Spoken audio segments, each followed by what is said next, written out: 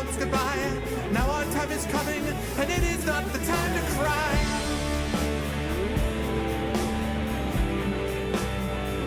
Fight the war.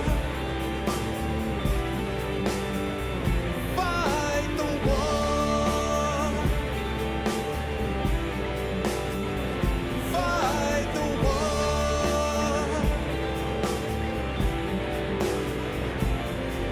Oh, here's why we're fighting. It's about the fight. Let the writers writing settle wrong from right. In the time of conflict, when the bullets fly, in the space of seconds, a life you cannot buy.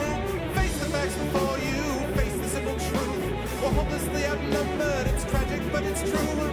Make your last formation, take the final road. Now it's time for endings, now it's time to go.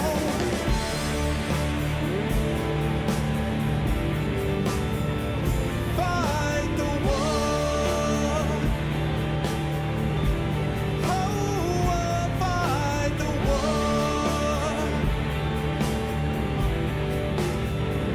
Fight the war. Look at that.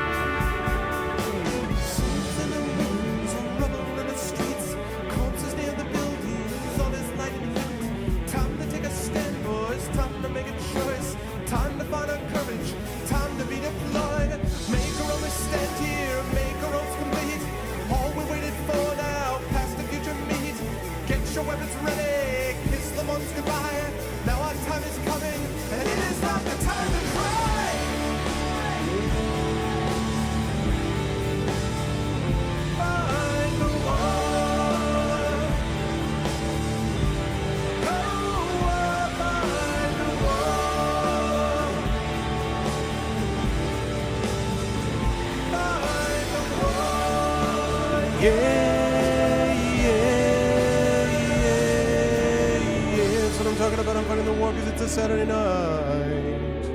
Yeah. What's going on, everyone?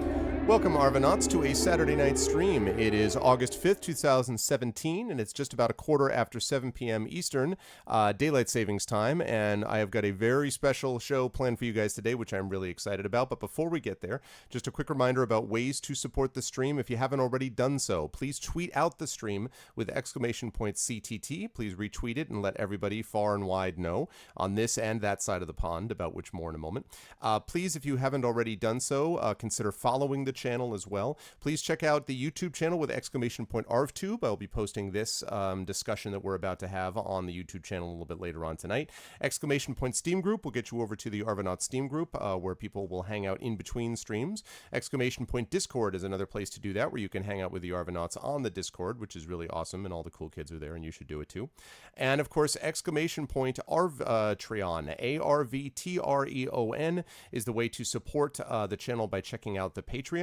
Lots of cool things going on there that you can help with the channel, and you can also get individual stuff yourself, including writing critiques and copies of one of my band's albums and epic poems and character backgrounds written for you and all that kind of good stuff. So if you haven't already done so, please consider that. And then last but certainly not least, of course, what Certifi was kind enough to bring up is the fact that the channel is now affiliated with Twitch, and we have global emotes as a consequence. So we have Arvin E Hype, we've got Arvin E Quill, and Arvin E So Good for the $4.99, $9.99, and $24.99 sub tiers respectively. Those are global. You can use those across Twitch, and I think Kilobyte did a pretty awesome job with them. I think they look pretty good. So if you are interested, please do that. That is also supportive to the channel and will work out really well, which is cool. You moved from security IT data center technician. Awesome, Sir TV. Congratulations, man. And thanks to everybody, by the way, who is here today to start out. Thank you to Trendane. Thanks for the host as well, Trend. Thank you to Topkin. Thank you to the old two. Terry, of course. Sir Tifi. Scorn Jackal, about which more in a moment. Rovina, Red Count, PKD Fan, Nonstop, Mrs. Dunsel, Kinesio, JLC, Jedi Knight, Jagtress, ECAG, Echo Alpha, X5, Dragon Right, Acclimative, and of course, Lego Freak, bringing up the mod, holding down the mod fort for me. And it is indeed Fighting Fantasy Legends Lego, yes.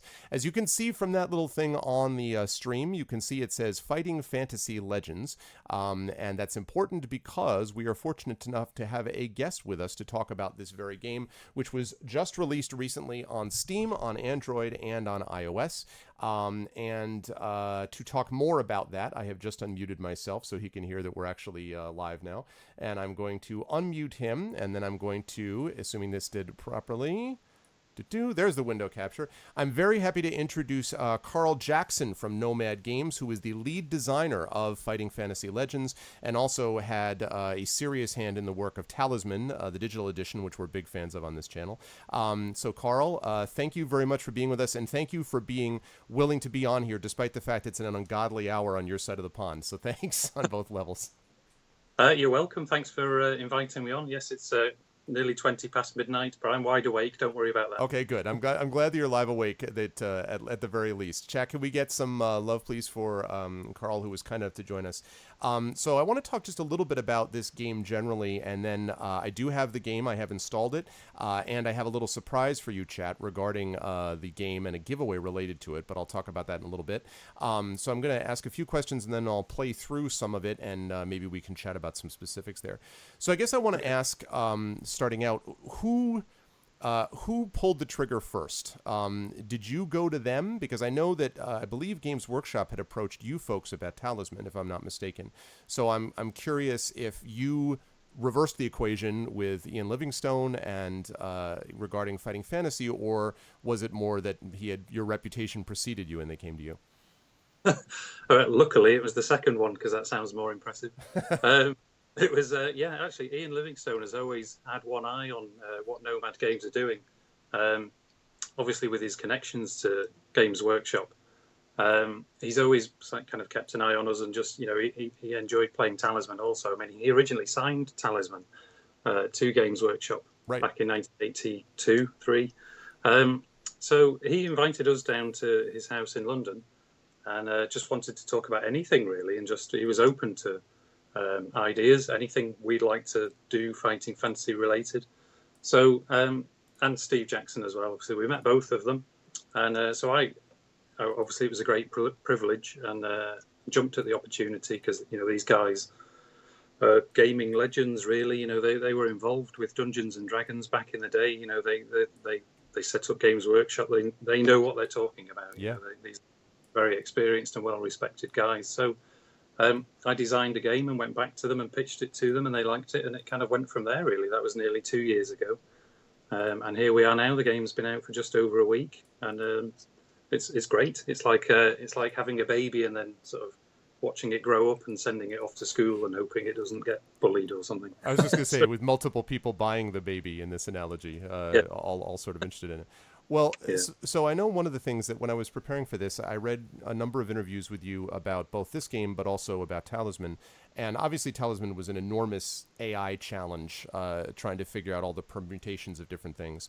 In this particular case, you had a lot of games that came out first that were related to, there's been a renaissance, as you know, of interest in Fighting Fantasy. So there were, in the 35th anniversary, has something to do with that. But there was just a lot of attention being paid to it, including, we were talking before we went on stream with Tin Man Games, which was doing a different kind of things with their Warlock of Firetop Mountain game and with the conversions.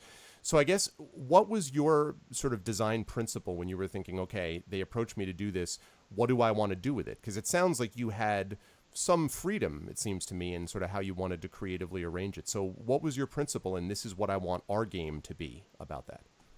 Well, one of the first steps is to make sure you have a good idea in the first place. But what was really important as well was making sure we made something different to what Tin Man Games have done. Okay. There's no point making a similar game, really. People already have those games. Tin Man Games do a great job, and those apps are out there if you want to play them. So I wanted to present the same world, but just in a different way. So maybe keep the things that are important to the brand, the characters, the stories, the branching narrative. Keep all those things in there that the fighting fantasy is well known for. Mm-hmm.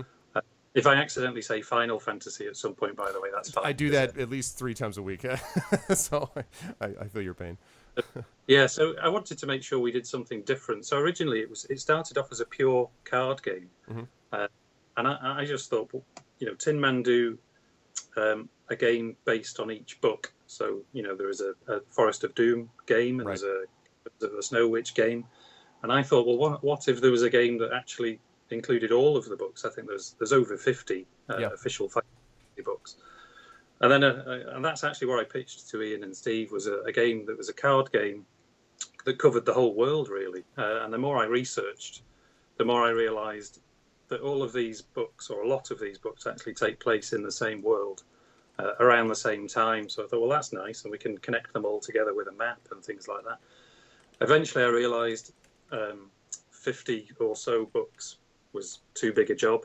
It was just going to be ridiculous. So cut it down to about 10, and then eventually cut it down to 3, and it being 3 of the most iconic books, which is Citadel of Chaos, City of Thieves, and Warlock of Firetop Mountain. So right. That was kind of how it started, and it was, like I say, we wanted to give. Yes, there we have City of Thieves. City of Thieves. I have all 3 of them back there. Although this is the U.S. version, of course, that was through Dell that released them here. But yeah, same principle. Yeah, and they've actually been re-released in the UK, at least anyway, this week with new artwork and a new publisher. So yeah, 35th anniversary of the original release is this year, and they're pushing it all again, which is great. So hopefully, people who bought them as youngsters in the 80s are now parents and might buy the same books for their kids, which would be fantastic. That would be pretty neat. And actually, before I want to dive into the game itself, your game, but before I get there, I want to ask about that. Other than the nostalgia factor, and certainly that's part of it, this is the reason why we're getting every 80s themed thing, because we're all, people of a certain generation. I suspect you're around my age, and we're all growing up. And so, but besides that, what is it about, do you think, fighting fantasy that has held attention? Because as you know, there were a host of game books at that time. The Lone Wolf series has also done very well, but there were a ton of other ones, and I have a bunch of them sitting over on my bookshelves that never really made it that far, or they, there were 4 or 5 games, 4 or 5 books maybe in the series, and that was it. But as you say, 50, and the sort of, although the interest, there's been this renaissance of interest, it's never gone away entirely. Why these books? I mean, what is it about them that made them sort of, that grabbed you, and what is it that sort of made them a good base of operations for as long as they've been that way, for board games, books, and so forth? I think it's a mixture of a few things. The artwork was fantastic at the time, and I think they did something really, really clever, which you often don't realise until you actually look back through the books and the illustrations, is that all of the artwork was from the adventurer's point of view. So the monsters were always looking at you. Yes. And, the scene was like what you could see, exactly like that. So that the artwork grabbed you and pulled you into the story, and then the decisions you had to make. Yeah, see, that's exactly what I mean. You don't realise that when you're actually reading it. When you go back and research, you think it's a good point. Yeah, it brings your 12-year-old, 10-year-old, whatever mind into that story. Yep. And it's happening to you. You're probably you start reading, at an early age, and all of the stories you read are about someone else, and then suddenly these books came along. And it wasn't about, Frodo Baggins or James Bond or whatever. It was actually about you, and you were making these decisions. And if you failed, it was because you chose the wrong thing, and you could go back and try it again. And I think it just captured people's imaginations. Mm-hmm. So I think it's a mixture of good stories and really cliffhanging kind of decision making, and the artwork as well. They used a wide variety of artists at the time. And they did a really great job, and I think they've done some new illustrations for the re-release of the books. But yeah, I think that was one of the reasons why it stood out, really. I mean, I remember reading different variations of game books back when I was that age, and these were the ones that just stood out the most. And you can still remember, think certain parts of certain books just stand out as well. I remember the Spider-Man from Citadel of Chaos, or the guards at the beginning of Port Blacksand. It just sticks in your mind. So it's impressive that they've lasted this long. Yeah, that they were able to do all that. I think that's a good point. That there was something about them, the combination of the story and the artwork, that really made a difference. And there was a lot of artwork too. I mean, they really, even the pages that didn't have full page ones had these little vignettes, these little drawings, these little illustrations, sort of setting them off, which really made a difference also.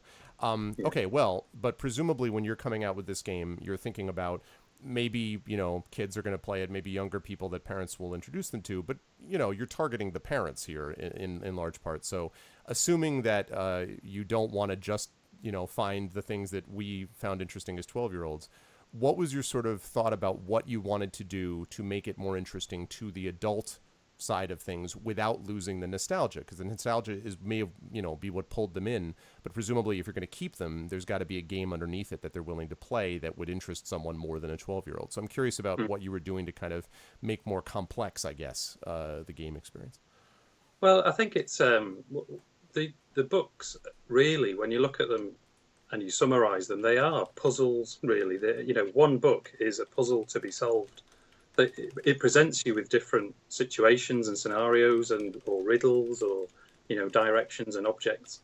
So puzzle solving is a large part of the books. And what I decided to do for this game was actually change some of the original solutions. So anyone who is very familiar with the books can't just pick up this game and just run right through it knowing what to say in all of the different situations, because we've changed some of them, and we've changed.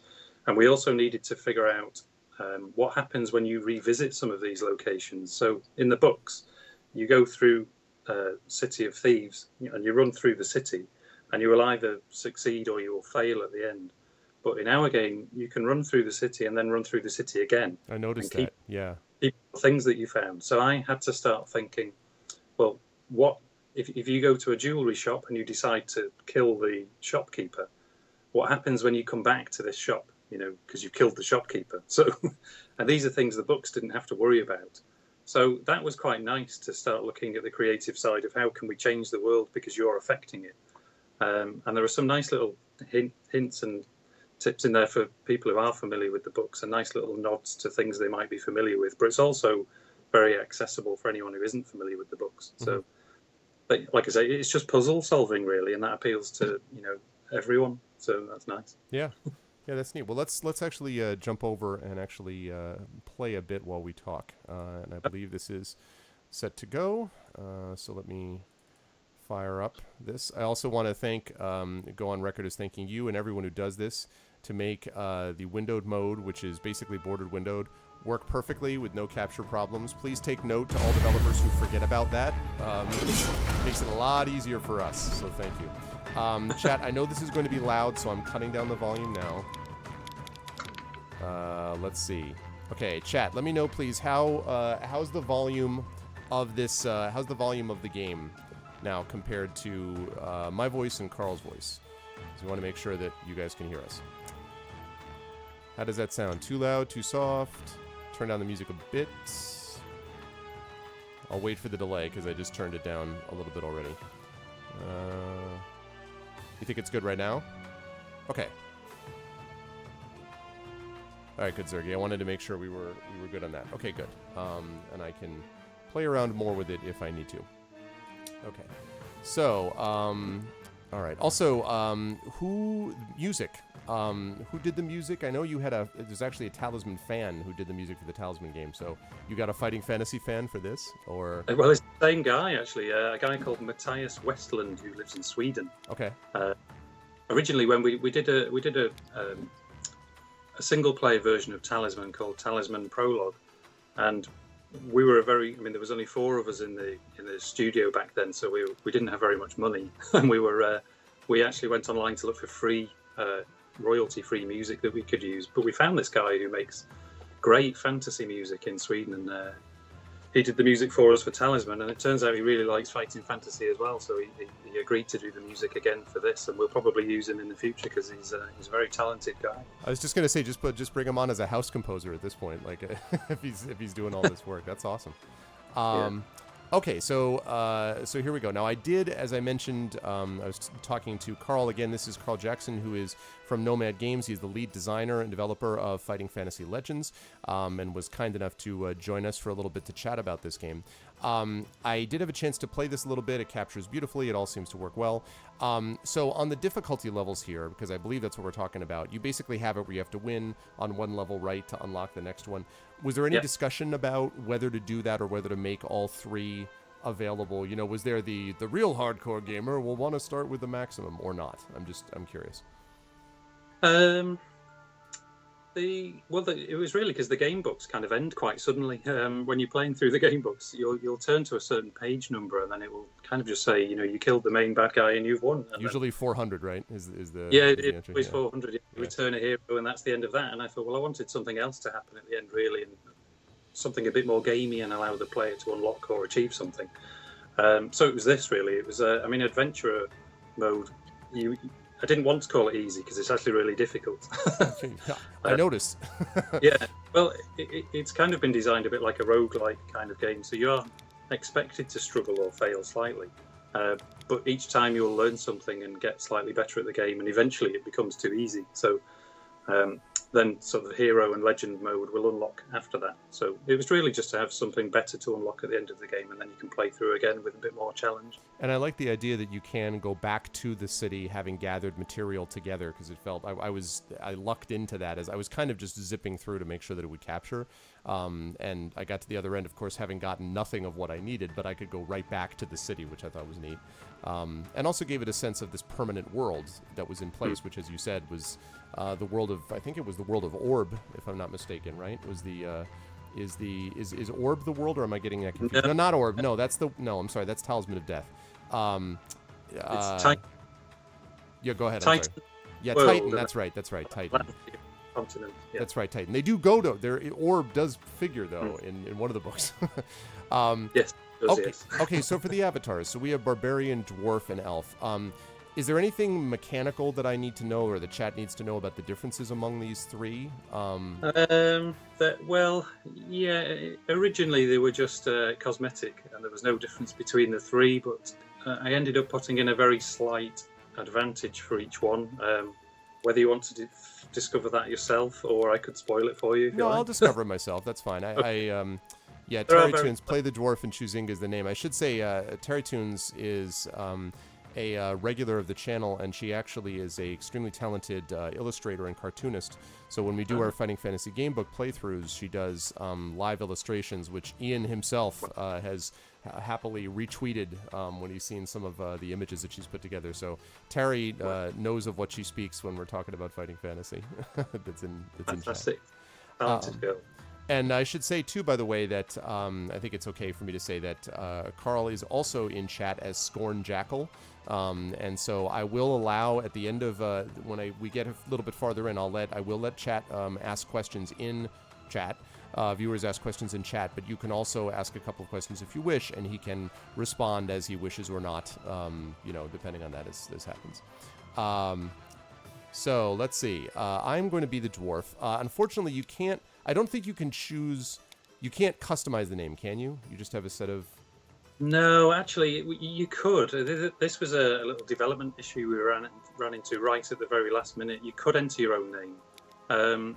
What we've done is we've actually translated the game into French and Japanese as well, because the book is very, very popular in those countries. And unfortunately, we were struggling with some of the accented and foreign characters for those countries, and it was actually causing the game to stop. And we only covered this at the very last minute, so we had to quickly take that out and just swap it out. If we'd have had a bit more time, we probably would have tried to fix it. But it could be something. Maybe? Yeah, very possibly, yes. Okay. Because Terry, who also plays in I don't know if you know the wonderful folks at Cubicle 7, but they sponsor a Tolkien stream, Adventures of Middle-earth stream of mine, and so she plays as a dwarf named Inga, so she's going to be very disappointed.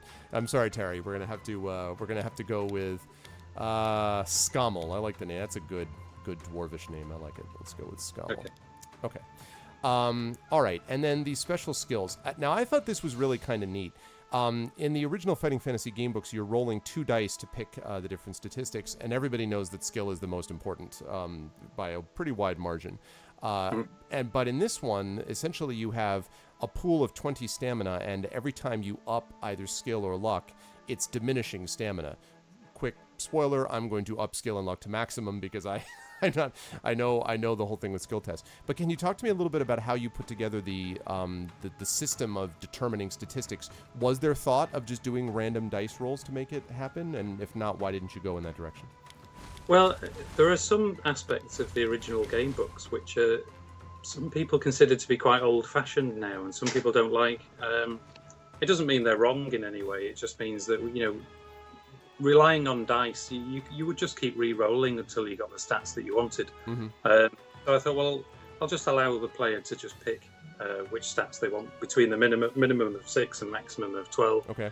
And then it's up to you, and really you can play through each different times with different characters and different stats, and just see which ones work out best for you. And if you go for 12 and 12 like you've got there, then your stamina suffers, and you will only have 12 stamina. So if something happens where you just instantly lose stamina, then you will struggle. Right. So you may want to go for a balance or focus on one or the other. So it was designed really to be a slight improvement on how the original books worked. Yeah, it's a good idea. If you rolled a 7 for one of your stats in the books, then you were probably going to struggle. Yeah. Although they claim, I remember they swore up and down that it was, it's completely possible to do games like Creature of Havoc with a skill of 7. No, it's not. I'm sorry. It's just not happening. Yeah. So, okay. And then we've got hardcore hero mode. As my chat knows, I will avoid that. I always try to do sort of the medium difficulty level, but I am not Mr. Hardcore on hero mode. But I do like this idea of the special skills over here as well. And I like that there's some tough decisions to make. The naturally skillful part is interesting. And I thought seriously about doing that, but I love the idea of gaining extra experience points to go up levels faster, so I think I'm going to do that. Were there others that you considered putting into this list of 6 to begin with? And also, I don't know, because I played a dwarf both times, so I don't know if the other characters get different skills or not. No, there's always these 6 skills for whichever character you choose. When you play through on the medium difficulty level, you can actually choose 2 of these. And when you play on the hardest difficulty, you can choose 3 of them as a slight balance. So it was really just giving the players different ways of customizing their playthrough and give reasons to play through again. There was a couple of skills that I dropped. One of them, I think, was charisma, which was whenever you were buying something, you would get it for slightly cheaper. Oh.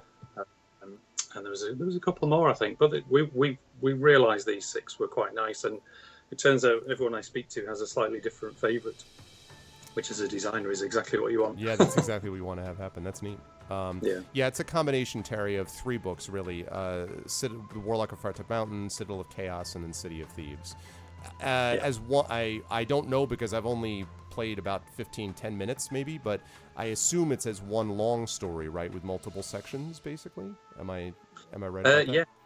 It doesn't really split the books into 3 separate chapters. I mean, they are geographically separated, so you can just jump into one and then come out and jump into the other one and do them in any order you like. So, it's just one big world where all of the 3 books are kind of mashed together, really. Yeah, neat. And then we see a little bit of the card-based roots of it with the card of the dwarf and the stranger. And there's also a creature codex where, as you meet creatures, you actually can add them to the list as well. 2 good questions, Mirinda. I hold off on that, though, because I am going to ask. I mean, you could certainly answer in chat, but I am going to ask that as well, because I like that question about character creation. Well, you know what? No, I take that back. I'll ask that question because I think that directly relates to this. So Mirinda asks whether each option of skill, luck, and special is balanced during character creation. And I guess what I would add to that question is, were you looking for a kind of absolute balance where the outcomes would be the same, more or less, if people played properly? Or was it more we wanted rock, paper, scissors? Each of these paths is possible to do, but you're going to be playing in a much different way if you choose, X skill as opposed to Y skill, if you follow what I mean. Yeah. The hope is that they are balanced, and the player should be able to choose whichever stats they like and still play through it. Okay. But there's an equal amount of requirement for all of the things, really. If you go too low on any of them, then you may struggle in that area. So, yeah, just move me along a bit, otherwise we can't see the stamina there. Yeah, I was going to say, I just want to move it, shift it over. So yeah, hopefully, I mean, you've gone for full stats here, full skill and full luck. And although you may find that you will pass some of the dice checks as we go, every now and again you'll realise you're quite low on health. So can't kill what you don't hit. That's my that's my theory. I think I'm just broken from so many times of having subpar skills that I had to rolls initially that just messed me up. So when I saw that I could actually max out the 2, my eyes lit up, and I was like, well, health, yes, but who needs health in the end? I'm sure that will come back to bite me, but it'll be interesting. We'll see. Let's see. All right, so after a long walk through the Outlands, and I'll talk about the skill and luck, I'll ask you about the skill and luck systems in a minute. Through the Outlands, you arrive at a junction which leads to the town of Silverton. Now, this is basically top-down. The way that Tin Man handled Warlock was sort of 3/4 isometric, but this is very much like, and I'm curious about why that choice. I think it works, but it isn't what I would have thought of initially. Why top-down? I think it's partly a nod to kind of RPGs that were around in the 80s. There was an awful lot of, especially from Japan, there was an awful lot of top-down RPGs back then, or slightly angled anyway. I was also a big fan of the Baldur's Gate series when that first came out, even though that wasn't top-down, it was kind of a 3/4 view. It was really just to show the world in a slightly different way, and I'm trying to think back to the conversation I had with the art director when we were coming up with this. There was several ways that we were looking at doing the main view. This one just seems the nicest in terms of, because what we wanted to do, we didn't want to have so much text from the books, because the Tin Man games kind of cover that. If you want to, you can either read the books or you can play the Tin Man games. Right. If you want a really good read. So we were trying to cut back on some of the text. So if we weren't going to describe everything you could see, then we had to show it instead. So if we were showing it, then we didn't need to describe it. So we thought by doing that from the top-down view like this, then you can see everything around you and you can see where you are and figure out where you've been and things like that. That's neat, and makes it more expansive as well, from the point of view of the player looking at a whole world. All right, well, let's head into Silverton as our dwarf goes in, Scommel. Let's see, as you enter Silverton, something strikes you as not being quite right. The people look nervous and on edge. You notice that all the windows in the buildings have great iron grills bolted over them, and the doors have been strengthened too. And I bet I know why. Okay. You spot a tavern called the Old Toad. Perhaps the patrons of the tavern could shed some light on the strange feeling in the town. Now, the way that we do the Fighting Fantasy Gamebook playthroughs typically is that we have chat. We have a voting bot, and we have chat make a decisions and are actually able to vote together. I'm not going to do that now because the last time I tried to do this with a developer on stream, we were playing the game Appointment with Fear, F-E-A-R. And my chat thought it would be very amusing to sit at home and make toast rather than be a superhero. So to avoid this embarrassment, chat, I'm letting you know. Yeah, see, right, Terry. I'm going to enter the tavern, and I'm not going to give you a chance to go run away and live life as a dwarf brewer or whatever the heck you'd be choosing. So we're going to do this my way. So we're going to enter the tavern, because that's what you should always do. You enter the Old Toad Tavern, but are somewhat surprised that no one wants to talk to you. You ask the innkeeper for a room, but he ignores you and shuffles over to the great oak door of the tavern and pushes 6 large iron bolts into place. Suddenly there's a loud knocking at the door, followed by a voice shouting, "Open up! This is Owen Carraleaf!" The innkeeper slides open the bolts, and a fat, balding man dressed in rich scarlet robes bursts into the tavern. Now, I want to ask, how much of this text, some of it I recognize from the books, but as you said, you wanted to change some of it. How much tweaking did you folks do, and did Ian Livingstone and so forth give you carte blanche to do it? Did you have to send over for approval the text changes and things like that, like in terms of what sections got over from the books and didn't? I would say probably 60 to 70% of the text is straight from the books. Okay. Obviously, if the books are the license, so you need you need to look at what people like about the license and what they like about the books. One of those things could have been the writing style. So it was important to make sure that was kept. So I didn't want to change the writing style too much. So most of the text is just lifted straight from the books. Okay. I had to tweak certain things for context, or if we changed something in the game, then I would have to change the text very slightly. But Ian Livingstone was absolutely fine. I mean, they were more than happy with us. Anything we changed, really. Once they'd seen the game coming together in the early stages, they totally trusted our judgment, and they just allowed us to do whatever we liked, which was great. Was that true? And this comes from an earlier question that one of my chat, one of the viewers asked, Marinda, I believe it was, who asked about moving it from the 50 books all the way down to sort of 10, and then you narrowed it down to 3. Was there any feeling on their part that they were like, well, wait a minute, you pitched it as this big, expansive thing, and it's less so? Or did they understand that what you were delivering was a better game product in the end? I'm curious if there was any pushback in that. It was partly their idea. They realised it would have been too big a job, and the worry from them and me eventually, when I realised, was that you'd probably lose some of the story and the focus of what's happening. If you're going into a city and you've got things you're meant to be doing, but you've got 49 other stories or books running through your head, then it was just too much, really. So we kind of figured out between us that 50 was too many. It needed to be more focused.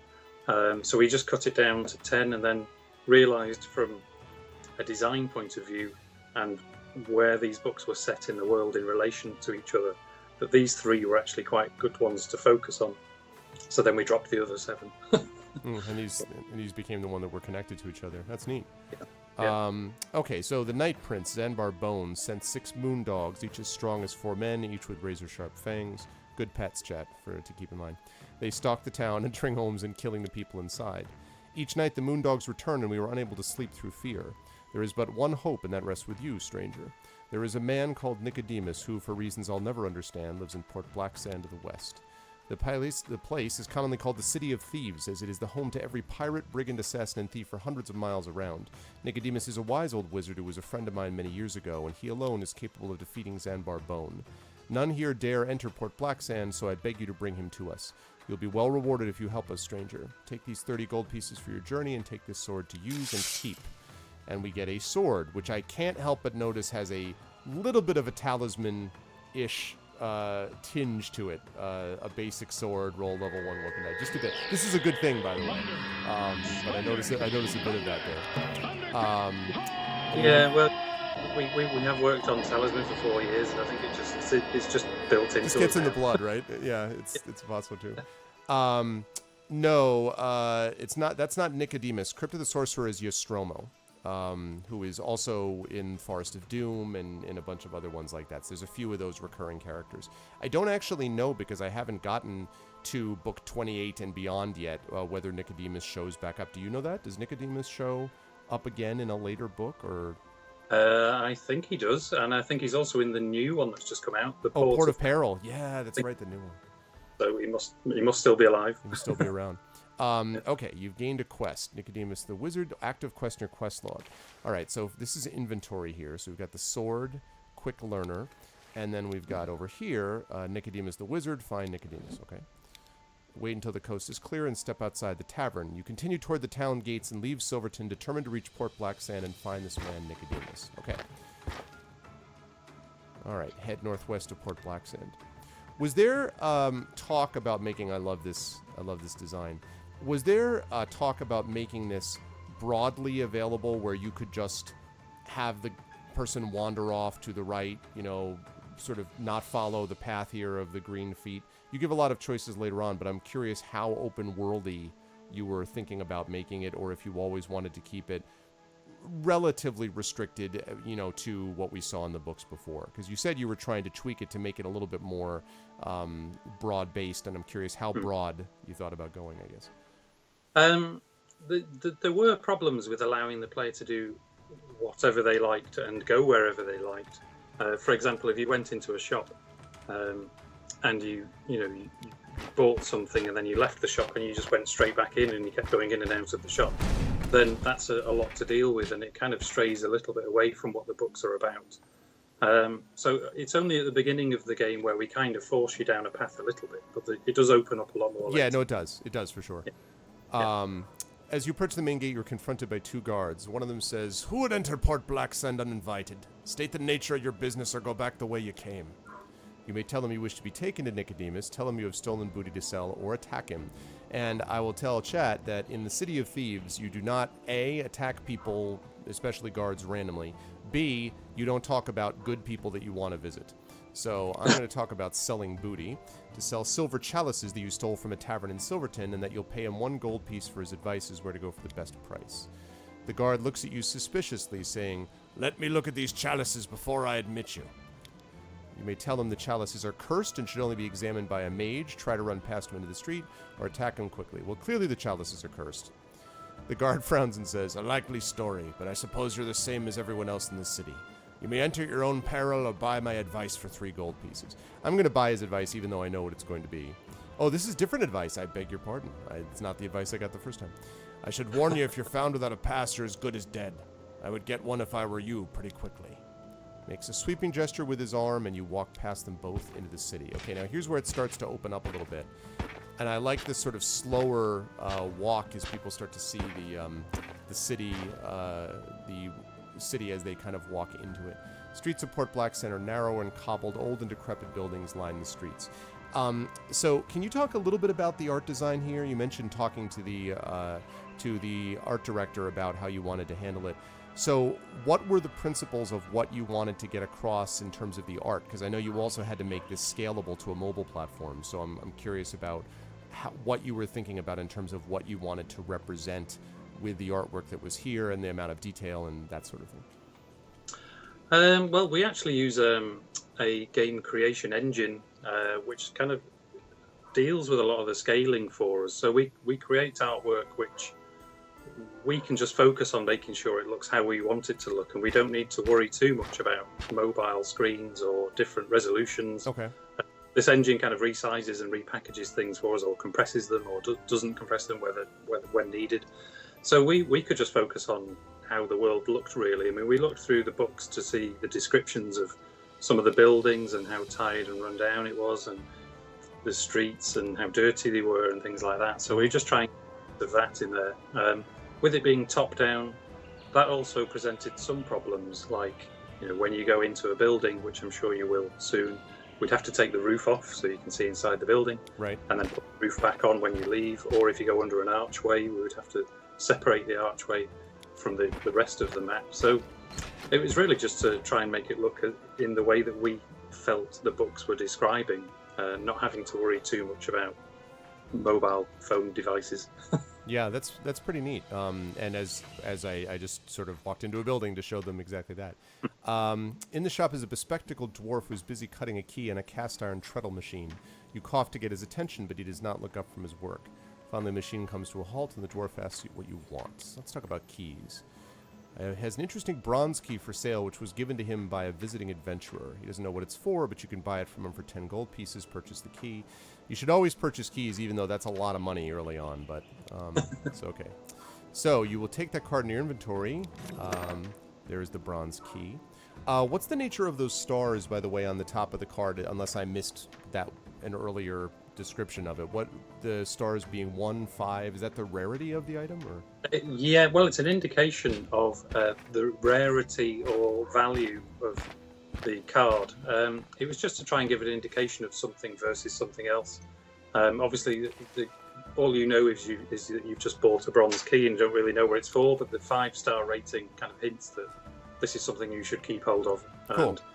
And there are places where you'll be given random things, and you can kind of compare them with each other by seeing the star rating. That's pretty cool. That's neat.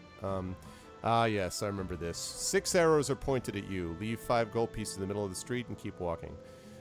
All right. 5 gold pieces. Well, we've already spent 10, so... I know. Door to the house on your right opens. Sure, let's enter the house for no reason. Why not? Inside the house, an old man sat in a chair, beckons you to sit on the bed. Okay. In an almost inaudible voice, the man says he'll heal all of your wounds for just 3 gold. Well, I'm not wounded, so thanks. I guess I might have been wounded if I had decided not to drop the gold pieces. Okay, when you find floating question marks, you will draw the top card from a deck of cards which you must encounter. Now, this, it seems to me, is a holdover, so I want to ask about this. These cards, these encounter decks, basically, are reshuffled every time you enter the city, or every time you first load up the game? Like, when are they reshuffled? When you start a new game, there's a deck for each location. So this is the City of Thieves kind of book, or those city locations. So this has its own deck of cards, and each deck contains the kind of things that would happen there. So this is a special Port Black Sand deck of cards, and you draw the top card, and it's shuffled when you first start your game. And then each time you start a new game, it'll be shuffled again. So you'll just work your way through that deck. When you get to the bottom, it shuffles again. There's about 30 cards in the deck. I was just going to ask that. Okay, 30. Okay.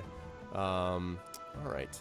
So when you draw an event card, you must follow the instructions in the card, right? If the card includes a luck or skill test, the target score will be shown in the dice icon at the top left of the card.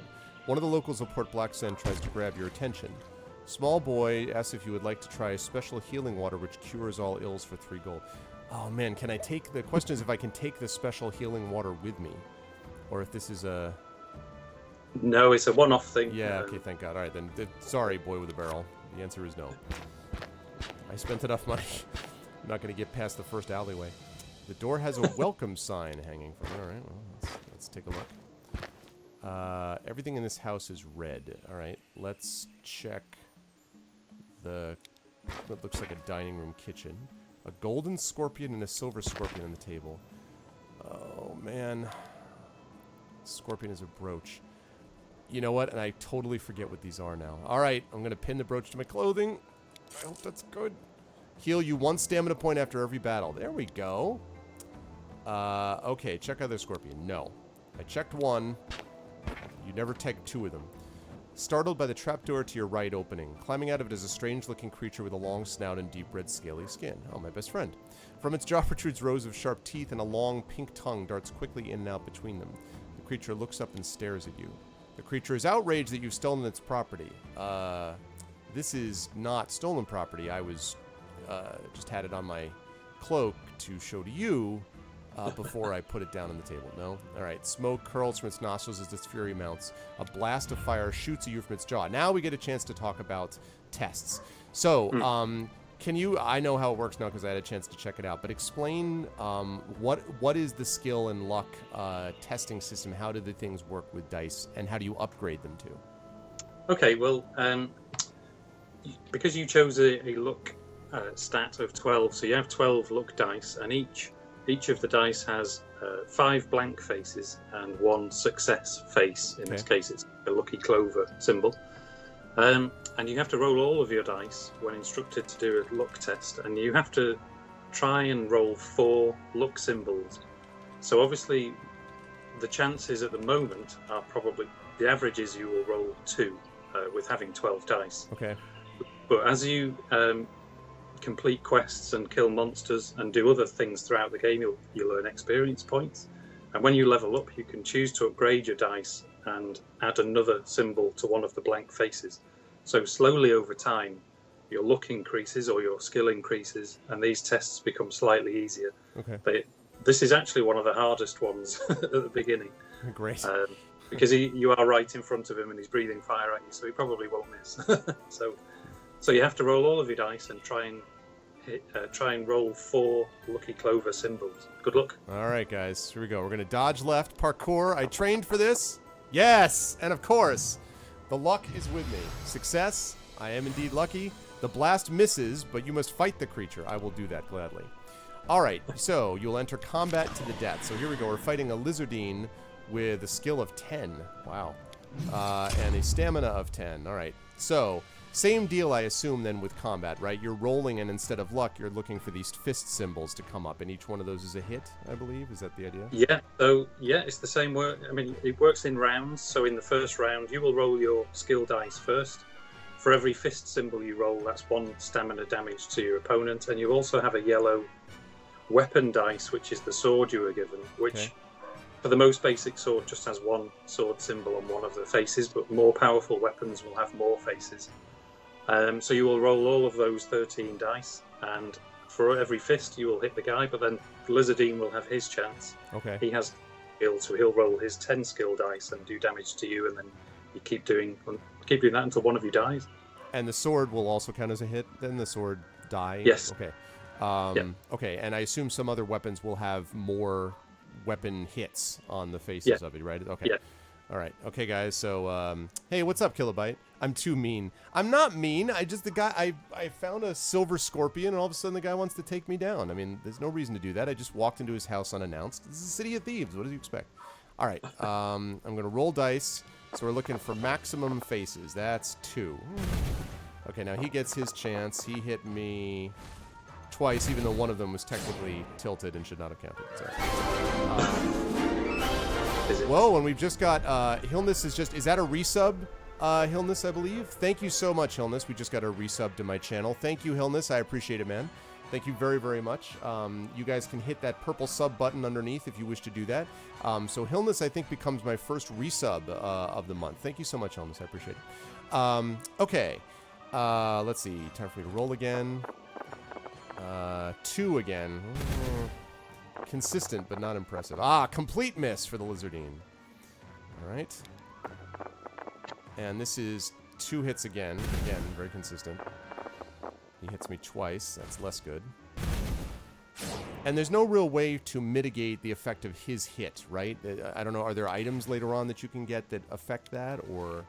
Yes, you can find pieces of armor which allow you to roll armor dice as well, which will block some of the damage that the enemies come. You just haven't found any yet. Okay, that's neat, though.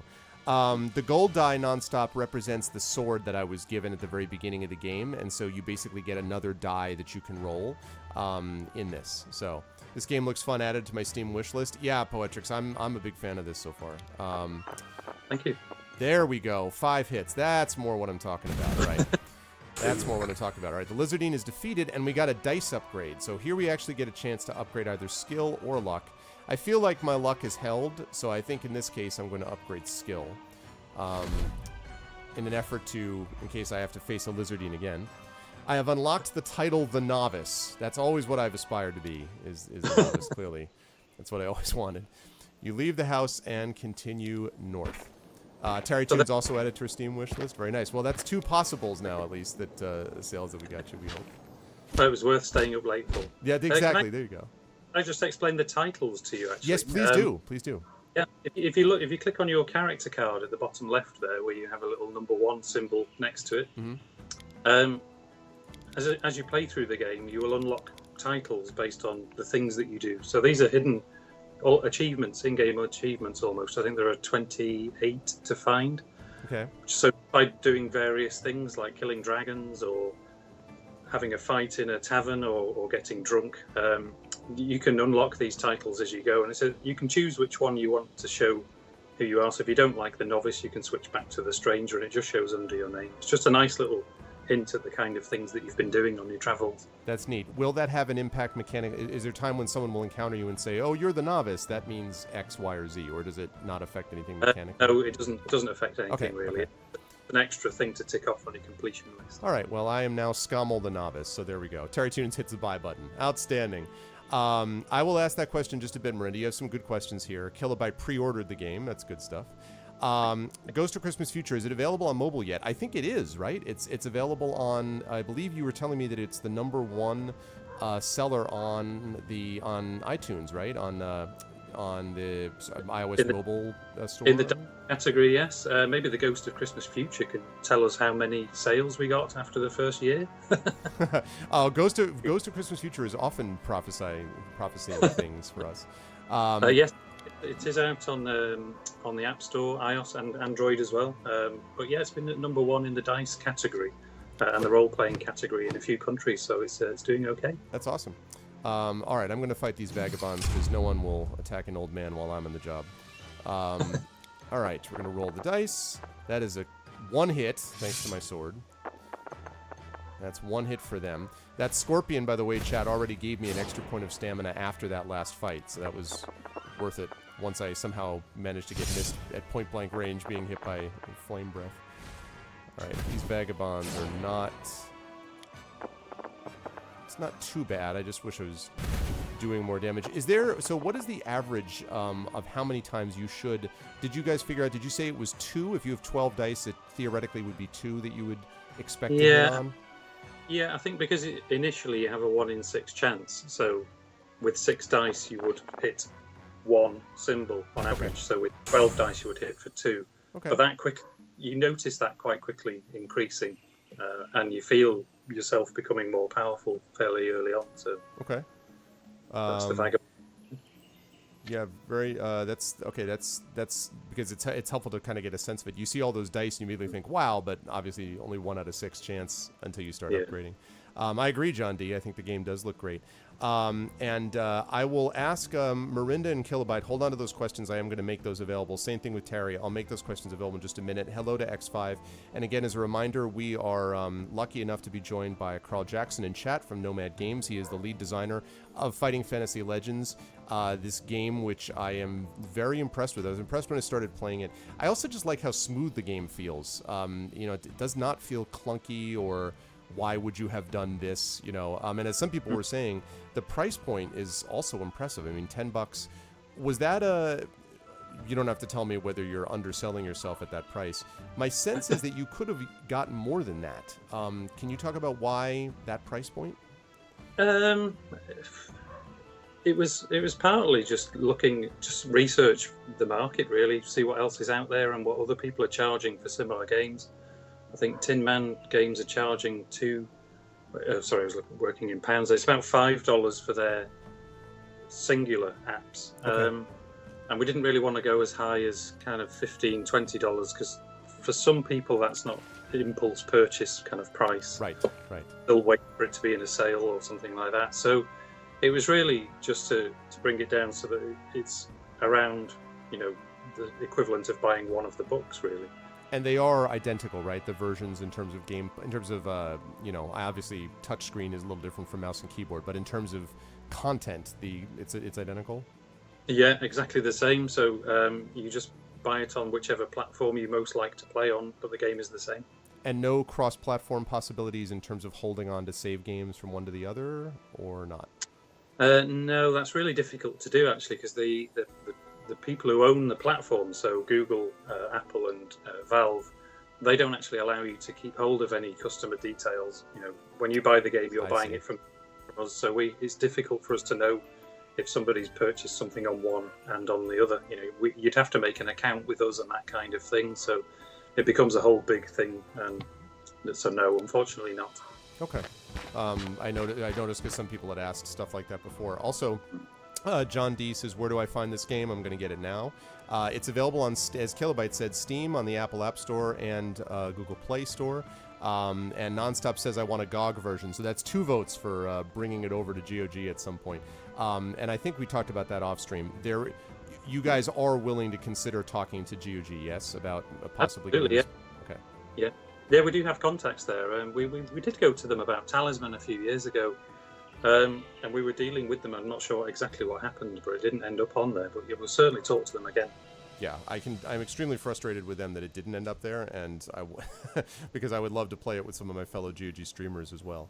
So yeah, GOG here, please. I know, John D. I know sometimes they're a little odd about that. GOG is, but in terms of what they allow on, I think it's mostly just busy. I think because they tend to be so busy putting different things on there, but it seems tailor-made for that audience. So yeah, I think this one is. I think they're more likely to take this one. I think with Talisman, they were slightly worried about how much DLC there was going to be. Yeah. They quite like a nice, tidy package that's easier for customers to understand what they're buying. And because we gave them this big plan of all the content we were planning to do over the next few years, I think maybe that threw them slightly, but we'll certainly approach them with this game. Okay, yeah, because I think it would do well there. Thank you for the host, Love Less Game. I appreciate it. And thank you, Jedi, for all the links. And yeah, because I do think it would fit there as well. Okay, we'll go a little bit longer. We're closing in on an hour, and it's now, I think, 1:10 over there for you, so I don't want you to fall asleep on your keyboard, but if you can stick around a little bit longer, that would be great. It's fine. Okay. I'll get some on my eyes, I'll be okay. Okay. This looks really cool. I was initially turned off by the description of being a card game, but after watching, I think I'm going to pick it up. Yeah, PKD fan, I agree. All right, so I'm going to ask one or two more to Carl, and then I'll open it up to chat. And the way I'd like this to be done is for you guys to, in all capital letters, please, type in the word question, and then colon, and then whatever your question is. And that way, as I scroll back over it, I'll try to get as many questions to you as I possibly can. And I think the problem, Elias, maybe is the amount of DLC combined with who knows? As I said, a little bit odd. Sometimes they are. Okay, so I found my first trap. A snapping tripwire, a gas cloud. So I have to roll 3 luck dice and lose 1 stamina for each blank rolled. So let's go luck. And I lose 3 stamina. Not lucky. This is what happens when you don't pay attention to trap school. All right. That's what happens. But I found a black cat. A luck die is cursed. Okay, now, how does that... So what that basically means, as I understand it, is that now does not count as a luck option, right? So one of the faces is removed, essentially? Yes, so what happens now is that if you are doing luck tests and you roll that X, then you will automatically fail no matter what your other dice roll. Man. So you can have the X removed and have the clover replaced back on the dice. So yes, it's a curse, but you can get more than one curse as well. Your first dice on the very left there, yep. 3 of its faces can have curses on, which means there's a 50% chance of you losing every dice check, which is quite bad. So, but you can pay to have those removed. I will do that, assuming I have any money left by the time that I get there. Okay. I do want to ask one other question, which may seem a little strange, and that's about, well, maybe not, about voice acting. I asked this, but you like it. I asked it because I have on my channel, I have a team, as my folks know, of professional voice actors. A couple of them, George Ledoux, Trendane Sparks, BB Wolf, Russ Guberman, and Rob James are all professional voice actors that have done work before. And George in particular and Trendane have done a great deal of it. So I'm always asking for them because I know what amazing voice acting can do for a game. And I imagine that a big part of it is just expense. But is there anything sort of philosophically that you folks have against the principle of doing voice acting? Would you, if you could afford to do it, would you like to have more of this voiced or not, I guess is my question. We talked about it for a while. One of the main issues I was worried about was when you're reading anything, really, when you're reading a book or anything, you kind of have your own kind of how you sound in your brain. Is you read the words and you kind of hear them yourself at your own pace as well. So having something read to you, you have to follow it at the same pace that they are reading it. See what I mean? So something I was worried about was it possibly feeling more like you were having a story read to you rather than you were reading the story yourself. So, but that would have only been a problem if we'd have had everything voice acted. So it would have been nice to have some kind of a sprinkling of voices here and there when certain things happened. If you were victorious in combat or failed at something. Well, I mean, we ended up running out of time, but it would have been nice to add that. But yeah, I didn't really want to have full voice acting all the way through for a game like. It would have been. I mean, there are 45,000 words in the game, I think. so there would have been a fair bit of it, yeah. Yeah, it would. Time. Okay, that's reasonable. Trendane is actually in chat right now, and that's true, Kilobyte. With Trendane and George, there is no such thing as bad voice acting. I know that Neil had a chance to listen to. I set my voice team on the Warlock of Firetop Mountain. They had a great time with it, and he loved that stuff. But I think he had some concerns about doing the whole thing. Anyway, this is me putting in a plug on behalf of them. If you ever decide that you want to add some of those things in, I can speak for all of them as being really wonderful, top-notch, pros. So I'm just letting you know. Okay. That's my official plug. Okay. Let's see. All right, let me ask some of these questions as I continue playing through here a little bit. So let's get some from chat, and everyone has done it the right way. I love it. All right, we'll start with John D, who asked the question: what are you going to do with the fortune you make from this game? I guess that one thing we could ask is, what is next on the docket that you're able to speak about relating to this game or not? I told you I would ask you this, so I'll ask: is there a sequel that you might think about making at some point in the future? Has the response been good enough that you could envision doing something like that? Well, personally, I would spend the fortune on a hair transplant and some biscuits. But as a company, we would probably look at. We were waiting to see how this game was received. Really, we'd like to make another one, but it's a long, drawn-out process of getting the rights and contracts and things like that. Really, our kind of agreement with Ian Livingstone and Steve Jackson was just for this game. Because we've added so much to the original gamebook systems and we've changed so many things, it was difficult to know whether people would actually like it. So we didn't want to plan too far ahead in case people didn't like it. Okay. Didn't sell very well, but it's doing okay. So we'll take a look at that and we'll have some chats at the company and see how we want to spend our fortune. But yeah, primarily biscuits. Primarily biscuits. All right, that's good to know. Also, I assume they take biscuit bribes, so be aware of that because I have some UK viewers, so just keep that in mind. Okay. Terry asks, why did you choose to go with special dice instead of regular ones? I see. So, yeah, why not have it just be a bunch of regular six-sided dice, which, lead to a certain result as opposed to this? Yeah, there's a really good reason for that, actually. With what we've discovered with Talisman over the last few years is that everyone thinks the dice are fixed and cheap. And they really don't. There's no reason why we would make the dice cheat, but it's a shame really because people just don't trust them because they're digital dice and they haven't rolled them themselves. Mm-hmm. People just assume there's kind of cheating going on, or the AI always gets the rolls that it needs. The player never gets the rolls that they need, and it really isn't like that at all. Some people actually buy Talisman, think that that's happening, and leave really negative reviews and then get refunds because of that, which is a real shame because it really doesn't happen, but people are seeing patterns in the numbers that aren't there. So one thing I wanted to do was not have regular six-sided dice with 1 to 6 numbers on them, because people do start picking up on those patterns and they do believe the game is somehow cheating them because it's a digital game. Do they still claim that they're being cheated though, even with these dice? These dice don't ever roll a hit or whatever. One of the first reviews on Steam said exactly that. Actually, oh man! They rolled dice and didn't get any faces there, so they thought it was fixed. Oh my goodness! Well, it's not long before you level up and you start seeing the increases. So, unfortunately, some people just do think that because they've not physically rolled the dice themselves. Even when you do roll physical dice, you still, if the dice bump into something, you still think, well, that shouldn't count because, it didn't go my way. It's unfair. Right. So yeah, we avoided normal dice. That was one of the main reasons. But also, this was quite a nice system, and it's different to the game books as well. Yeah, no, I think it's interesting and provides its own specific flavor. Miranda asks, how much were you inspired by other computer card games? And I assume the follow-up, he with intent mentioned like Hand of Fate, which is a game I liked quite a bit. But were there other computer card games that played into, besides Talisman, I guess, that has a big card component that played into this?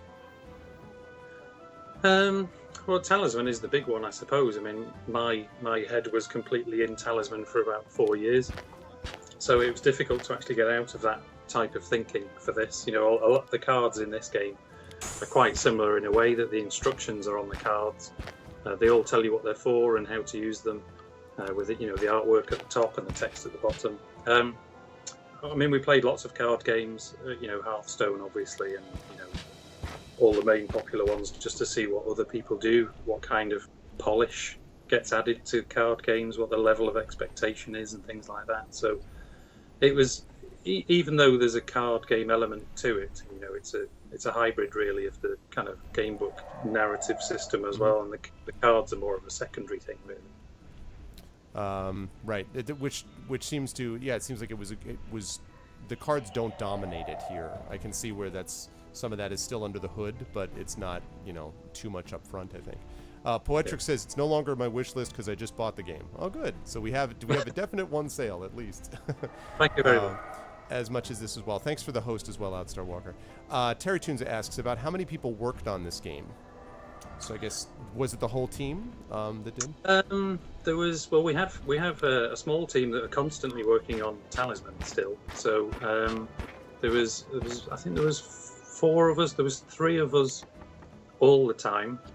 I was on it all the time, and there was a major, one of our main programmers was on it all the time. And then we have an artist who's creating all the artwork for the cards and the environment. So I'd say 4, but then towards the end, as we were going into the testing phase, making sure everything was working, we got more of us, and the test guys were also playing it and testing it, and by that time there was probably 7 or 8 people towards the end. Okay. So it was quite a small team, really, compared to some of the bigger games out there. But yeah, the smaller the team, the easier it is to just manage everything and make sure everyone's doing the right thing, and it's all going to be done on time and to budget and things like that. Speaking of which, what was the basic development cycle in terms of time? How long would you say it took from your original pitch to actually release? The pitch, I think, was in May last year, or was it March-ish, 2016, I think. And as soon as that was agreed, I started doing a physical prototype of this game. So I would actually draw the maps on a bit of paper and have a deck of cards that I'd printed out. It was all of these cards. And I had some custom-made dice. And I spent about 2 or 3 months actually just play testing the prototype and getting different members of the team in to play through it. Okay. And that allowed us to just see what would work before we did anything digitally. We just made sure it worked physically first. And that was just over a year ago. So from that point to now, yeah, so it's taken about a year, I would say, of constant work to get to this point. It's pretty, I mean, still though, considering that it isn't a huge team, that's pretty fast turnaround time. I mean, to be able to get something which is as smoothly, apparently, knock on wood, bug-free so far as this is, so. Yeah, well, yeah, I mean, it was only probably October last year was the first time something was actually playable, and you could actually walk into Firetop Mountain and walk through the dungeon and have some fights. Mm-hmm. And that was only, I guess, 8-9 months ago. So it's actually come quite a long way in a short time, which is unusual in the industry. Yeah, no, I mean, exactly, and demonstrates that here. Okay, let's see. We have quite a few other questions coming too. Let's see. What part of the game are you most proud of? What part would you add or rework if you had another 3 months? Well, you would let Terry Tunes pick her own dwarf's name, so that would be one thing that you would have done. Absolutely. Yeah. Most proud of? Well, that's difficult. I think some of the reviews that I've seen for the game, somebody wrote a review which was from the point of view of their character, which I thought was fantastic. The barbarian character, and they were killing monsters in the sewers, and then they went through the towns and went to all the shops, and they wrote a story. And I think that makes me quite proud, because my intention at the beginning of the design of this game, I was hoping it would capture people's imaginations like the books did, and people would be kind of creating their own stories and thinking that this was happening to them and getting lost in the things that are happening and the choices that you make. So to read that actually did affect somebody in that way, somebody out there who I've never met has actually played this and enjoyed it. That was great. That's very neat. Proud of that. That's neat. Yeah. And it's I'm sure some of the bigger companies, huge EA, Ubisoft, massive AAA game developers, maybe don't read those kinds of reviews too often. But to me, they're quite important, and it's important that every single person enjoys it. And if they don't, that's fine. If it's not that kind of game, that's okay. But to read a nice review like that is great. I really enjoyed that. Yeah, that's really neat. And by the way, guys, let that be a lesson to you. I can say this as an author. Good reviews are really nice.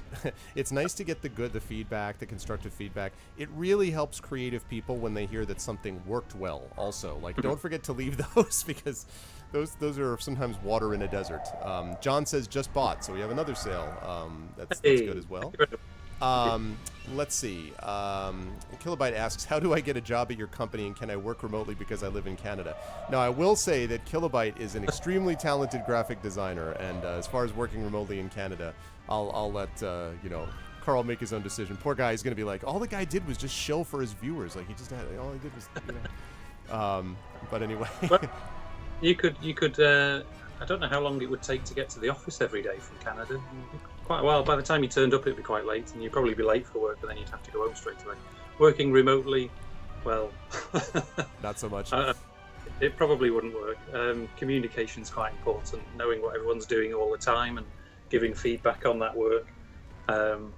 So yeah, you would have to move over to the UK, unfortunately, because I'm sure you would much rather stay in Canada, which is an amazing place. You just have that Canada UK tunnel which I'm sure will be built at some point. Yeah. With Intent asks, was it ever considered to play this with one other person co-op, such as with 2 characters? Not really. I think that would move away slightly from what the book's intention is, and the theme of the license itself is about you and you being the hero. To have 2 people playing through, it's a great idea, and it would actually work really nicely, but it's not quite what the original intention of the stories and the books were. And if people had different opinions on what the choices should be, what decisions to make, I don't know how you would settle those decisions if one of you maybe was just making the choices and the other one was following you around. Right. As soon as you add multiplayer into any game, you're automatically adding probably another 6 months to the development time, because there's all sorts of technical things that need to work for a cooperative game, Yep. whether it's online or offline. So possibly in the future. I mean, I quite like the idea of 2 people playing through at the same time, almost competing to see who can get through the level or the book with the best score, the highest gold, or the most XP, or something like that. I'll race you to the North Gate or something. So it's something we would look at for future games if we were going to do any more. Yeah, that's neat though. Oh wow, Ghost says he bought it on mobile. Terry bought 2 copies. All right, so you got 4 sales minimum. So we're trying to continue to build this up. Okay, a few more that have been asked, and again, for those of you who are here, I am speaking with Carl Jackson, who is the lead designer of Fighting Fantasy Legends from Nomad Games, and has very generously given his time, and despite no doubt encroaching exhaustion, is still hanging with us for all the questions for you guys. And so again, Carl, thank you for sticking with us for a bit. Jedi says, I think that's been answered actually, Jedi, that there may be plans later on a possible sequel or paid packs of these books later, but that's, first they got to make sure that the response is this. That's up to you guys, really. Like if these books continue to sell well, there's a certain point where the market will dictate it, I assume, and where they'll just be like, well, we better do this because we're being pushed. So that kind of is what happened with Talisman, I think. Talisman was such a big financial success for you guys that it just would have been silly not to keep, right? I mean, bringing out different expansions and so on. Is that fair to say? Yeah, well, I think with Talisman, it's the nature of the game. It works so well with the expansions that actually when you go back and play the base game on its own with no expansion packs, it feels a little bit stale somehow, even though it's actually a great game on its own. The DLC expansion packs just add so much, and different rules and different themes. And this is the same, really. We'd have to look at, it needs to make sense financially as well as, it's great that people enjoy the game, but, we need people to buy it as well. Otherwise, we go out of business and then we can't make any games. Yeah, so which not be good. No, be good. We would run out of biscuits and we wouldn't like that. No, you need biscuits. PKD fan just purchased this. Okay, that's 5 sales. We're getting there, guys. It's not bad. This is good. Thank you very much. So, let's see. X5 asks, oh geez. X5 asks, what do you think of the interview with our own Arvin Elleron, hearing about his little group of good voice actors and so forth? I'm not going to put Carl on the spot to answer that question, but I appreciate the thought, X5. So far, he has not left Skype in a huff, so that's a good sign that everything seems to be okay. Okay, we've already answered the thing about DLC. Terry Toons asked, would you consider working on an actual physical board game inspired by this? I actually wondered about that myself. I was thinking about the Witcher adventure game, which has gone back and forth, computer game, it's been produced as a board game. Has there been thought and also the CD Projekt folks actually released a card game of Gwent, a physical card game of Gwent. Is there any thought? Because I could immediately see how this could be transferred to that. Possibly? Yeah, well, one of the other things we were inspired by was the original Warlock of Firetop Mountain board game, which actually came out in 1983 or 84 or something like that. It's quite rare now. It's an old board game based on the book. And we actually had a copy of that in the office and we were playing that. And that made me realise this would work quite well as a physical board game. With it being a deck of cards and moving around through a city and having specific areas where you draw a card or specific events, it would actually work really, really well. It's certainly something I would love to do. It would be a great project to work on.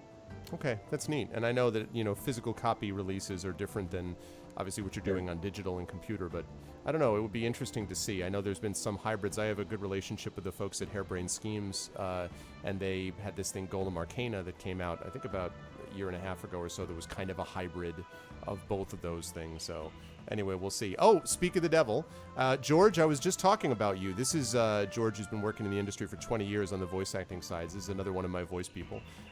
This is it's not really a computerized board game, no. It's a Fighting Fantasy Legends based on the Fighting Fantasy game books, but it's its own thing, where you're going through, you're playing through the adventure, you're making the choices, but the combat system is different. Some of the choices are different. There's a little bit of less linear quality to it because you can go back to the city again, and so it's a little bit like that. Oh, you have Golem Arcana, awesome. Speak of the devil. Kilobyte says that his family is all in England and Scotland, so if he were to move from Canada, he'd move there. All right, well that's good to know. Okay, let's see.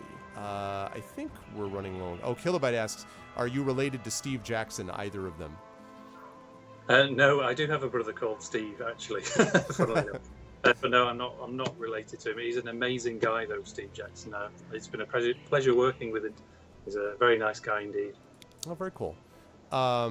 And then I'm not going to ask the question about how he feels about raisins, because there should be no answer to that. That's going to make anyone feel good. Yeah. Aren't they grapes? Are they ex-grapes? They are, exactly. They're grapes that didn't make the cut. My chat knows that I'm not a fan of raisins, so they like to make jokes about that. I'm not a fan of raisins. They shouldn't exist. Exactly. There you go. See? This is why we knew he was going to work out. I want you all to know that a prominent game developer said. With Intent asks, how hard is it to add more classes or races for your own adventure?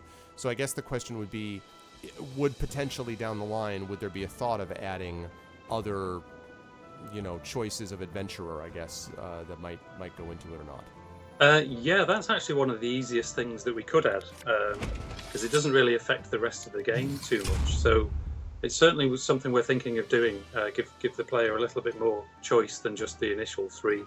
It would be quite easy for us to do. So yeah, that's certainly something we're considering for the next month or so. Awesome, that's really neat. Yeah, we actually, Chad knows that Neil actually added in. He was watching me play Ultima Underworld. This is a couple of years ago, and he actually was having trouble finding a flute that I needed, and so he added in Arv's flute into one of the digital versions of the game. So one of his game books actually has that in there. So whenever someone comes on who's relating to something like this, they like to talk about the idea, well, if you can talk about classes or races that are based upon Arv's chat, that's often why that question comes up. But raisins will not be in there, and I think that's important, Elias, whether or not you've lost a sale because of raisins or not.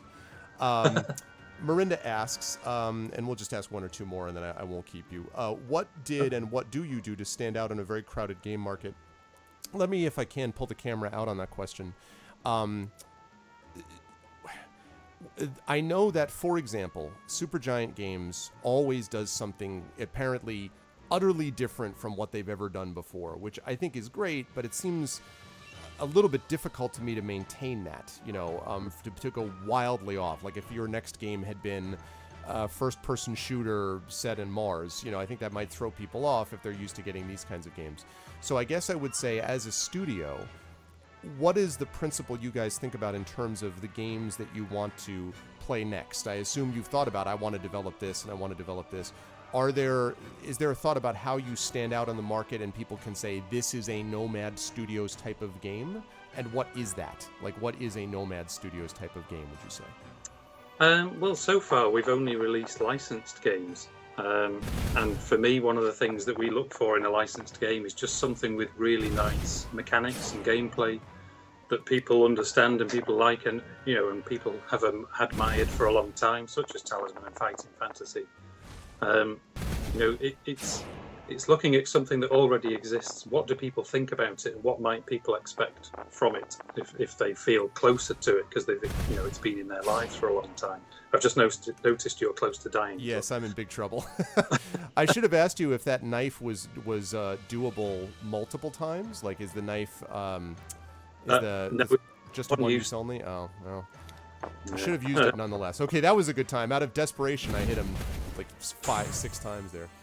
Good grief. But I don't know what. Well, I wouldn't know what you would class as a Nomad type of game, but I think we'd like to be known for taking things that people are familiar with and just doing them really well. You know, whether it's a board game or a card game. We have a card game called Smash Up coming out soon, which is like a deck building shuffling game. I'm not sure if you've heard of that. That's out in the next few weeks. Okay. And it's just taking things with really nice rules that people can understand and enjoy and just presenting them really nicely. Okay. Yeah, and so it's the execution of the idea, really, that, okay. Yeah. That makes it work. Actually, Marinda followed up. He was thinking more of a salesmanship marketing perspective. Oh, okay. How do you push product in a world of thousands of great games? Okay, that's fair enough. So how do you make a game like this, or any game, I suppose, stand out in a crowded market, I guess? Polish, I guess, making sure it works. You know, going to visit Apple at their big offices in London a couple of weeks ago also helped. Oh, wow. Asking Okay. them, showing them the game, you know, and asking them, because they must get sent so many games. And they look at games and they release hundreds of games every week. I mean, when we first released Talisman, I think there was something like 200,000 games on the App Store, and there must be over 1 million by now. So it is a huge and it is a crowded market. To stand out, I think we just make things that look nice, that people understand, and try and present them as best as we can, really. Okay, that's interesting. So you do pick up from larger companies or other companies things that work for them / advice that they can give you, ideas that you can get from them. Oh, absolutely, yeah. I mean, we went to see Apple, and it was really just to show them the game. You know, they don't really ever promise you anything or do any favors. You know, they don't show any favoritism from one developer to the next. So we kind of just went and presented the game to them, and they liked it. But really, it was just to see what they can do for us. But then they don't promise anything. So okay, fair enough. You hope that they put it on the front page, and then therefore you get more visibility. And then if people buy it and they like it, that hopefully they'll recommend it to their friends, and then they'll buy it too. Yeah, well, it seems to be working for something like this at the moment. And I think special healing water. Yes, actually I would, because I'm in really bad shape with stamina. And I got some money from being able to win at baseball, which is always what I imagined myself. Find an old book which describes it. You're Scomil the Slugger now, then. Yeah, Scomil the Slugger. Well, I needed to, you know. All right, this fight may be the end of me, because this one this is as far as I got when I did my little playthrough the last time. This, and also is taken from the book. Remember, chat, we need a Black Lotus is one of the things that we need to get out of this place. What's up, Fire Snake? Yeah, fighting Fantasy Legends. So I'm going to pick a flower, and that is going to promptly lead to an attack with a Leaf Beast, which I suspected. And let's see. I think because of my stamina situation, I'm going to throw the throwing knife at him. And now I'm going to see if I can kill him, and I do before he even gets a shot in at me. That's the way I like to do it. Alright, so I got the Lotus Flower. I've completed a quest. I get a dice upgrade again. I'm going to try to upgrade luck again, because I really am trying to overcome that curse situation to the extent that I can. So theoretically, just one last little mechanical question. You could upgrade this. You could level up far enough that you could technically get... How much is the skill maxed out? I mean, could I get 6 skill results on every skill die, theoretically, or...? Well, actually, your maximum is 3 faces for each dice, just the 3 faces that you can see. Okay, okay. So if the reason for that is if we were to allow you to put a skill symbol on every face, all 6 faces, then you would be guaranteed to roll 12 every time, which becomes boring quite quickly. Okay. So we did want the element of chance and being able to get a maximum of 12 and a minimum of 1 or 2, just to keep that sort of familiarity with the books. So yeah, you can have 3 faces upgraded on each of your dice, which does make you quite powerful. But then you still have to try and figure out the solutions to some of the conversations and the puzzles. Choose the right directions to go, and complete your quests. So it's not just about the dice, but they do make you more powerful as you go. Okay.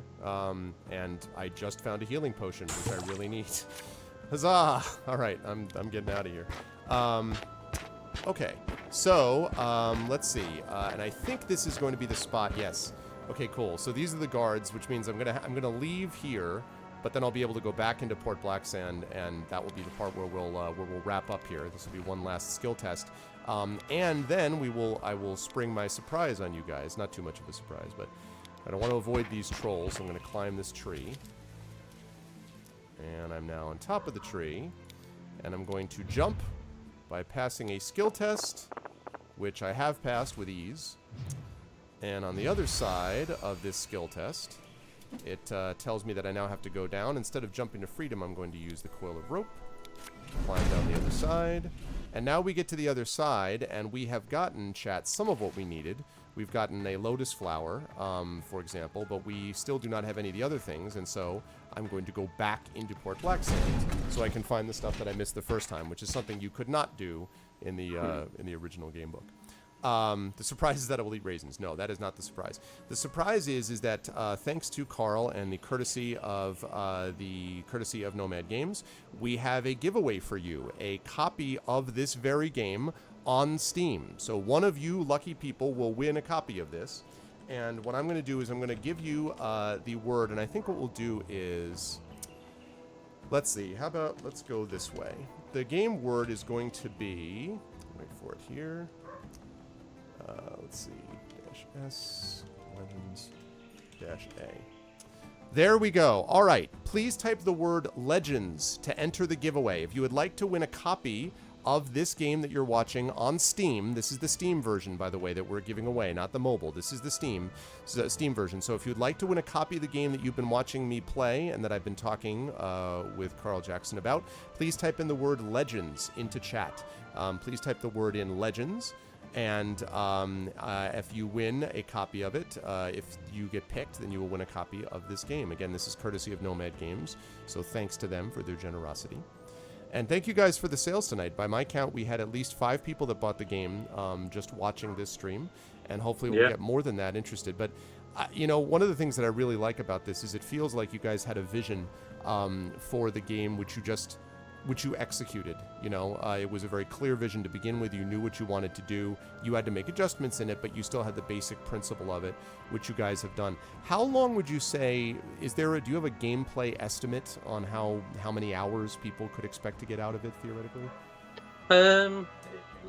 Yeah, when you first play and you're still learning the best routes to take and the best decisions to make, it can take probably 3 to 4 hours of just playing through the 3 books that are in the game. Okay. Beyond that, you start to get more familiar with it, and you can whiz through the levels a little bit quicker and make the right choices and just go straight to the things that you need when you discover where they are. I would say to complete the game, just by playing it normally, it's probably 7 to 8 hours, but then if you want to try and collect all of the titles, complete your creature codex, that's probably going to up it to 10 or 11 hours, and then there's the 3 difficulty levels as well, and there's an achievement for completing each difficulty level. Mm-hmm. Is the layout the same, by the way, in each I'm sorry for interrupting. Is the layout the same way on each difficulty level? Yes. What changes in the difficulty levels is the dice that the enemies roll have more success faces on them, so they're more likely to hit you. Okay. So the luck and skill tests that you do are harder. But everything else is the same. Everything else is in the same place. Nothing else changes there, really. Gotcha. Okay. And the hardcore mode as well, which is extremely stressful. Yeah. It seems like it. Yeah, the hardcore mode. I don't even know. I haven't died yet, but I'm sure it's coming. Is it possible to use custom character portraits? Terry asks. No, not at the moment. It's a difficult thing to do with licensed games because people assume the thing that they're looking at has been approved by the license holder. So if you were to add something that was inappropriate and then took a screenshot of that and added that to a website somewhere, people think that's an official or an approved screenshot with something inappropriate in it. So it's quite difficult to do with licensed games. So unfortunately, no. We'll have to just put it with the artwork that's in there. Yeah, just gonna have to put it with what you have there. Yeah. All right. Well, so let's see. We have, and also hi Grows. I saw the Grows got in here. Hey Grows, good to see you, man. Okay, welcome to everybody, and now we will actually do the giveaway itself. So we have, I think we have 7 or 8 people that are entered. So let's see. The winner of this is Drum roll. Lucathea is the winner of the Fighting Fantasy Legends game for Steam. Thank you, Lucathea, for being a part of it, and congratulations. Well done. And thank you to Nomad Games again for giving that to us. Lucathea, You're just send me a Twitch private message, please. Just send me a PM via Twitch. And if you're in Discord, you can also message me on Discord. But send me a private message, not a whisper, please, not a whisper, a private message via Twitch, and I will send you the code for this, the Steam code. Okay, last question. Terry asks, how difficult is it to mod the game? Let's say you wanted to add character portraits. I mean, that's just off the top of my head, but let's just say It's moddable. it is moddable. Okay, there you go. It is actually moddable. There you go. All right. Well, I'm thinking of buying the game on Android. Yeah, I think this is really neat. I'm actually really enjoying it. So, we will play a little bit more. But I want to now, because it's so late. He's actually stayed with us for an extra 45 minutes past what we originally said. So, so I'm going to let him go. But Carl, thank you so much for this. I really appreciate it, and really best of luck with this game. I'm very impressed with what I've seen from it. I am your target audience, but I mean, I could see if I was just being pandered to and not actually had a good game that was produced, and I think you guys did the latter of producing a good game. So thank you very much. If the game ever comes, has more stuff that comes out, we'd love to have you back on to chat about it. But thank you, Carl. We really appreciate it. Chad, can we get some love? Thanks very much for having me. I'm glad you've enjoyed it, and special thank you to the guys that have bought the game, because it's much appreciated. It's not often as a digital developer you get to actually thank the people that buy your game, because you never really see them. But it's much appreciated. We like every sale. It all helps, and thank you very much. And thanks for having me, and I hope you enjoy the rest of the game. Yeah, thanks so much. I appreciate it, Carl. Love to Carl from chat. I see some of the love starting to come. Much love, thanks, and all that stuff. Okay, good. That's great. Thank you again, Carl. I really appreciate it. And again, thanks to Nomad. No problem. Thank you very much. Goodbye. Bye-bye. All right, guys. Okay. Good stuff, guys. There we go. This is good stuff. I really am impressed. I mean, I had a feeling that it was going to be pretty good. I had a sense that it was likely to be good, but you can never tell for sure until you actually are in the position to do it. So that actually worked out really well. So yeah, I'm glad that worked out well. Thank you, John.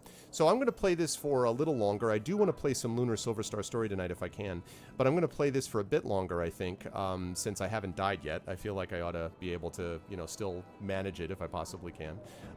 But yeah, thanks again to Nomad. And as I said, we obviously did the Talisman tournament with Nomad. We did the Talisman tournament, and Nomad Games is responsible for that, so we're a fan of that company. So thanks very much. All right, let's go down Clock Street. Went down Key Street last time. We're gonna go down Clock Street this time. Let's help the boy. Flashes a dagger at me. I'm attacked by a goblin. What? God damn it, goblin. You know what I say to that? I say roll dice. I say 4 hits. Well, blam. What do you think of that? Oh, 5 hits. You've unlocked the title, the Hard Hitter. You search the dead goblin and find a clove of garlic and 2 gold pieces. Yeah, that's what I'm talking about. I am the Hard Hitter. That is the best title so far. The Slugger is good, though. I thought about the Slugger, but I like the Hard Hitter. That's pretty solid. And this is the creature codex we've done. We've got a goblin, a leaf beast, a vagabond, and a lizardine that we've beaten so far. So, epic cheese plate. All right, there we go. Starting to get some stuff together. Confronted by some men, you demand they pay their tax of 2 gold pieces. Wait, what? No, I didn't want to pay them. I wanted to fight them. Darn it. Darn thieves. That murmuring sounds not at all terrifying, but I'm going to go in anyway. Inside the house is a human-like creature, some 3 meters tall, crouching on the floor. He looks very worried and is muttering to himself. The lumps on his face are the distinguishing marks of an ogre. Before you're able to speak a word, the ogre's voice booms out, saying, "Somebody's stolen all my food. Will you give me 5 gold pieces to buy some?" Yes. Snatches your money and tells you to get out of his house. What? Go to hell. You don't get to take my gold and then tell me to get out of the house. Get out of here, ogre. Wham! What do you think about that? 4 hits. Well, wham! 5 hits, actually. Oh, 4 hits back to me. Okay, well, that's unfortunate. Okay, only 1 hit. Alright, well, so that's not so good. Alright, clean miss there.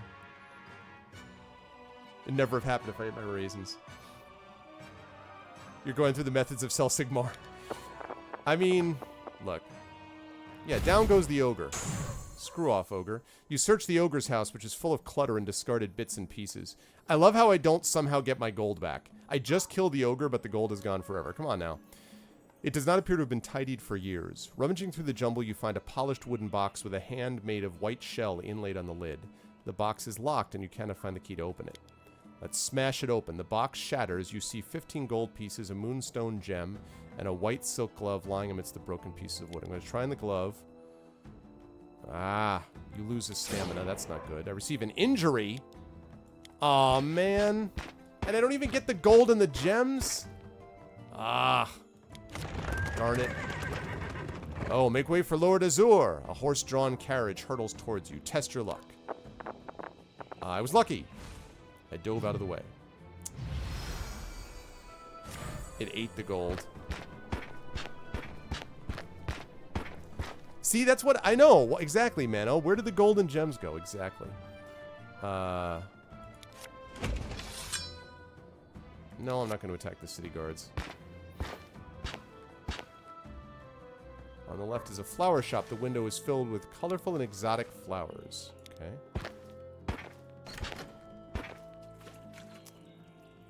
Hello, my name is Mrs. Pipe.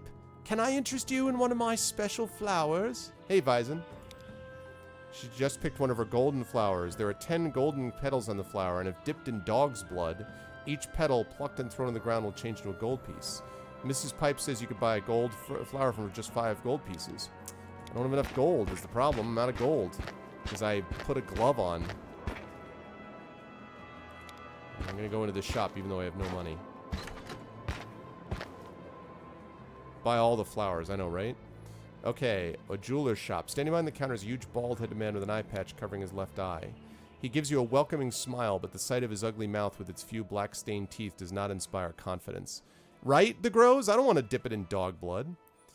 No, this is an original universe. Well, it might be semi-inspired, but Fighting Fantasy Legends is based on the Fighting Fantasy gamebook world, originally created by Steve Jackson and Ian Livingstone. That world is called Titan. And so it's kind of its own thing, although it certainly is inspired in part by Lord of the Rings stuff. D&D, probably not, because it's coming out at about the same time. Chainmail is out a little earlier, but D&D proper really comes out 82, 83, 84, which is basically when the Fighting Fantasy games are coming out as well.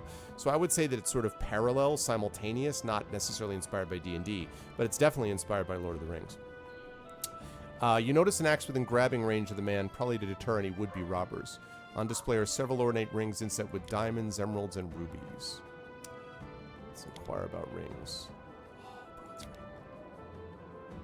7 gold pieces. I don't have any money. How about the Ring of Fire? I've got a burning ring of fire. I don't have gold. Darn it. You aren't a very good adventurer. I'm out of money, man. I'm out of money. I'm gonna need to go back to the clock place again. Alright, I went... Oh, you start to... I went left last time. Let's go right this time. You approach a small circle of people standing around a bare-chested man. He is enormous and his muscles look as hard as iron. He is a graphic designer. In fact, Kilobyte is the one who did a lot of the work that is featured on this channel through various overlays and things like that. In fact, I'll jump over here just quickly. This is Kilobyte's work, that overlay.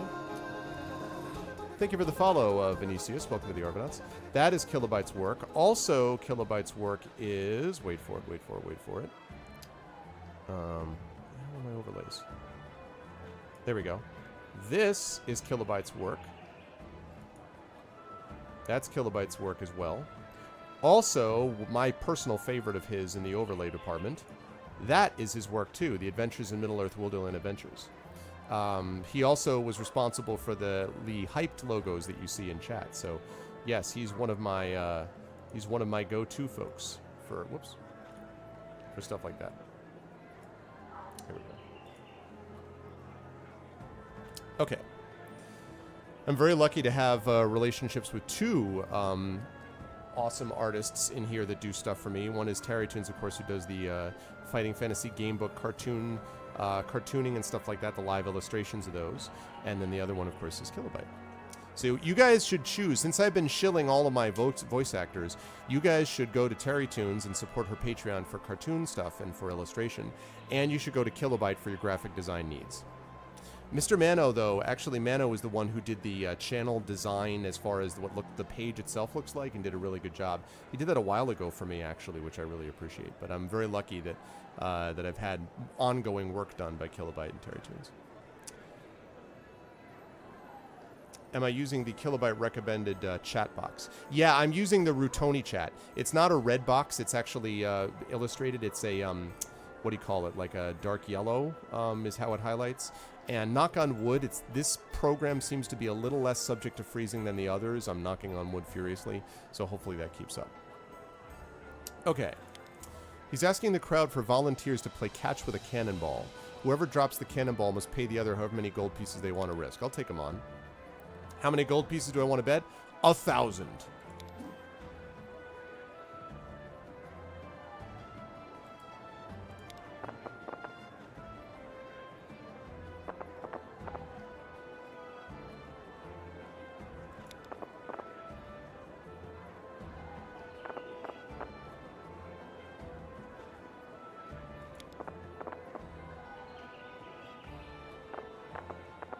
Damn it.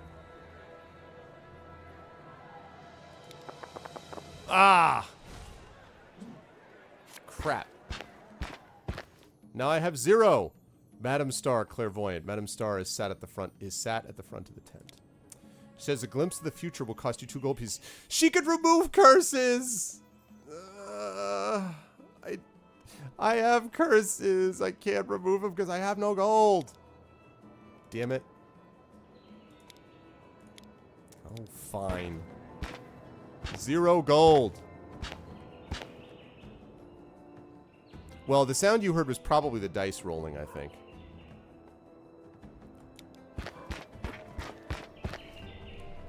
Alright, I already know about this. I wonder what Nicodemus is going to say to me now that I go back in there. I'm going to have to come back later, yeah.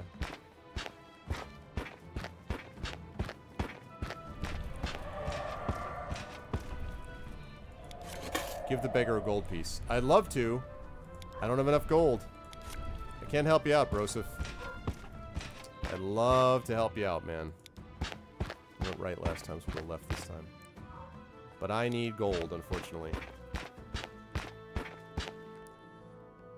Let's see. Street opens out to a quayside. Stone jetty runs out to sea to the west, tied to it is an old galleon. It's flying the skull and crossbones. It's probably one of the many pirate ships that anchor in Port Blacksand to offload their booty.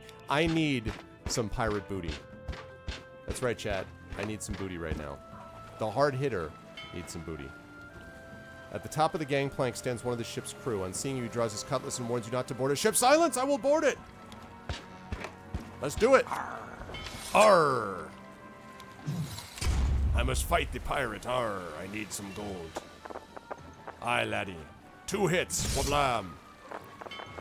Aye, 0 hits for you. You be a pirate that's not as high, says I. Now, 3 hits to you. Wablam! Wabababam! 1 hit to me. Less good. And 2 hits. Wablam! Arr! Probably gonna ask you about that 10 you owe. I know exactly. Right, IK? What's up, man? You got something you want to link in the chat? You can certainly have permission, assuming it's appropriate, X5. Empty except for a piece of stale bread. I mean, can I eat the stale bread? Barrels and wooden boxes in the deck contain rotten fruit and leg irons. Perhaps this is a slave trading ship. What? I will investigate the cavern. We will remove the slaves from this ship and we will take all the money.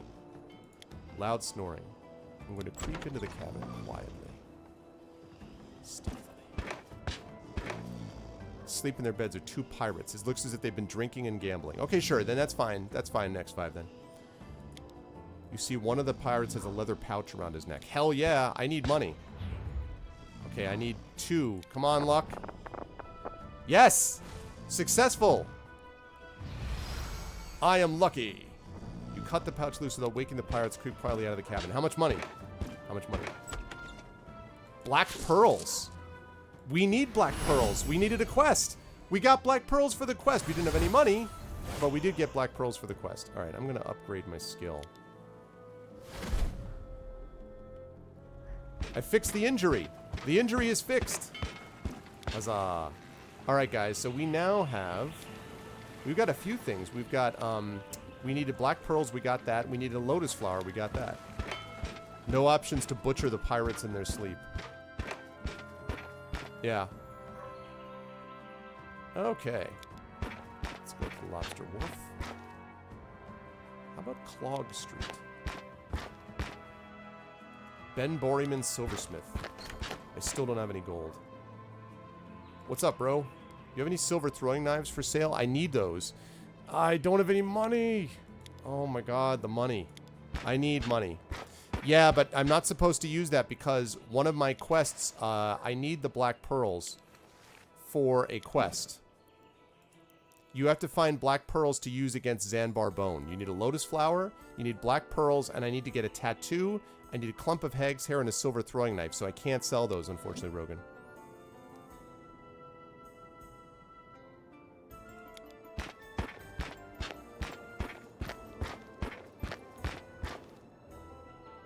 Ooh, the city sewer. Let's go into the sewer. Oh, yeah, the sewer. Oh, so cool. Listen to the sound effects. 5 gold! I needed 5 gold! It really is, Vizon. Yeah, I'm really impressed with this. Man, I needed me some 5 gold. Okay, we're gonna turn. Uh-oh. Giant spider. I found the ninja spider. Teenage Mutant Ninja Spiders. Teenage Mutant Ninja Spiders. 3 hits. Blah, blah, blam. Clean miss. 2 hits. Blah, blah. Oh, that's right. I got an extra. Clean miss again. Oh, yeah, the sewer. Fine Bane. First you can defeat my spider, then you have my permission to die. Okay. Okay, we beat the spider. And look at the creature codex, guys. Spider, pirate, ogre, goblin, leaf beast, vagabonds, and lizardine. That's Fifely? That's not Fifely. Fifely has a much better accent. Now you're going to tell me a giant rat has this. Have some cheese, rat. Look at that! Wha-blah-blah-blah-blam! Death to the rat. And another stamina point. Oh, yeah. That's what I'm talking about. Awesome.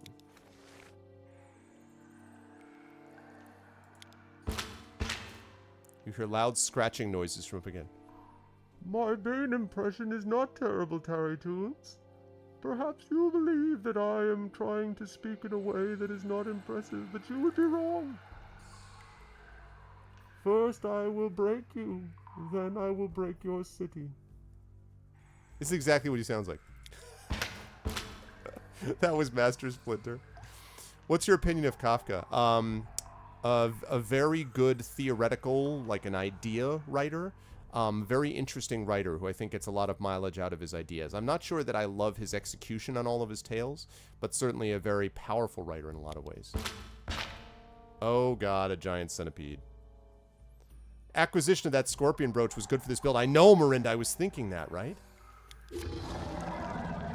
Okay, that's 10 skill is a little scary. However, 3 hits. Wah blah blam. Ow. 5 hits. That was hurt a lot.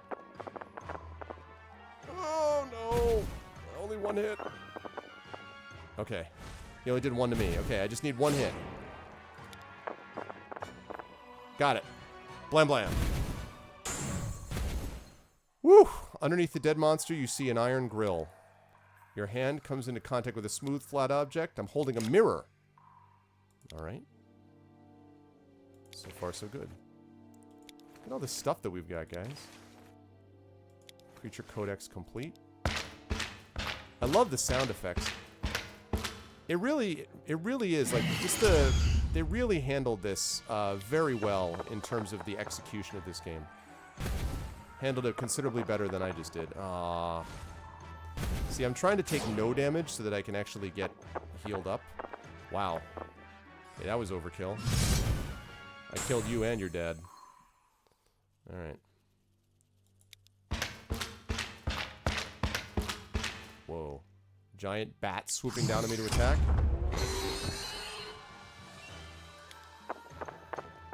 Nice. Less nice. Alright.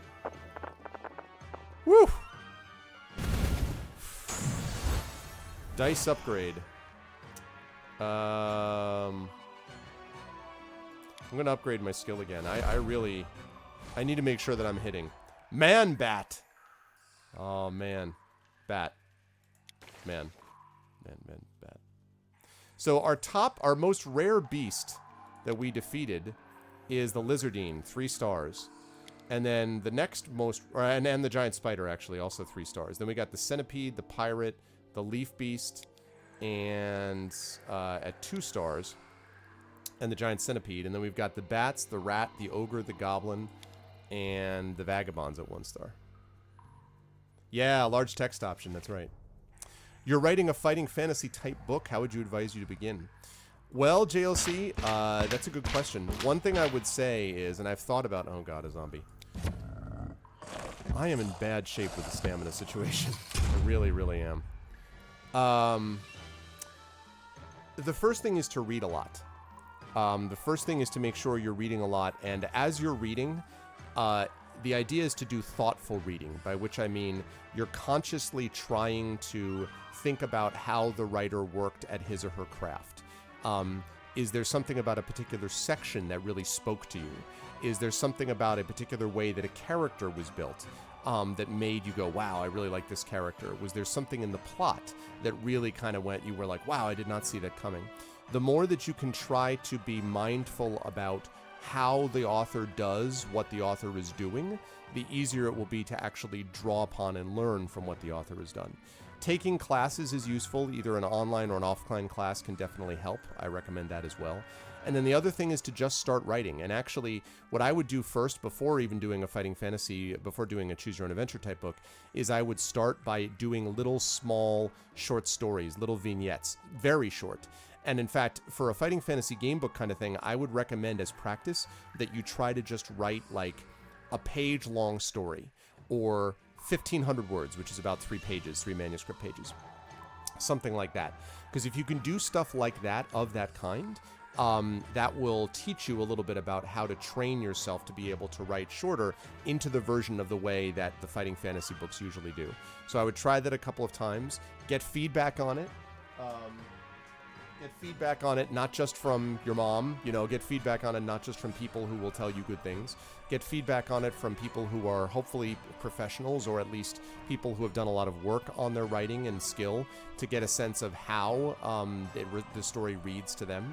Refine it, try to edit it based upon feedback, think about it, practice it, and then write some more. And when you've done a few of those stories, those little ones, then I think that can prepare you to start planning out the full book. And as Kilobyte says, it's a little tricky because there's all this branching that happens within those books. But first you want to start by being able to write in a brief way, to be able to write compellingly without using a ton of extra words, because space is at a premium in these books, because the focus is being able to make your next choice. So quality over quantity is really important.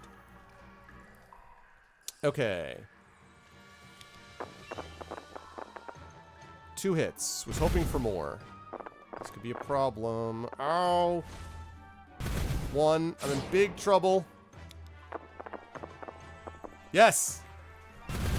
Just enough. Woo!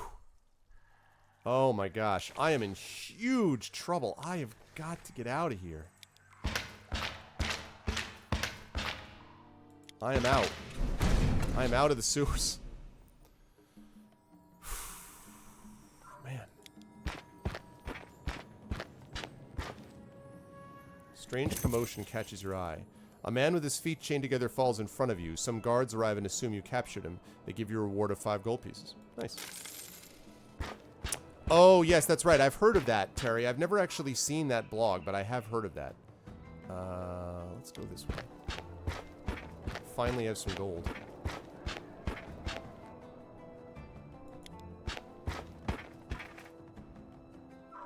Okay. Who is it?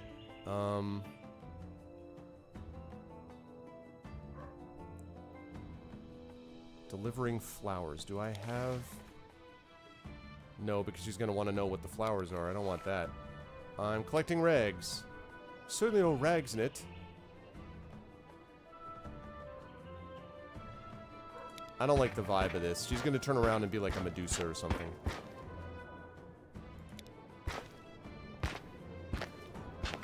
Housekeeping. What's up, man? You chat with the blacksmith, ask if he makes anything other than horseshoes. He says that in his spare time he enjoys making chainmail coats. In fact, it's become a profitable sideline, especially in a place like Port Blacksand. 30 gold pieces. Really? And I have 10. Wow. Okay. Well, I need money.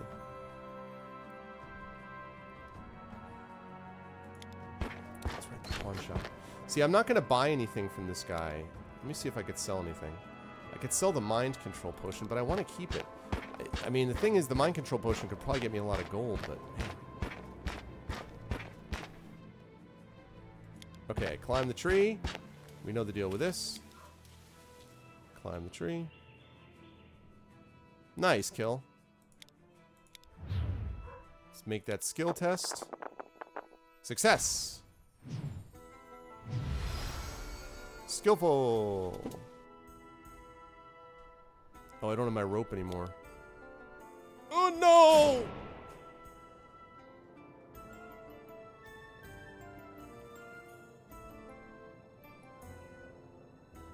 So I didn't realize that jumping to freedom would cause me to lose stamina. So I did fall to the ground and everything went black because I jumped out of the city and I didn't make it. You're not sure how much time has passed when you finally open your eyes. The chaotic noises of Port Blacksand seem distant and you realize you're now outside the city. You're on the north bank of the Catfish River, so presumably a city guard found you and threw you into the river. You get to your leg and feel a sharp pain, your feet and feel a sharp pain run down your leg. You curse your bad luck but are determined to try again. Now I have an injury. Visit a town to rest at an inn and replenish your stamina. Some towns may offer to heal your injuries for a price. The towns of Cod and Mirewater have places of rest. And I'm cursed? What the flip, man? Alright, I need to go to an inn. Big time.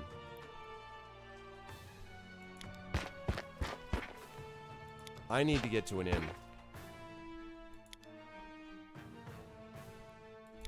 Mirewater.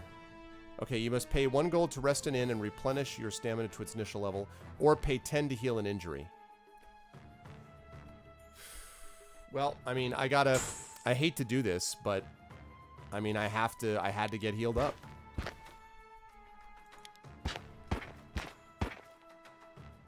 A white dove. Dear friend, although the plight of Silverton is of utmost importance, you may want to visit my old friend Ystromo, who lives in a tower at the southern tip of Darkwood Forest. Ystromo! See, that's the one we're talking about, Terry. That's the wizard. He's a powerful wizard who may be able to help and might need your help too. Safe travels N. Gained a quest. Let's go find Ystromo. That's him? Let's go find Ystromo, man. We need Ystromo's help. Like, pronto.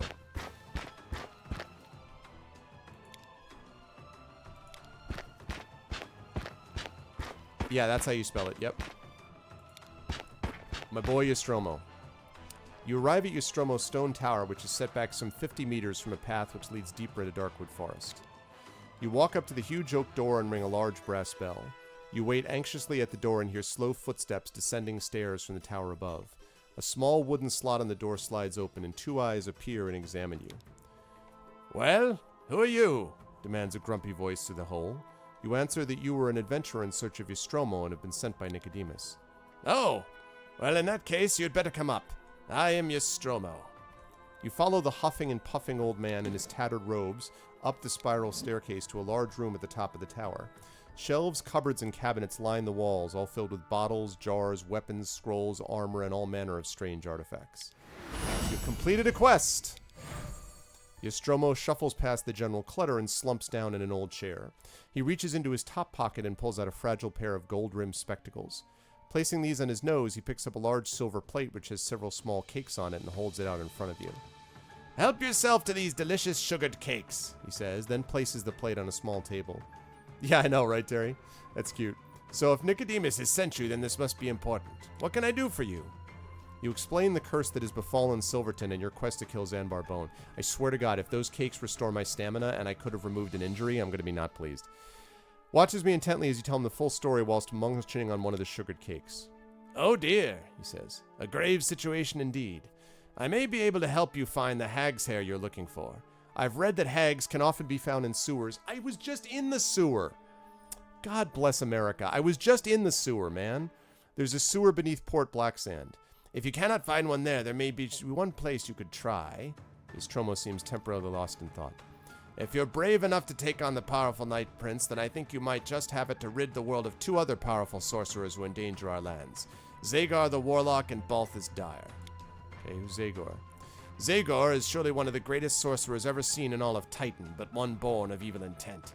He currently resides deep within Firetop Mountain, a place he's filled with the deadliest traps and most terrifying monsters. It's told that Zagar protects a vast treasure inside the mountain, but you'll need courage, determination, and a fair amount of luck to survive and reach his innermost chambers.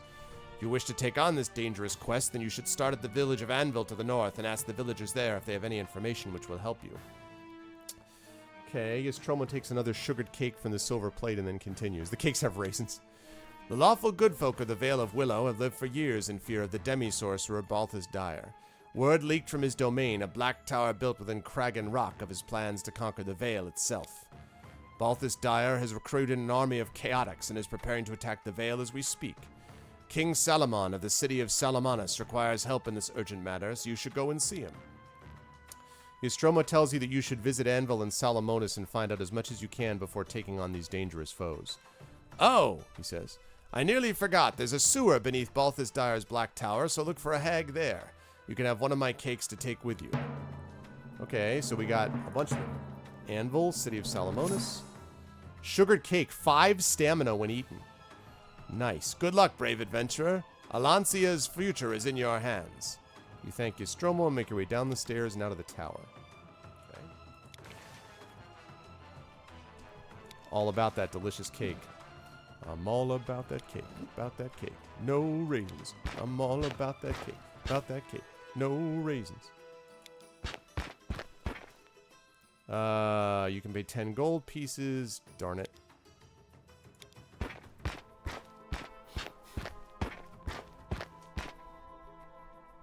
Northwest Chalice, Southeast Coven, Southwest Salamonis, and Shazar. Oh, your question got lost? Oh, I'm sorry, dude. I didn't see that, Gross. Do you have any books by Robert Coover?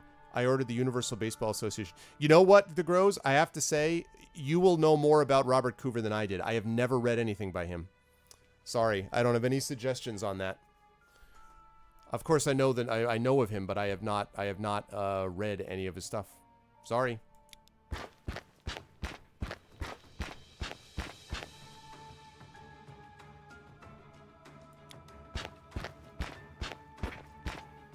Salamonis. You have completed a quest. You have unlocked the title, The Dependable. I'm Skomel, the Dependable. I still think the hard hitter is good. King Salomon welcomes you enthusiastically when you arrive and explains his plan. A battle could be avoided without bloodshed if Balthus Dire were to be assassinated before his army could be amassed. Reminder about the continuing GOG continuation of Torment's Tides of Numenera. Yeah, I'll be on, I'm definitely continuing it on Tuesday, although I need to double check and make sure. Actually, let's find out together. Because I don't remember when we scheduled. I need to look again about...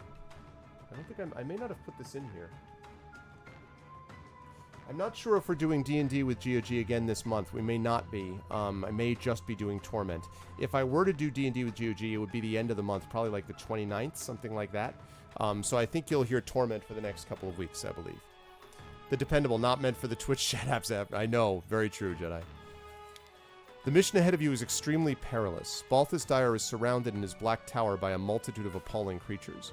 As well as your own strength and cunning, there may be times when powerful magic scrolls will aid you. An apprentice mage will meet you at the foot of the hill upon which Balthus Dire's tower sits and provide a selection of powerful spell scrolls for you to take with you. I feel like I should go back to the City of Thieves, though, and wrap that up. Black Tower can be found south of here. Alright. Citadel of Chaos. Man, I wish I had more money. I've got to go back to the City of Thieves, though. No, we're going to go back up here. Oh, okay, okay.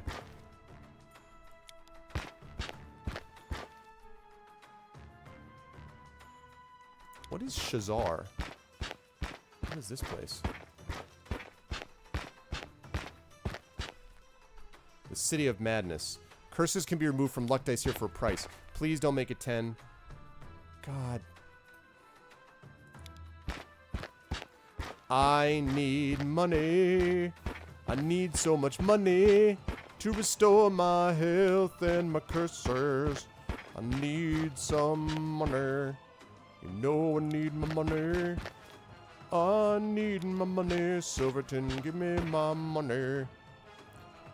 See, this is what I mean. Silverton is the place I'm trying to help. I should not have to pay you guys a cent. You should be letting me stay for free. And you should be, like, bringing me breakfast in bed, okay? 1 gold piece short. Man. Yeah, let's hit up Black Sand again. Okay. Let's see. Thunder! Thunder! Thunder! Thundercat! Thank you for the host, Digital DM. Thank you very much. That is Dave, of course, who is over at the Digital DM, who was kind enough to do the host here. Welcome, guys. We are playing Fighting Fantasy Legends. I just finished up an interview with the lead developer of this game, Carl Jackson from Nomad Games, and we also gave away a copy of this game. So I'm going to be playing this a little bit longer, then I'm going to take a little bit of a break, and then I will play a little bit of Lunar Silver Star Story to wrap up the night, I believe. So let's see. Selling booty. Okay. Chalices are cursed. Enter the city. Okay.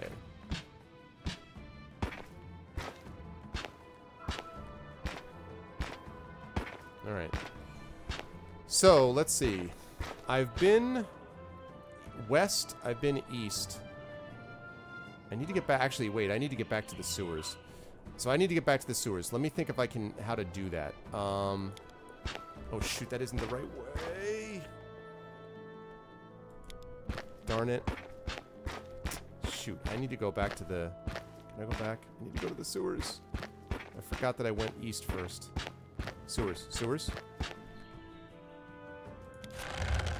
Coil of rope. You pick it up and attempts to wrap itself around your neck. Good grief. Shake off the strange rope. What the heck was that all about? I've been to the desert on a horse with no name. Sewers? Give you some advice. This better be good advice. You must seek Nicodemus the wizard. You son of a...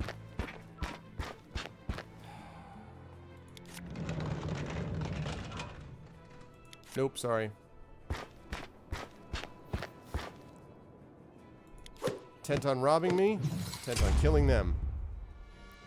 Right, IK? Sometimes, you know how it is, IK, right? You just pick up a rope and sometimes it tries to strangle you. This is just how it goes.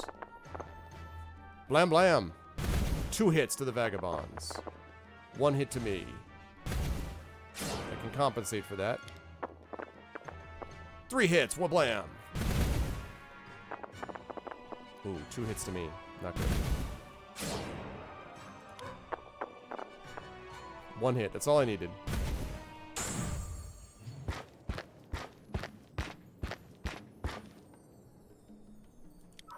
Okay, here's Market Street. Vagabonds are way too well dressed and equipped. Very true. Alright, let's see. I've been left and right.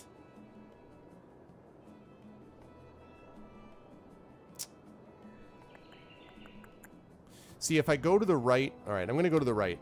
This is a gamble, but I'm doing it for a reason. You guys will see why. First player to roll the X drops the cannonball and loses. 5 gold. X.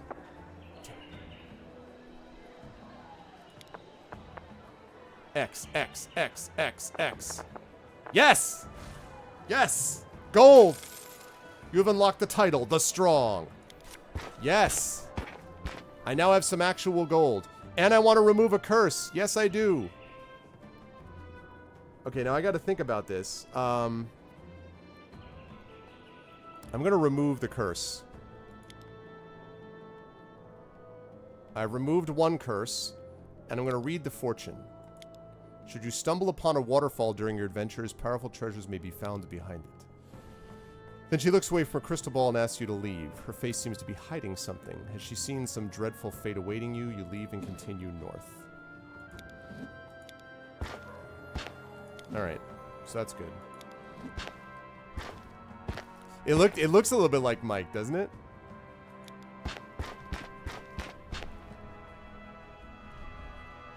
I'm gonna guess that still he doesn't want to talk to me. I've only got one curse left now. I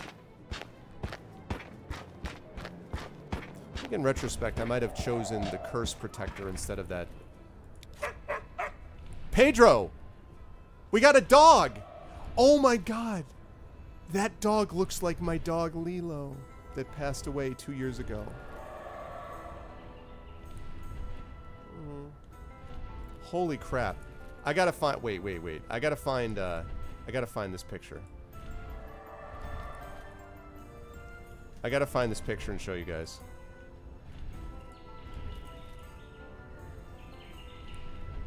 You guys can tell me. That was my dog. Doesn't that look like her? That was my super sweet dog that passed away a couple years ago. Doesn't that look like her? That's crazy. Yeah, she was such a sweetheart. Yeah, I really miss her.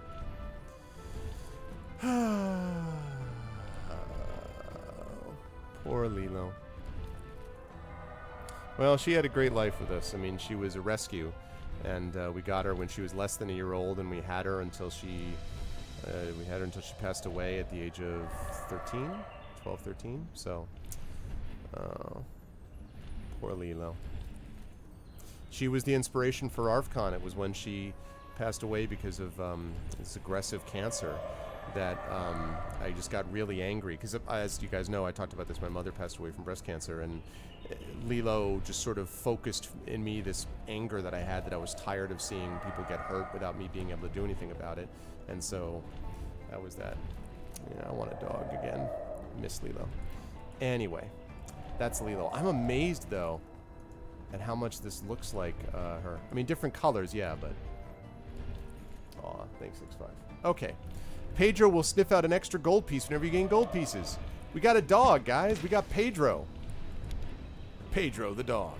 And also, he's 4 stars. He's pretty rare. You are the inspiration. You're always you're a general inspiration always, Dragon. Okay, so we're going to go to Harbor Street because I want to get back to the sewers. So... I think we went this way again. And then there was the ship. We're not going to go in there because we already did that. So we're going to go up to the Lobster Wharf.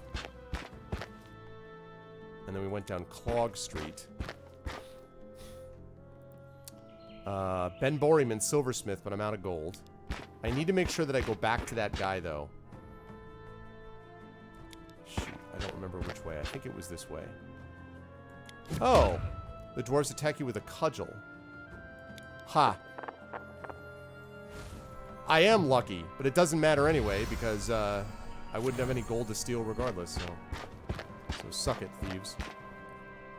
Okay. Then I think I went this way.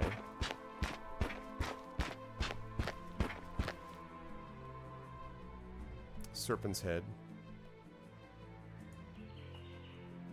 Aw, Sydney. I remember seeing that picture before, yeah. Pedro hype? What's up, Welfina? Because he gives up monies. Because he gives us money. Yeah, Pedro. Roll to pet Pedro. To your left is a building with horses tied to a post outside of it. Went in here, but I don't think I had any money, though. Talked to him. Okay. Still don't have enough money for that. That's fine. Sewer. Sewer. I'm gonna go left. I know this is the way that I went. Right, forget that, because I can't sell them anything to the pawn shop guy anyway. I'm recreating my steps because I want to find this hag. Oh, what? What happened to this sewers? Aw, man.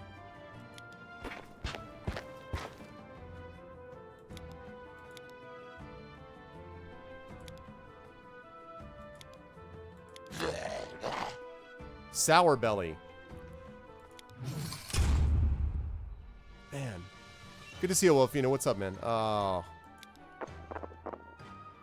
3 hits. Well, blam. Oh, 1 hit. Yes! 6 hits! What do you think about that? Whoa! Okay, woo! That was almost a lot worse. 3 is okay. 1 hit. What's up, Light and Passion? This was going a lot better a little while ago. There we go. Sour belly. Dice upgrade. Hell yeah. Injury is gone. Oh, God. I'm using this right now. I'm eating my sugared cake, and I'm fighting Fat Nose.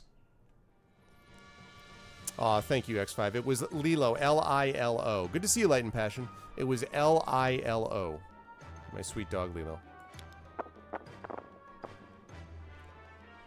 He's got less skill and less stamina, so that's good.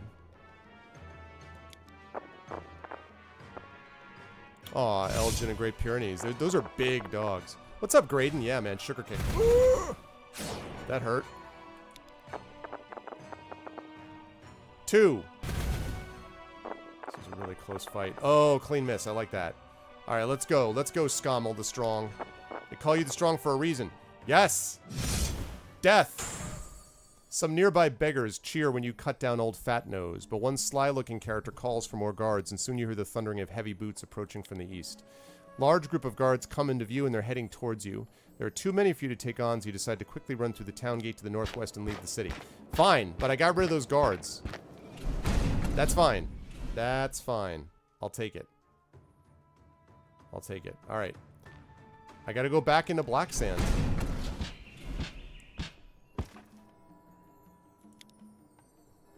Okay, selling booty. Okay, chalices are cursed. Into the city. All right.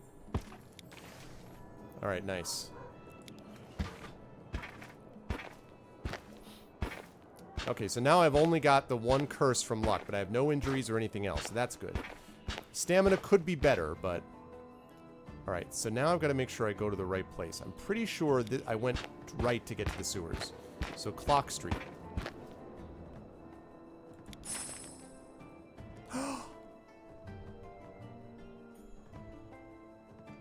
Guys, look at what it is. It's a lucky clover. No curse. Use it. No curses. Curses free. What's up, Gray? What's up, Gray? How you doing, man? Good to see you, Gray. You guys should be following, by the way, if I haven't mentioned this already, you should be following IAK and Gray Divic. Both good streamers, and Gray is also a voice actor, an actor, not just a voice actor. So, if you saw my luck, I'm having a lucky streak. 3 gold pieces. Listen, I kind of took it on the chin back there, so...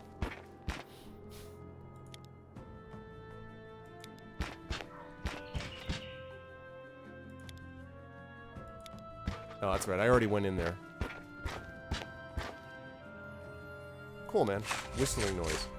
Arrows fly at you from nearby? What? Ow.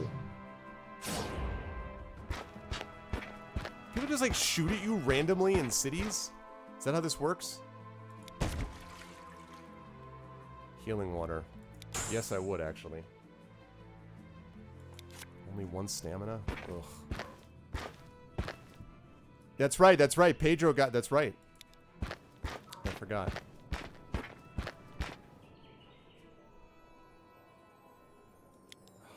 I need money. In the worst way.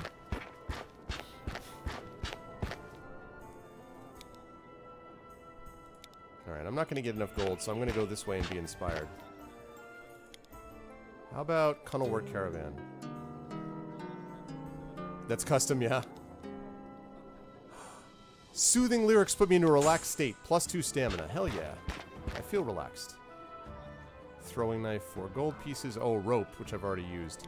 Okay, well, unfortunately, I don't have enough gold for any of that. I do have enough for this, though. Now I'm back up to 9 stamina, but I do not have any gold, which is fine, as long as I can get the hag's head. I need to get the hag's hair. The smoke on the water, boom, boom, boom. Here's Wonderwall. Today is gonna be the day that they're gonna throw it back to you. By now you should have somehow realized what you got to do. And I don't believe that anybody feels the way I do about you now. Let's see. And all the light that leads away a blinding. So this guy wasn't there before. That's cool. And all the lights that light the way are blinding. There are many things that I would like to say to you, but I don't know how. Harbor, and then right, right, left, left, right. Right, right, left, left, right. Right, right, left, left, right. Okay. So right, right, left, left, right. Right. And then right, right, left, left, right. So right, left, left, right. Wild dogs. Pedro! Help me out, Pedro! Right, left, left, right. Right, left, left, right.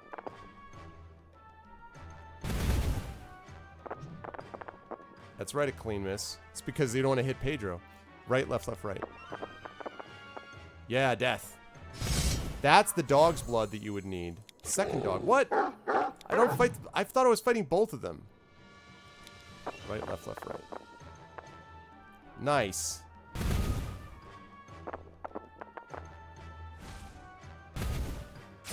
Pedro's a lover, not a fighter.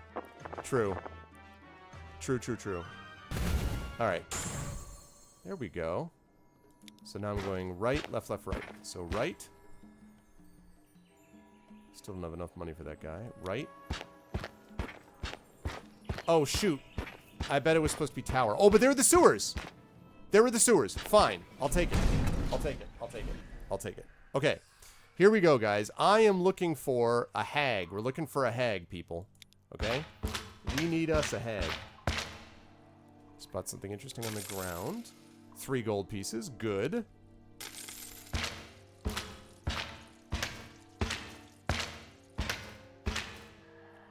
I don't need a giant rat. I need a hag.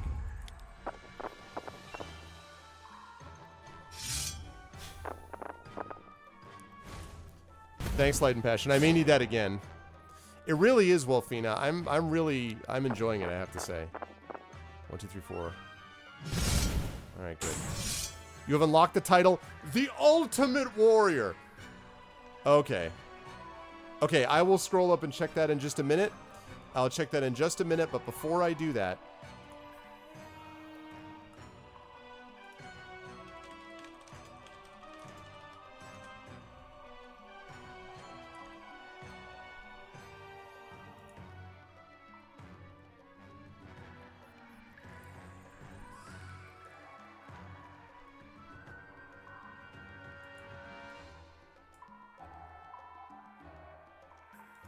Alright, guys. I have successfully become... I think this is really important.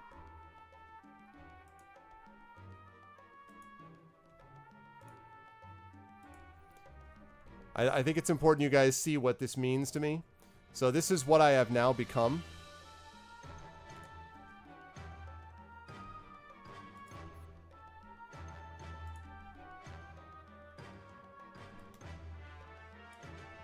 I am now the ultimate warrior.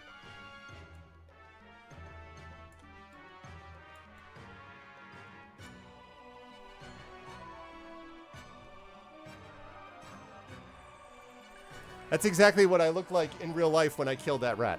I destroyed that rat, and this is exactly what I was all about. Oh, man.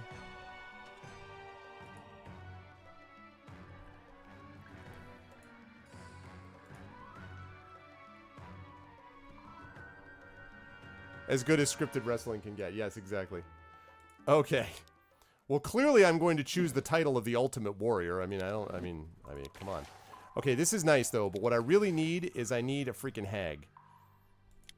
I need the hag.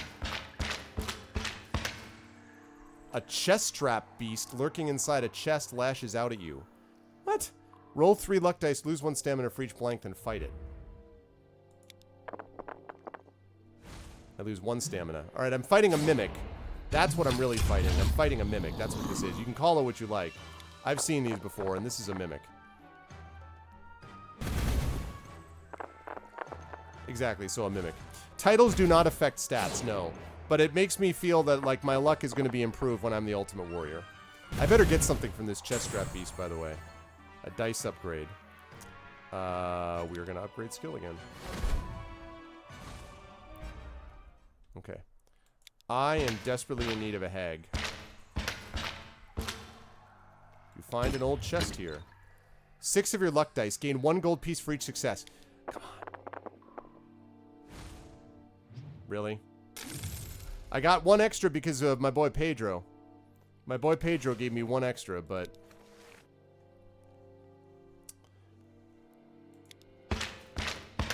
I'm looking for, in case anyone's wondering, I'm looking for a hag. Wow, I was not looking for a were-rat. I'm looking for a hag because I need hag's hair. So in case anyone's curious as to what I'm doing down here. Ah. Nice. Nice. Talisman avoid hag. FFL needs hag. Soon make. Oh, I'm sorry. And X5 wanted me to look at something. I'm sorry, X5. Scroll up and see about the latest clip. What is this now?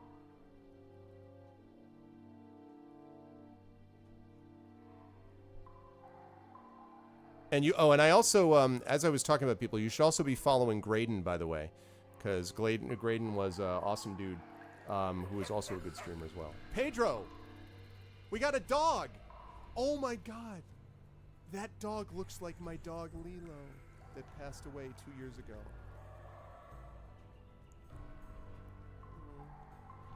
Holy crap. I gotta find, wait. I gotta find,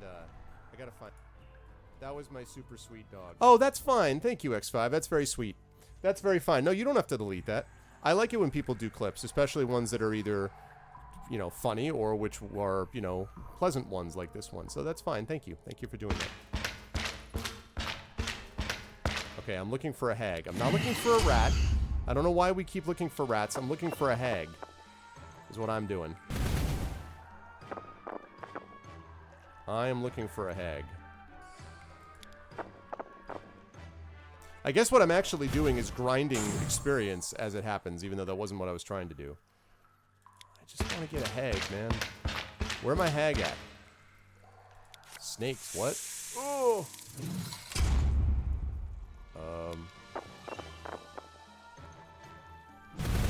Nice. Kill that thing immediately. I am freaking filling up this creature codex. Look at this thing.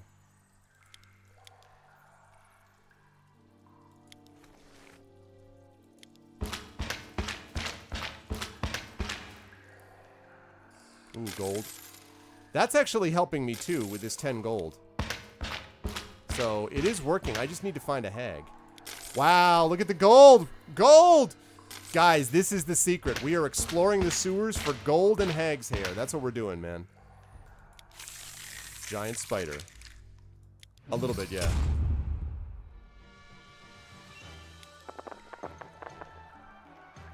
That was not so impressive.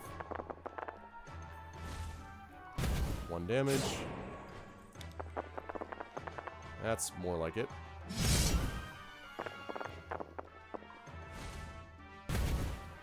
It's your second clip. Oh, you did another clip for me? I think yeah, you did do another clip for me. I remember that. All the monies. Okay. I'm looking for hags here. I'm really not just wandering around looking for gold. I really do not want to fight 35 more giant rats.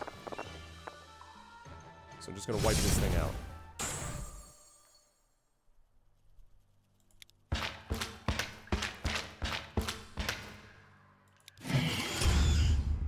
Maybe there's a second sewer thing? I've died once. I died once. I died when I was jumping outside of the city. Ugh, 2 hits. That's unfortunate.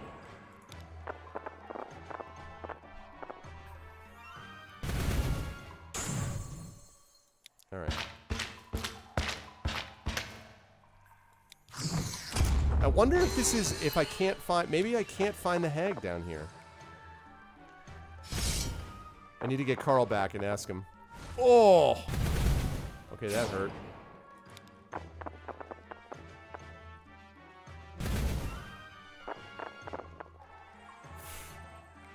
Wow.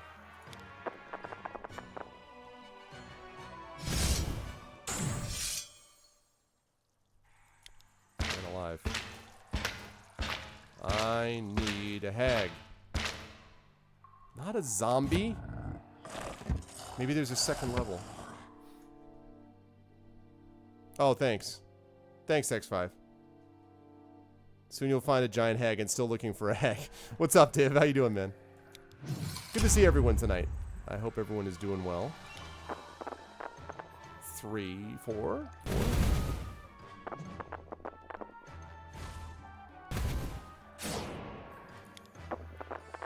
Maybe there's... see, the only place I saw that was a second level...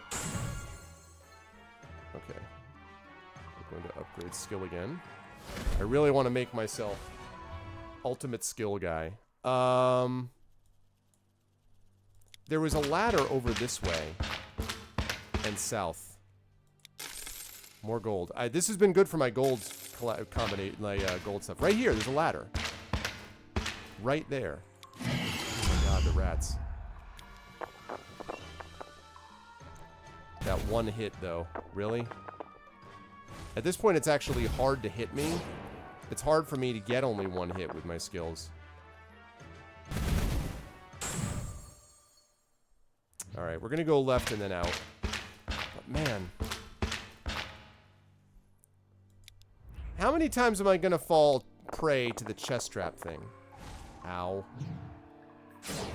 3. That was bad.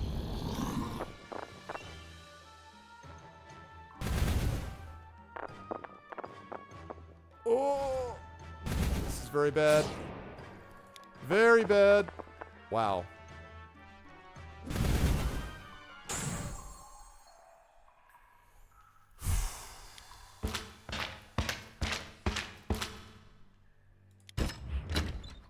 Come on, gold pieces.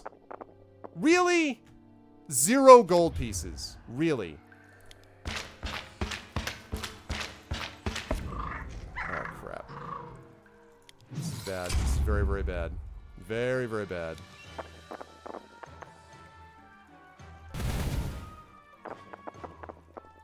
Oh! Damn it, damn it, damn it, damn it. What's up, Shadowed?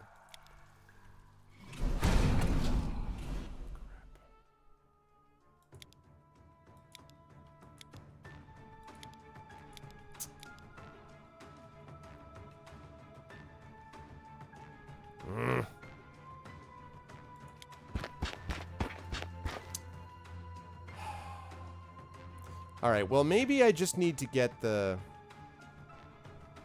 I'm trying to think of what I need to do. I need to get that silver arrow thing. Where's your rip speech? I know. Seriously. Okay.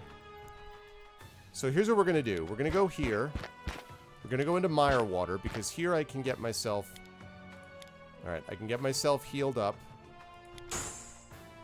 And I can heal an injury. Alright, so that injury's done. I have a curse. I can't take care of that yet. I've got 10 gold pieces. That's enough for me to get the silver arrow. So I'm going to go get the silver arrow. So I'm going to go get the silver arrow from the silversmith. You don't lose stuff when you die. The only real impact, Wolfina, is that you start with 1 hit point, for one thing. 1 stamina, and you get a curse, which is an X on one of these luck dice, and you get an injury on your skill, which is an X on one of these. And if you roll an X, then it automatically means you fail either the luck test or the skill test. So it's pretty nasty. But it's pretty nasty, but so I still had the gold, yeah. But, you know, obviously you lose time. But I felt like I wasn't going to find the hag down there anyway. So, all right, I got 10 gold. So, now I have to figure out which way I went. I have to find my way back to the silversmith. So, Clock Street first.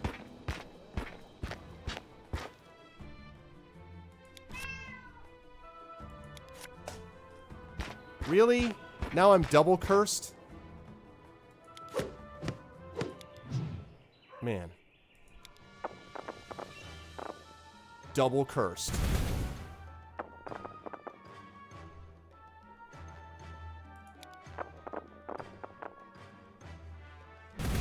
All right.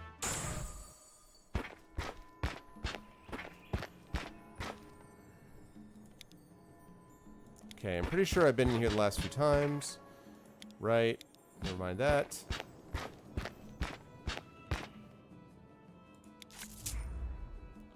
Oh, you son of a bitch.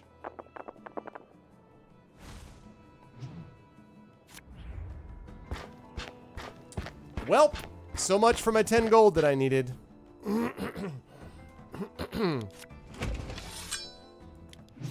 So much for the 10 gold that I needed. Wow. Clean miss. I didn't hit him with anything. Wow. Clean freaking miss. Hit him that time.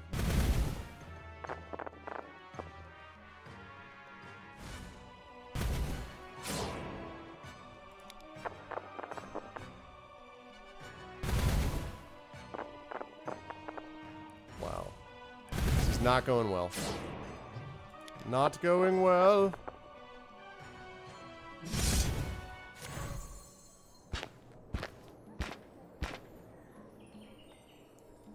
Left is a flower shop. No more lucky streak. Yeah, I know, right?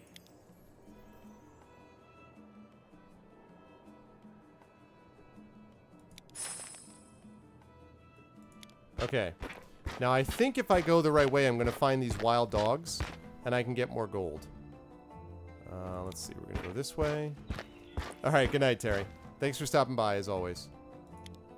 And don't forget, you guys will see Terry on my Adventures of Middle-earth Wilderland Adventures stream, along with Trendane.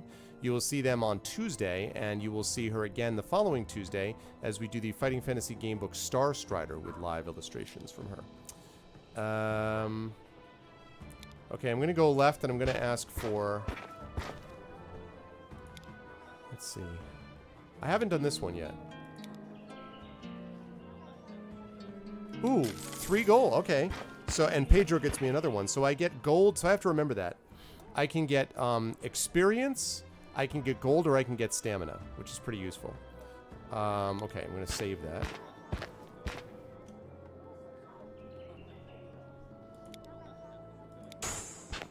Okay.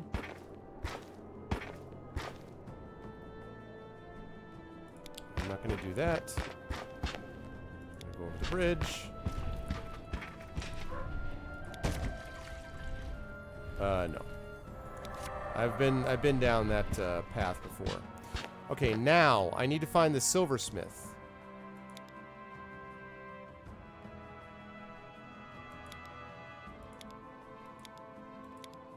Okay. Let's see. So this is where I found the wild dogs. Please attack me, wild dogs. Oh, no wild dogs, damn it. Yeah, see, oh, there's the silversmith, but I don't have the money for him now. God bless America. All right, well, I guess I might as well go up the Tower Street. You can sort of redo it. No, screw off, I can kill you.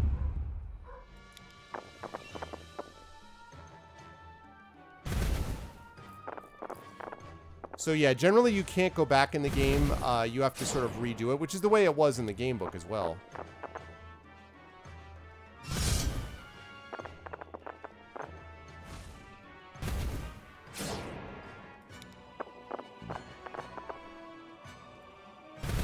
Okay.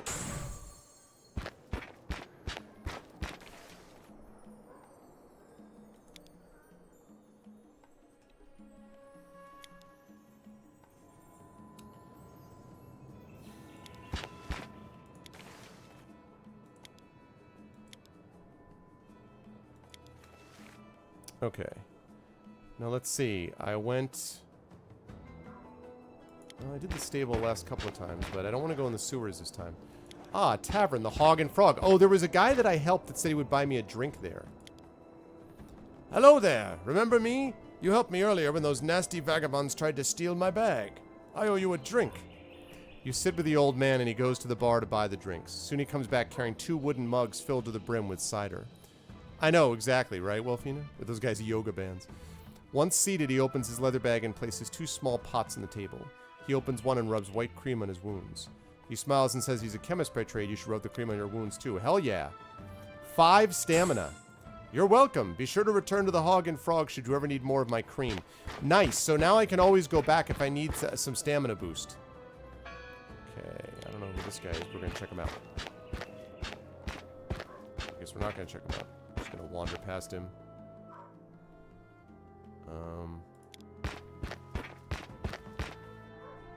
Strange commotion catches your eye. Uh-oh. Son of a... Well, the curse. Unlucky. Lose 2 stamina. Man. Is he hitting on you? Nah. He's being a good guy. Oh, wait. 2 guards are watching the north gate.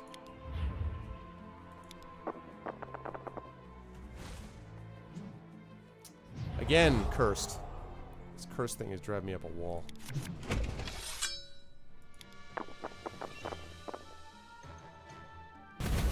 Curse.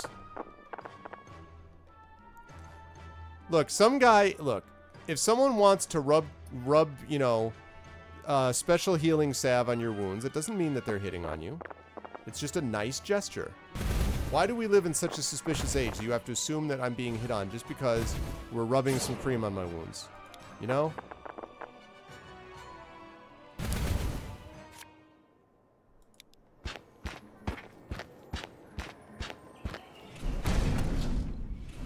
Okay. So, I still need to get a tattoo, and I need to get that silver thing, so I need more gold. But, I also need to get... So, we'll try one more thing. We'll go... This is the tower, I think, of Balthus Dire, if I'm not mistaken. Oh. My bad. I don't have all the necessary items. Sorry.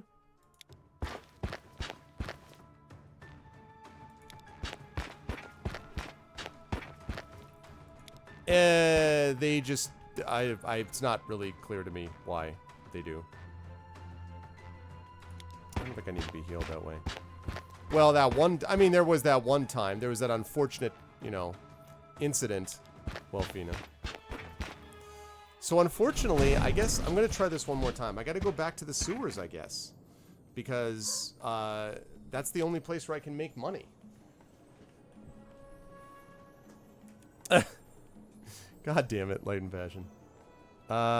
Selling booty. Okay. Okay. Palaces are cursed. Whoa! Hey there. Silfrina has become an Arva patron. Silfrina, I think, has just subscribed. Silfrina, I don't think that's a resub. I think that's a new sub. Thank you, Silfrina. Thank you very much. Can we get some Arv hypes from the subs? And can we get some, you know, get hyped and so goods and all that stuff from the folks who are not subs? Thank you very much, Silfrina. I appreciate that. That brings us up to 20 subs, guys. We have got 20 subs now, so that's awesome. You can hit that purple button if you want to do the same. Thank you, Silfrina. Enjoy the emote. I hope you like it. And thank you very much. I appreciate it, man. Thank you so much. It's very kind of you. Okay, let us enter the city. All right. So I feel like I've got to go to the sewers, guys. I've got to go to the sewers and get gold and beat down this hag. Okay.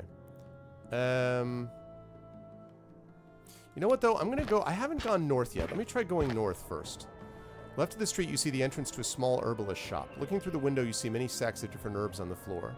There's an open sign on the door. You can see someone behind a counter. All right. Let's see. A small bell rings as the door opens, and a creature wearing a brown apron over his clothing looks up at you from behind the counter. He appears human-like, but has very ugly features and pointed teeth. You realize he's a crossbreed, half man, half orc. Attack the man-orc? Okay, what about these herbs? Smoking mixture and pipe for 2 gold, or a healing mixture for 4 gold.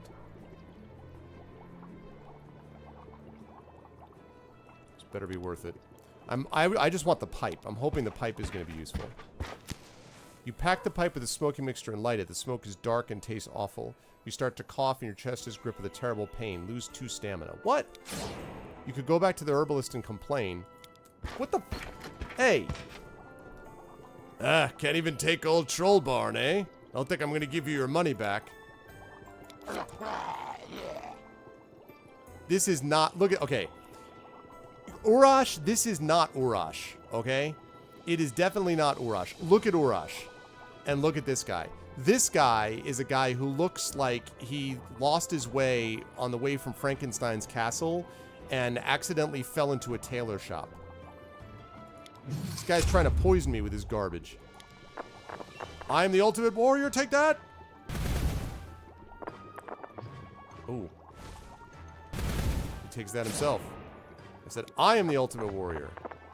There you go. Dice upgrade.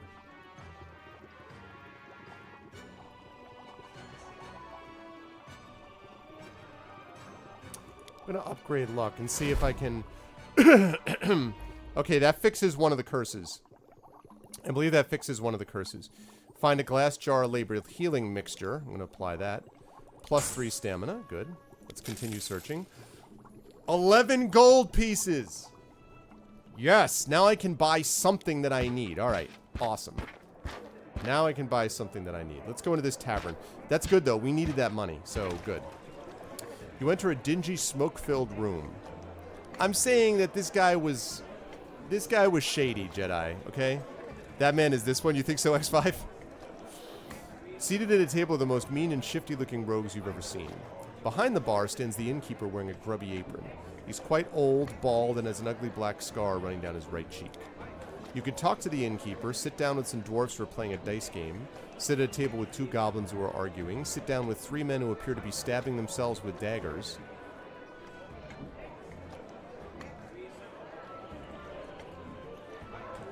or leave the table, or leave the tavern. I'm saying they don't exactly. All right, let's talk to the innkeeper. You order a drink, and the innkeeper scowls, telling you he doesn't serve people from out of town. He pulls out a dagger and slams it in the bar top, telling you to leave. Really? Here's what I'm going to tell you. I stay here. Oh.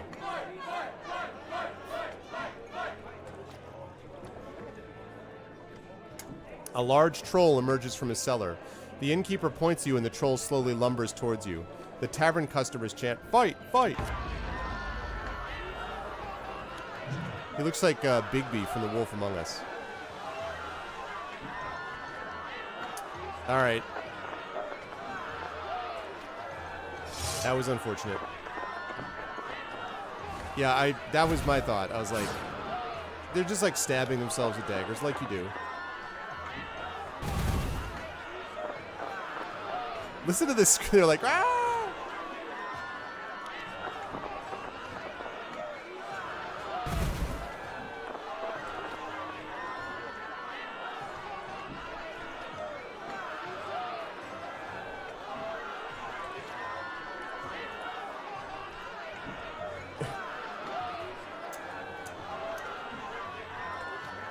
The sound when Donald Trump was elected.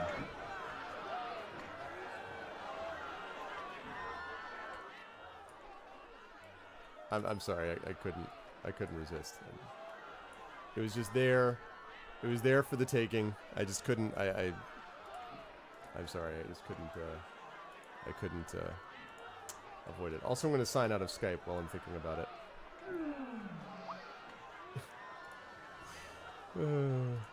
Good times, good times. Okay. Where was I? Oh, yes, I was killing off this troll. Okay. You finish off the troll, much to everyone's amazement, except mine. The customers go quietly back to their tables. The innkeeper apologizes for his unfriendliness and gives you a drink on the house. Hell yeah. +2 stamina. You've unlocked the title, the Bar Room Brawler. Okay, that's cool, but I don't think that's as good as the Ultimate Warrior, I gotta be honest. You're being trolled, that's what. You tell the innkeeper not to be so discourteous to strangers next time and leave the tavern. That's right. Do that again. Ever do that again. Alright. He doesn't even have a star rating. He's just a blank. A large wooden kennel. Approach the house. Yes. You hear growls and loud barking coming from inside the kennel, and suddenly an enormous wolf rushes out of the kennel straight at you. Long chain is attached to its collar. This may stop it from reaching you. Okay. Whew. Lucky. Chain pulls taut and the wolf jerks to a halt. Continue towards the house. Try to turn the large brass handle of the door, but it's locked. I have a key. Don't I have a key? I thought I had a key. I have a bronze key. Can't I use my bronze key?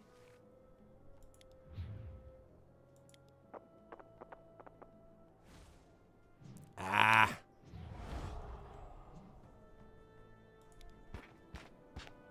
Shoot.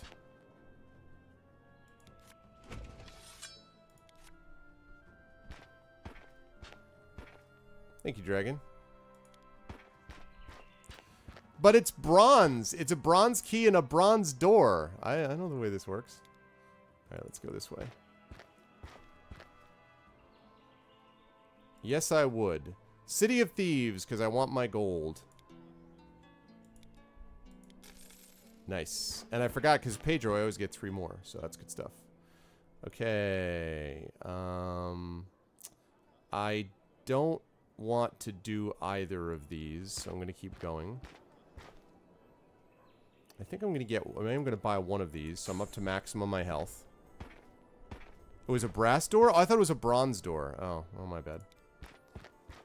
We're going to go across the bridge. Alright, I'm going to try to get this tattoo. Yes. That's it? I just get generosity? That's it? Okay. Tattoo parlor. Okay, this time I need your guys' help, okay?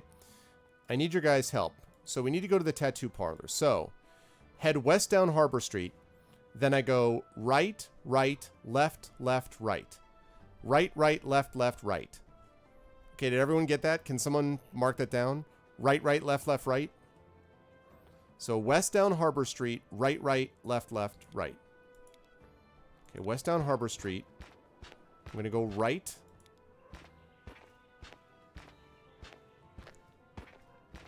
Okay, and then right. Oh, this is the silversmith. Okay, let me stop in here. And then I'm going to be going up Tower Street. So right, right, left, left, right. So I went right. So I have right, left, left, right. Okay, right, left, left, right. First I'm going to get what I need to get from here. Right, left, left, right. Okay. Silver throwing knives. Make one for 10 gold pieces. There we go. Completed a quest. I needed that. Okay. Oh, you're not going to let me go the other way. All right. Go down Clog Street. So, it was right, right, left, left, right. So, I went west, then went right, right, left. So now it's left, right. 5 gold pieces. Nice. Now it should be left, right. So it should be left. And then it should be... Oh, I don't need that, the cream right now. And then right. So this is what... There it is! The tattoo parlor. We found it. Oh, please be 10. Please be 10. Jimmy Quicktint, best tattooist in town. Yes! 10 gold pieces. Yes! Practice what you preach. You require a yellow sun to be tattooed on your forehead with a white unicorn in the center of it. 10 gold pieces. Hell yeah. Just enough. And we got the 10 because of Pedro. We only would have gotten 9. After a long and painful process of repeatedly pricking your forehead. Thank you, guys. Yes, thank you, Kilobyte and Jedi and Wolfina. Thank you, thank you. Thank you for the help, guys. With a sharp needle, he applies the indelible inks. He hands you a small mirror, and you find your new appearance somewhat strange. You shrug your shoulders and leave the shop. You have completed a quest. Achievement unlocked. Inked. I got the achievement of being inked. Okay. So, that means that now that I've got that, I think I may have all the stuff that I need, or close. Oh, I still need the clump of hag's hair. Okay, I've got everything else. I just need the clump of hag's hair, and then I'm good. Up, up, down, down, left, right, BA. You forgot select start. Only Taz with it are dragon tats. Okay, so I've got to find a clump of hag's hair. And the other place I could find it is Balthus Dyer's sewer. So... Nice. Snuck past. Who doesn't need it? Right. Exactly, John D. I've always said, you know, the one thing I'm missing sometimes when I'm just... I feel like is a clump of hag's hair. Okay. So... Okay, that's Balthus Dyer's tower. I need to find what's-his-face's tower. Maybe I can get it here. Can I get it here?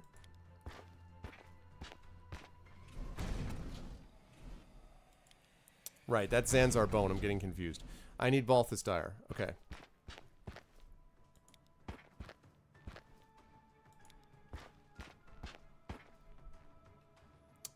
Okay, North Stonebridge and Darkwood Forest.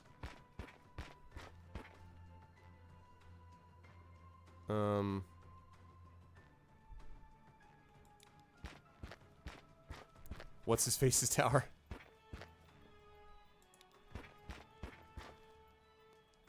Okay, I'm good with that.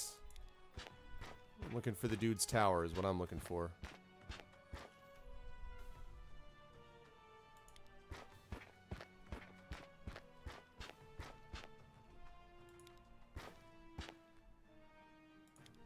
Alright, Coven doesn't help me.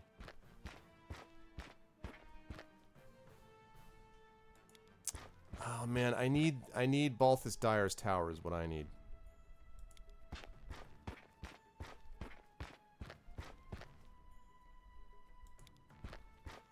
I think this is his tower.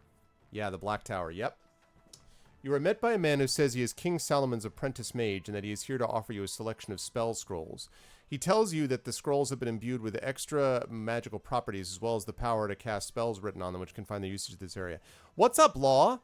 Oh my god, man, I haven't seen you for a while. What's up, Law? How you doing, dude?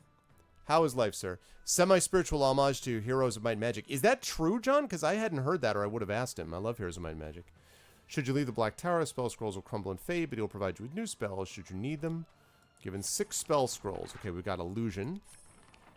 Stamina, 10 stamina points. Strength, okay. Fool's Gold. ESP allows you to tune to psychic wavelengths, help you read a creature's mind. Creature copy. I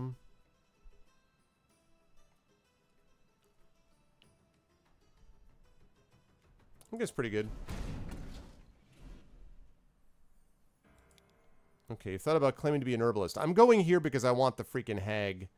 I want the hag's hair. It's the only reason I'm here. I don't want to deal with this Balthus Dyer guy yet. I just want to get into the tower and go to the basement and fight a hag and get hag's hair. If you've thought about claiming to be an herbalist, come to treat a guard with a fever. You could pose as a trader or an artisan, perhaps a carpenter. You could even be a nomad seeking shelter for the night. You hear muffled gruntings as you approach, and 2 creatures step forward. On the left stands an ugly creature with the head of a dog and the body of a great ape, flexing its powerful arms. The other creature is the opposite, with the head of an ape and a body of a large dog. Ladderguard approaches you on all fours. It raises itself on its hind legs and addresses you. Which story will you opt for? I'm a tradesman. I don't... Oh, yeah, Fool's Gold. Here's a nugget of gold. Yeah, worked. Thanks. Thanks, Brosifs. Walk forward into a spacious open courtyard surrounded by large walls. In the center of the courtyard is a large monument of some kind. Looking to the opposite side of the courtyard, you can see what appears to be the main entrance to the tower. You can follow the wall to the right, stride boldly across the courtyard toward the monument in the center, or head towards a man crawling on the floor to the left. go to this guy. Yes. The old man's strength begins to return. He tells you that he was beaten about the head by cruel Ganges who delight in thuggery. You start talking to him about the Black Tower when a stab of pain from within grips him. His eyes narrow to slits and he throws himself forward, sinking his sharp teeth into your arm. Lose 2 stamina? What?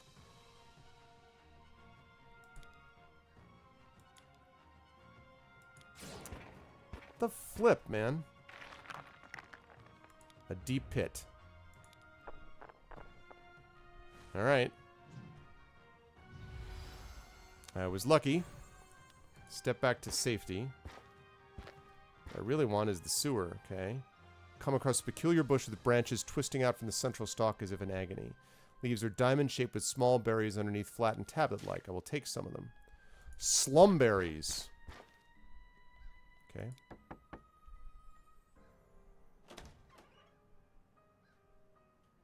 The door opens and a large, brutish creature steps out.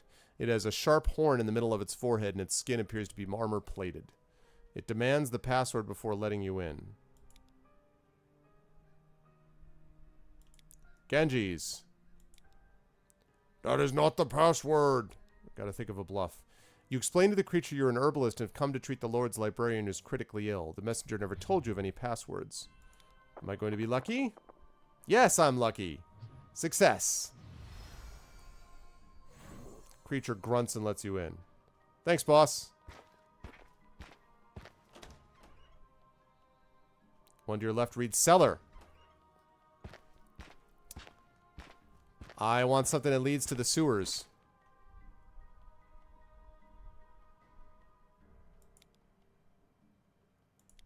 Alright. Should have said melon. Exactly. Hovering above a rough wooden table, fast asleep, is a very small man dressed in a green shirt and pantaloons. He cannot be more than a meter tall, and you cannot believe he's still asleep after your noisy entrance. You hear a creak and turn to your right in time to see a small catapult fire a missile of some sort straight at you. You try to duck but cannot avoid the full impact of the missile, which hits you on the forehead and splatters all over your face. The mushy liquid drips off your face and onto the ground. Cautiously you test it, first with your finger and then with your tongue. You have been hit by a ripe tomato. The hell? You turn to face the sleeping creature once more. The little man opens one eye and looks you straight in the face. A wide grin spreads between the creature's ears and he disappears. Good morning to yer, says a chirpy little voice behind you, and you look behind you to see him standing there still grinning. I'm O'Shamus, the leprechaun. She holds his hand out. I'll shake it. You grasp his hand and introduce yourself and cry out as the nerves down your arm go numb. You are using your weapon arm and gain an injury. What? You're becoming angry, but the little man continues to shake your hand and laugh. A laugh comes from your left, and you see him floating in the air grinning. But are you still shaking his hand in front of you, or are you? You realize you are frantically shaking hands with a stuffed dummy. Oh, Seamus. You throw it to the ground, but it is stuck to your hand. The situation is ludicrous, and you are becoming very angry. Just a little joke, says the leprechaun and snaps his fingers. The dummy disappears. Now what can I do for you? Oh, I shouldn't go this way. These are not pleasant parts. There are 4 doors here, but one can only be opened from the other side. 2 of them are very dangerous, and one of them is very smelly. What would I take? I would not take the one next to the locked one, nor the one to the left of the one opposite the locked one. Logic puzzle time. Man, yeah, Seamus is messing me up. All right. Don't take one next to locked one. Don't take one to left of the one opposite one. Well, I could take the locked one. All right. Wait. Which one is locked?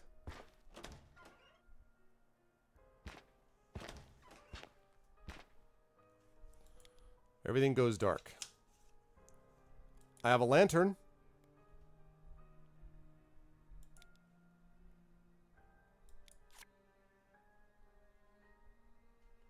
You regain consciousness. Your leg feels tender but is uninjured. You hear a small chuckle from nearby, then the whole thing begins to make sense. Floating above the table is O'Shamus, now laughing loudly. The whole thing has been one big practical joke. You're enraged at falling for the prank, but as you glare at the funny little man in hysterics, you can't help but see the funny side. You chuckle, then giggle until you are both roaring with laughter. You eventually settle down and chat with O'Shamus. He's a pleasant little man. Before you leave, he says, "Indeed, you are a good sport. But the way ahead is fraught with danger. Perhaps these'll help you." With a wave of his hand, 3 items appear on the table, which you take. A lucky charm. Use this charm to automatically pass the luck test. Remove a curse from a luck die with my lucky clover, which I'm going to use right now. Hell yeah. Battle sword. Roll a level 3 weapon die in combat. Sweet. New weapon is more effective in battle than your old blade, so you hand it to O'Shamus as a gift. This O'Shamus guy is alright. Guy's alright. Magically delicious. Alright, I got rid of a curse. I got that injury, but I got a battle sword now. Battle sword. That's pretty awesome.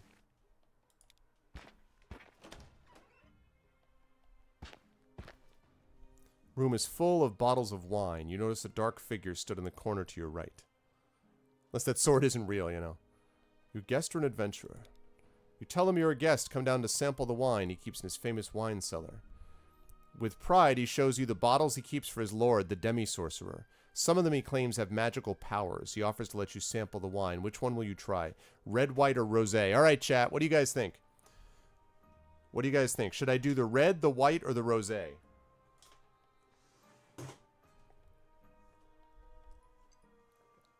Sweet dreams are made of cheese. Who am I to disagree? I cheddar the world and the feta cheese. Everybody's looking for Stilton. Some of them want to Swiss you. Some of them want to Munster you. Some of them Monterey Jack you. Some of them pepper jack you. Okay, what am I eating with it? Well, clearly cheese. Red, never rosé. Rosé, fish. Bartles and James, red, red, white. Chat does not have one vision on this. We got a lot of all these things. We got red, red. Alright. Let's see. You taste the red wine and nod. It's a refreshing wine with a fruity taste. You try a little more and start to feel lightheaded. You replenish 2 stamina from the refreshment. You thank the elf and press onwards. Nice. Woot.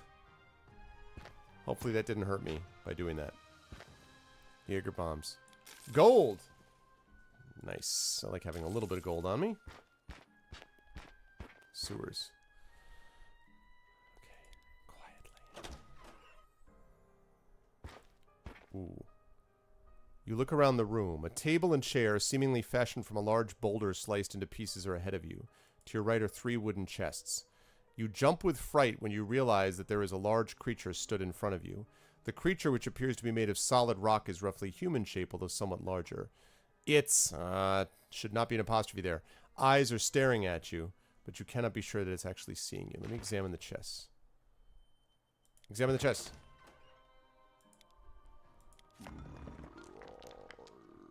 We're gonna use it. Stone Golem. Creature copy. Battle it out. After an epic battle, your copy defeats the original creature. Nice job. Okay. 3 locked chests. Let's try the left one. Smash open. Ah. Let's try the middle one. God damn it. Silver key.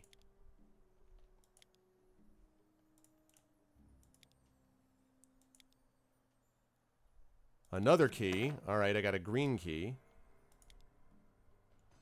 So we'll use this. A glass jar, and in this jar is a spider. But not a normal spider. Yeah, turn in the trophy for a strength point. Spider-Man, Spider-Man, does whatever a Spider-Man does. It's talking to you, but you cannot hear it. I found Mr. Rackney. You put the jar in your bag and make for the door.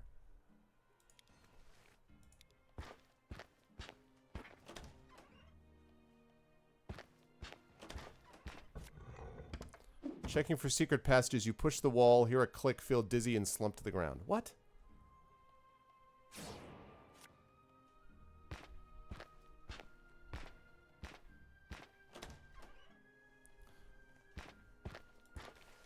Dude, I need some help with this stamina. Don't I have a stamina potion?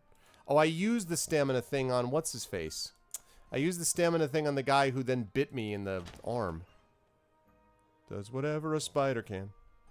I know, could be another pet. You enter some sort of grand dining hall. This is not helping me find the hag's hair.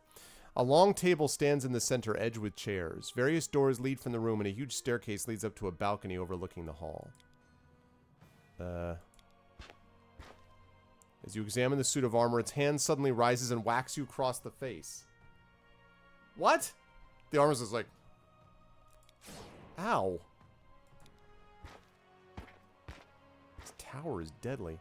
Painting of the Black Tower itself, cloaked in the darkness of night, sat on top of Crag and Rock. Down in Crag and Rock. Dun da da da da. Ba da ba da ba da da da da. Oh god, a trap. Well. Welp! Great.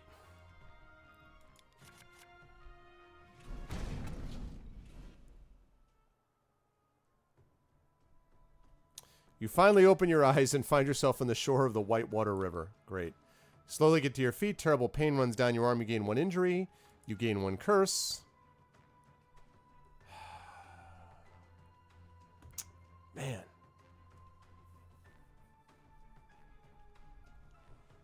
All right, well, that's a good stop. I think place for us to stop because I did want to play a little bit of Lunar tonight. So I'm going to give that a rest for now and take a short break and then come back with Lunar.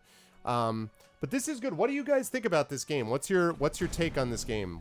How's your feeling about how it went? How am I doing on the achievements of this?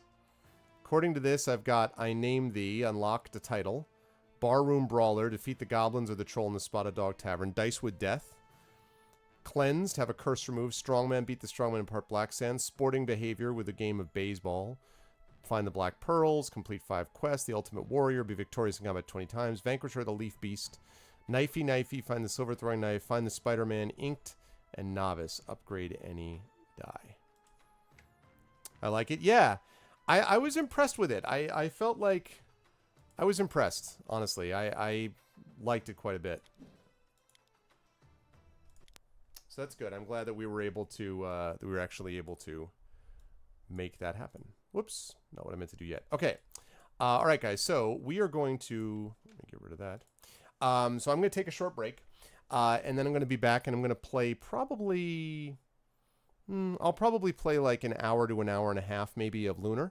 And then I will call it for the evening. So if you haven't done so already, thank you to those who followed tonight, who subbed tonight. Thank you to those of you who have checked it out. If you like what you've seen so far and you want to see more of it, please support the Patreon with ! Arvtreon, or to sub to the channel, which would be cool. Yeah, but that happened in the original game as well, Wolfina. You're going to get it for your tab with your Google Play credit. Yeah, and you can get that on any of the platforms. You can get it on iOS. You can get it for, for an iPad or an iPhone. You can get it for Androids. You can get it on Google Play, and you can get it on Steam. So that's pretty cool. So I liked it. It was pretty neat. Okay, so I am going to take a break and get something to eat quickly and then come back. So I'll be gone about 5-10 minutes. I will leave you guys with some music, but don't go anywhere. Talk amongst yourselves. When I get back, we will continue with Lunar Silver Star Story. So please, in the meantime, follow the channel, do all the things, and I will catch you guys in just a little bit. Hang tight.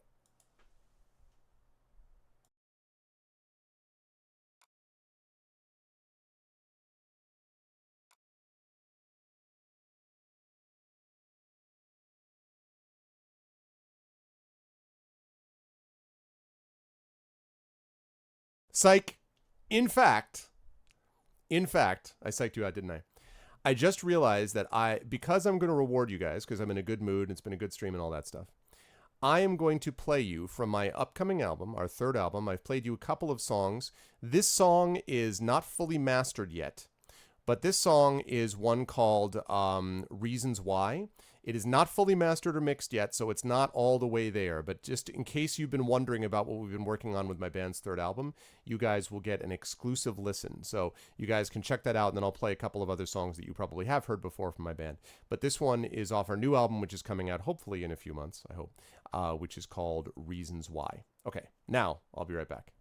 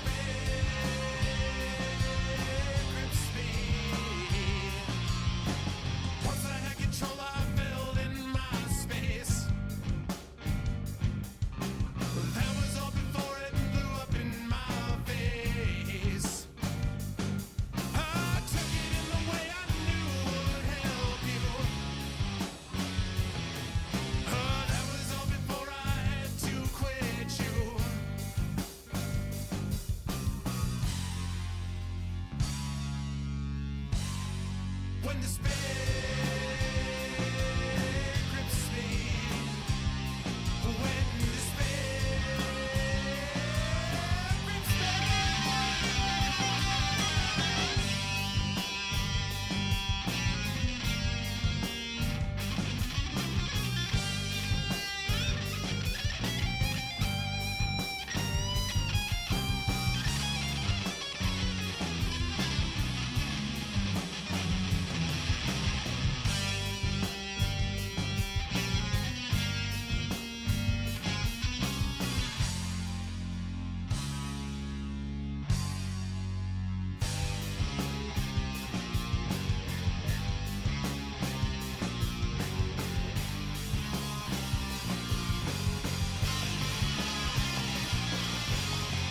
That control I held in my space. That was all before it blew up in my face. I took it in the way I knew would help you. That was all before I had to quit you.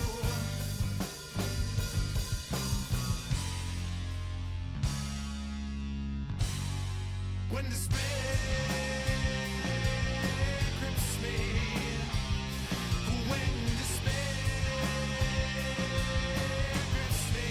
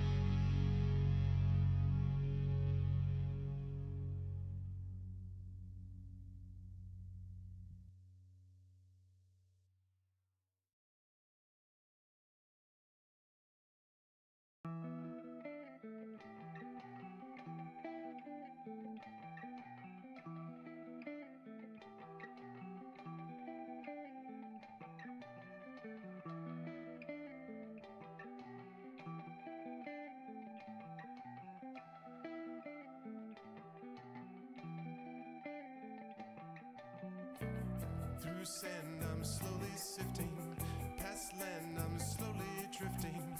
This ship I'm finally taking home. Each time I had to find it, each time I had to time it. This time I headed home alone.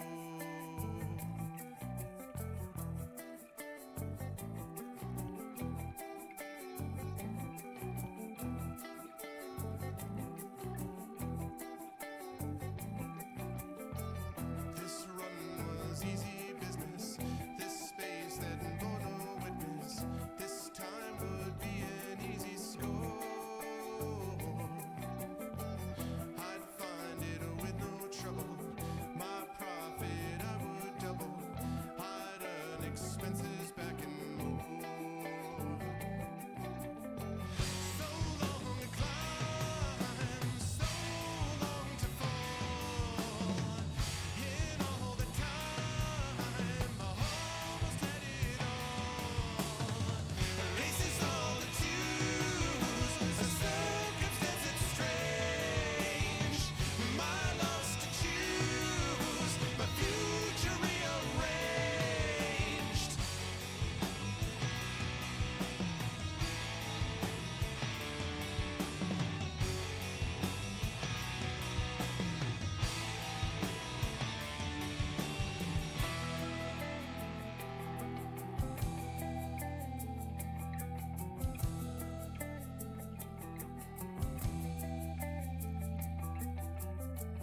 The second week from land, my destination close to hand. We'd had no trouble yet at all.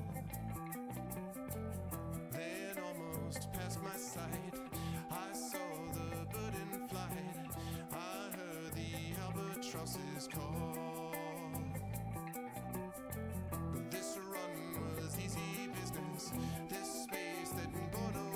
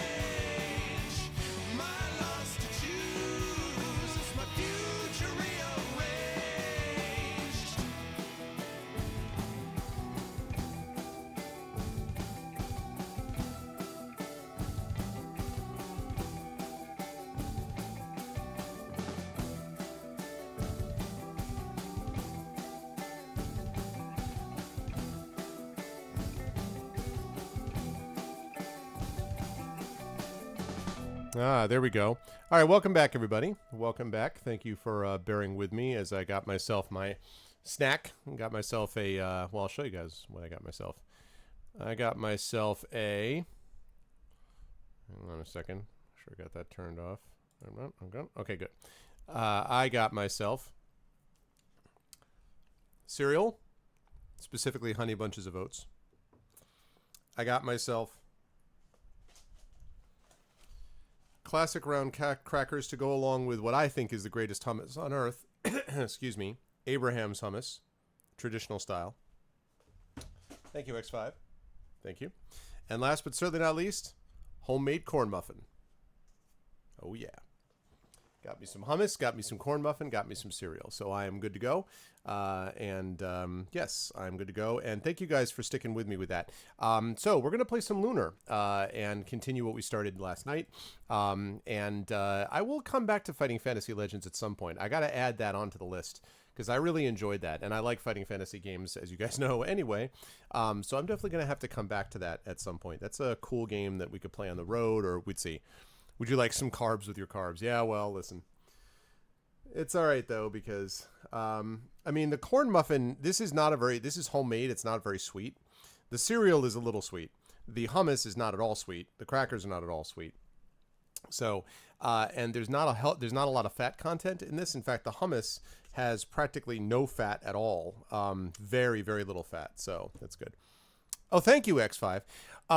Yeah, well, so the last two that we played were, what did I play? I played Despair, which Shadowed Mage is a big fan of, and then Lament. Those two are pretty close. They need to be mastered. There's a little bit of tweaking, but pretty much they're there. The first song that I played is the one that is fairly new. That's Reasons Why. That one is has not been mixed very much. There's some things that need to be done to it. I mean, the vocals need to be kicked up quite a bit. The balance needs to be done a little bit better. The drums need to be pulled back. I mean, there's things that need to be done to the mix to kind of make it work. But I mean, that's why I said it's not done yet. It's got to be a little tweaked and mixed and mastered, but it's close. But thank you. Yeah, I'm pretty happy with the album, how the album is shaping up. It's taken us long enough, but considering what the band has been through and how many different, things happened over the last course of the last few years, as we had people that left, people that came in, people that got divorced and remarried and had kids, and then, had another kid. Like, all of the current members of the band all have multiple children. One guy has 3 kids, one guy has 2, and I have 2. So it's we're all kind of busy. Oh, I appreciate that, X5. I appreciate that. I can't do that, though, because it really wouldn't be fair to how the band is going to want it to sound in the end. So I can't do that. I'm sorry. If it were just me making the decision, that would be one thing. But the other guys are very clear that they don't mind having people hear it like this, but they don't want that to be the final call. So I kind of got to respect. It's not just me. I'm not flying solo. I'm a member of a band, so I'm sorry, but I appreciate the support and the kind words, and hopefully the final version will measure up to what you're thinking about. I hope so. I'm very pleased with the guitar solo actually in it. That came out pretty well too. That was Mike who was doing it. So yes, so that was the deal with that. All right. So with that said, let us switch over to Lunar. Lead singer always gets his way. Now, see, that's common misconception. If only that were true. If only that were true, man. Oh, believe me. My, how easy that would be. How much easier that would make my life if that were actually true. But unfortunately, it is not. Okay. I also have to adjust. Hang on a second. All right. I have got to adjust the channel. Let's see. Arv plays streams day 5 of Lunar Star Story plus sub emote hype.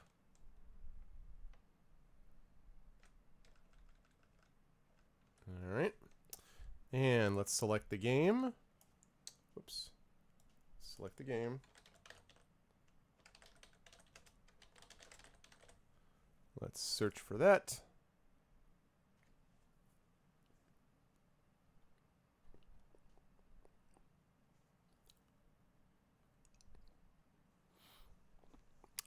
We do much of our own editing, but we do not do our own mastering. And we do a little bit of faint mixing, small mixing, but we don't do most of the mixing. Most of the mixing is done by a professional studio. There we go. That's what we want. And select community. Okay. Lovely. All right, that should be updated. So yeah, we did, although one of the guys that we had in the band did a lot of the mixing and mastering for our first 2 albums, but he is no longer in the band. We parted very amicably, but he just didn't want to travel anymore, didn't want to do any gigs out or whatever. But the guy who's doing this, it was actually one of our guitarists who's been doing a lot of the early mixing on this, but then we have a studio who's kind of wrapping up the rest. So raising We Happy Fuse price really grows. Is that because they feel like it's selling really well so they can afford to do that? Let's see. Here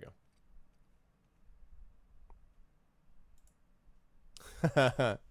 I know you're a big fan of that one, Shadowed. I'm glad.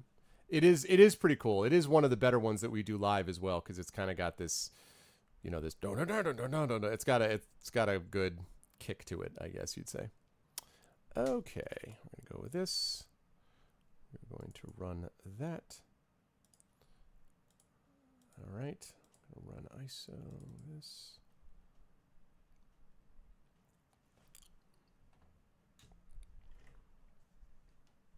Okay, now if all goes well. Good, lovely.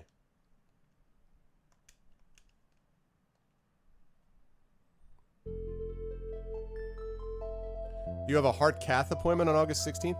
August 16th is actually my wife's and my anniversary. We will have been married 14 years. 14 years this year on August 16th. So, wow, man. It sounds like it sounds like ours is the best of any of those things. Good grief, man. Keep us posted on that, all right?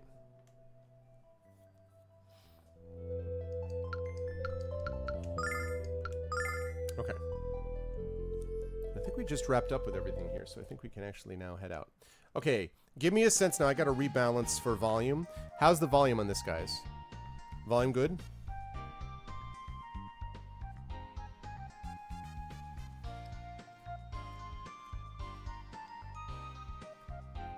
Yeah, seriously.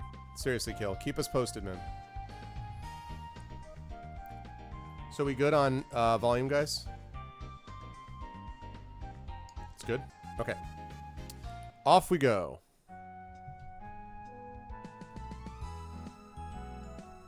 Volume levels are okay. Thanks, Gross. Okay.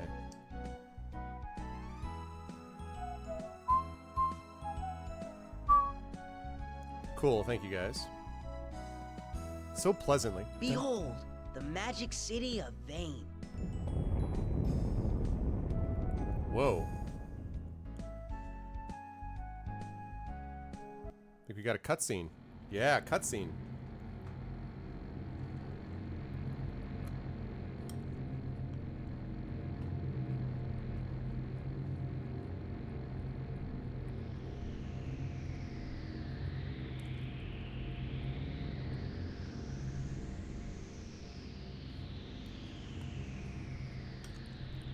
All right, I'm impressed.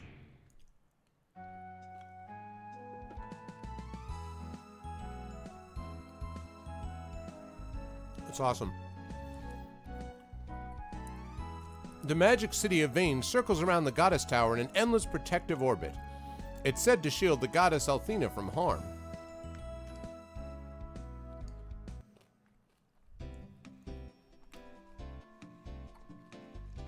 What's up? Just how many licks does it take to get to the center of a Tootsie Pop? I really want to know. That's not me, you idiot. It's a dumb owl that does that. Jeez. 1, 2, 3. Who are you? Wait, you're Nash, the star pupil of Galeon. I thought I was playing Complete. Localization people, man, I know. I knew I was becoming famous, but this is almost embarrassing. Almost. May I use the spring of transmission, sir? Of course, but that doesn't apply to these others. They're my friends, sir. I assure you that they're most worthy of ascending to Vane. I'm sorry, Nash, but they're not. Rumors abound that the Magic Emperor himself roams the land. Thus, Lemia Asa has placed quite stringent rules into effect. The only people allowed to use the spring, other than citizens of Vane, are the ones who are going to kick my ass if I don't let them in. It is not actually stretched out, no, Mano. This is actually, the resolution on this is the way it's supposed to be. So, this is actually not stretched out. You have it? But I thought this is Lunar Silver Star Story. I thought Silver Star Story wrapped it up. Are those who obtain an application for the Magic Guild from Phasia? I didn't realize those rumors are being taken so seriously.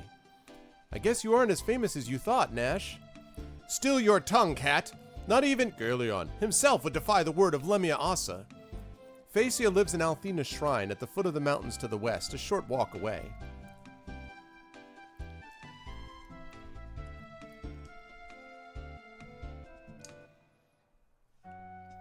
Why, does it look that way? Silver Star Story Complete is the first one, Lunar Eternal Blue is second. Oh. How is Lunar Eternal Blue compared to this one? Is it as good? Better?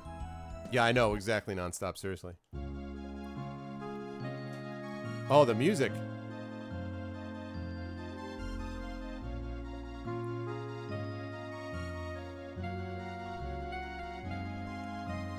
This is the great shrine to the goddess of beauty and love. What is your business here? We wish to pray. The goddess Althena will smile upon you wherever you may go. Thanks. Get out of my way.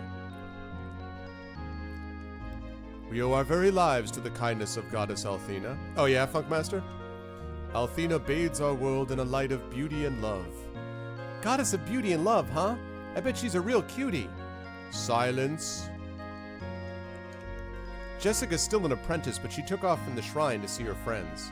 She would make an excellent priest if she applied herself instead of being irresponsible. Jessica's a lot different than her father described her. Do you seek to become the next Dragon Master, young man? In that case, Fus Rodan! The Dragon Master is the protector of the goddess Althena, and thus a friend to all who serve her. Does that mean you're going to help us out? Oh, no. I must remain here to protect the shrine. Too bad, I wouldn't mind a little adventure. Goddess Althena is the source of all kinds of magical power. If Althena's power weakens, the world will be shrouded in darkness and monsters will rule the land. Yeah, no, there's other ones that I had to worry about in terms of, like, stretching it too far, but it actually, this one is not like that. Because dragons are cool. Don't worry, as long as Vane is in the sky, Althena shall never weaken. Yeah, until Vane comes crashing down, which is clearly going to happen. Who are you? Priests who serve the goddess Althena are blessed with the most sacred of all magics, the ability to heal injury and illness with the power of the goddess's blessing. Luna can do the same thing with her songs. A singer with the power to heal? In all of my years as a priest, I've never heard such a thing. You must be mistaken. ... Heretic? Yeah, we're mistaken. I haven't been healed. Wait. Jessica looked so happy when she left.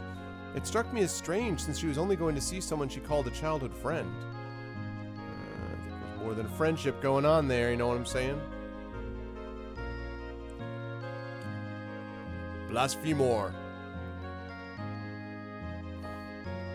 Alex, I'll speak with Phasia. Wait right here. Wait right here while you eat some cereal.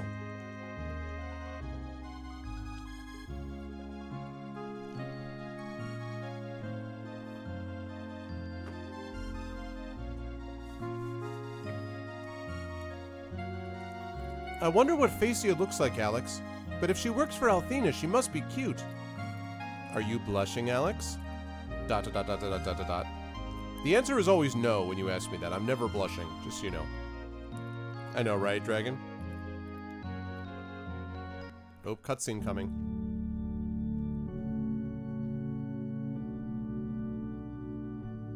Good day to you all. Good day to I you. am Phasia, head priestess of the Temple of the Goddess. Oh my god. I have received word that you are on a journey to become the new Dragon Master, Alex. I pray that you choose to stay in Vane and become the guardian of Althena, for as you know, we haven't had a dragon master since the days of Dyne came to an end. It's a lot of pressure, lady. I just want to go up to a city, okay? Since Dragon Master Dyne's passing, no one man has proven worthy of the title. Perhaps you would be better served to study the ways of magic in Vane, Alex. That is a much more certain path to success than trying to become Dragon Master. But Alex doesn't want to enter the Magic Guild. He's looking for the 3 remaining dragons. Quark sent him. Becoming a Dragon Master is much more difficult than you might imagine, young Alex. I think it's definitely that the voice acting is not convincing. The voice acting in this is a little shaky, let's be clear. I would say that quality standards for voice acting have gone way up since this time. Again, why not stay in Vane for a while and see all that the guild has to offer? You might find a career in magic more rewarding and much less dangerous. Stop telling me it's less dangerous. And don't forget that 2 of the 4 heroes call Vane their home. Yeah, exactly. Studying magic in Vane. Exactly like fashion. She's right, Alex. You'll never find a more exciting place than Vane. And while you'll never be as skilled with magic as I am, I'm sure you'd enjoy learning it nonetheless. I don't know, Alex. At least think about it, Alex. Please accept this application form and at least visit Vane. Application form? The hell is this? I need a passport too? Got application.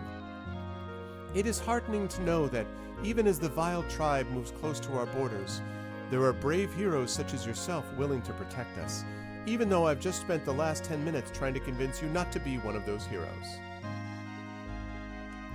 Take care, Alex. I wish you success on whichever path you choose to travel, even though I've convinced you the otherwise. Excuse me, Luna, was it? Excuse me, Luna, was it? I've told that your singing is absolutely wonderful. There's nothing the goddess loves more than a beautiful song. You must return and sing for me someday soon, or I will eat your soul.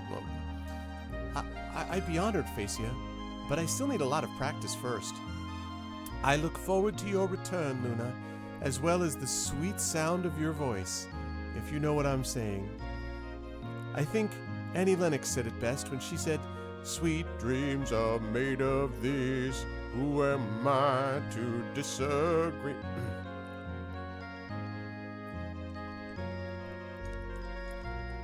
You're traveling to Vane with Facia's blessing? I have to admit I'm surprised. You children don't look like magicians to me. That's probably why Facia is head priestess and you're chief bootlicker. Damn!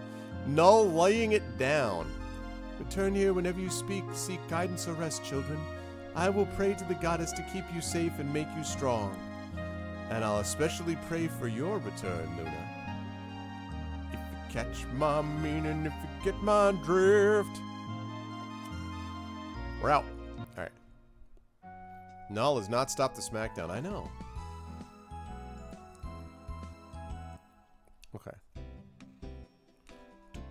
Hey, I got your stupid application.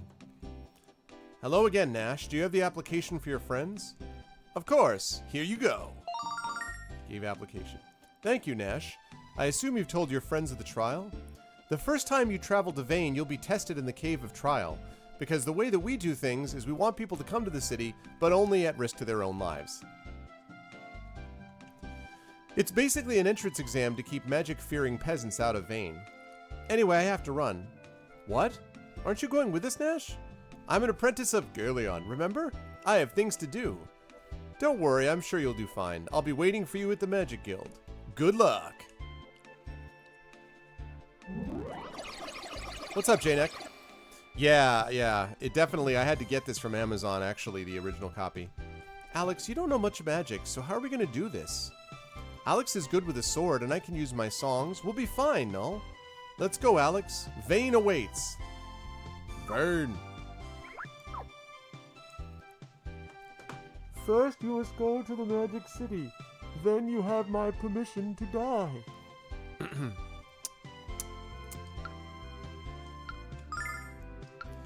It's so vain. You probably think the city's about you. You're so vain.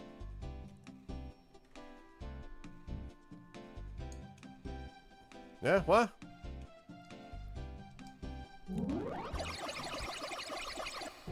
I know, right? Within 10? This is the Cave of Trial. This labyrinth is a sacred place for testing your magical strength. Thus, the use of healing or other items in the cave is forbidden. What? You must survive using nothing but your own abilities.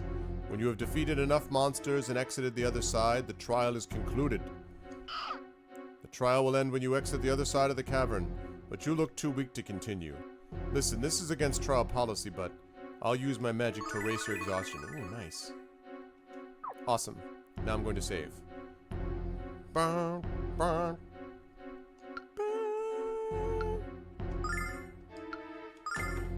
first, you must eat this cereal.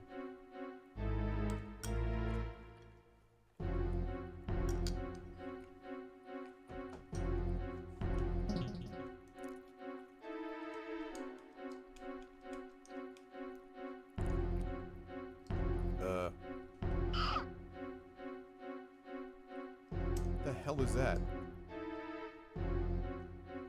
Mushroom. Death Shroom. Wow, Death Shroom, and there's 2 of us. Alright, well.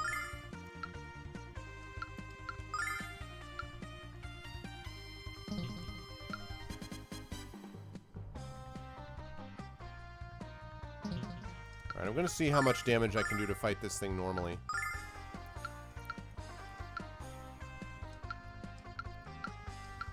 See if Hypnotize works. Oh, nice. Oh, alright. They're pretty weak.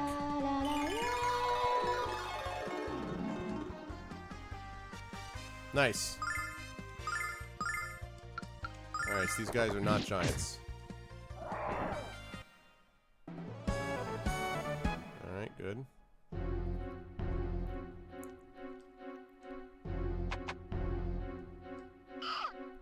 Ah!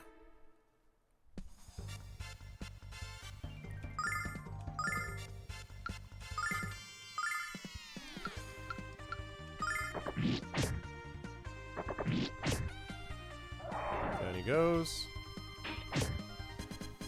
Nice.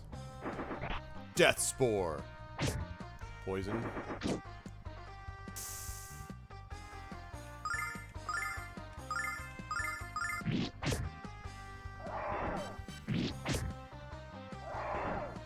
Alright. These guys are not a big deal.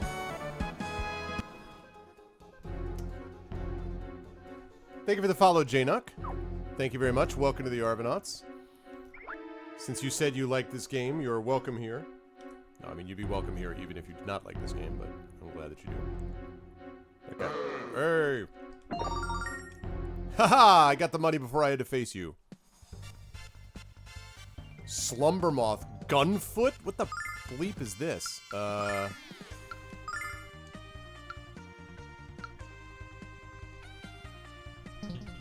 You know what? I don't know what that is, but I'm not taking any chances. And I would really love it if you could put them on the circuit. I don't know what the hell that was, but... Oh, they're fast. I may do that, J-Nuck. I don't know. I have a lot of other games that I got on the docket as well, so I'm going to think about it. We'll see how this goes. Slumber Moth has been put to sleep. The irony!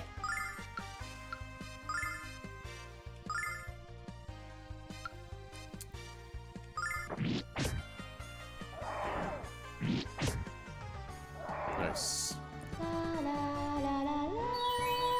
Lovely. It's a good question, Ghost. I don't know. I'm glad that I got him first. I need to check that, actually, and see. Does he stream it on... Does he do it on Twitch? Does he do it on Geek and Sundry? Will Wheaton?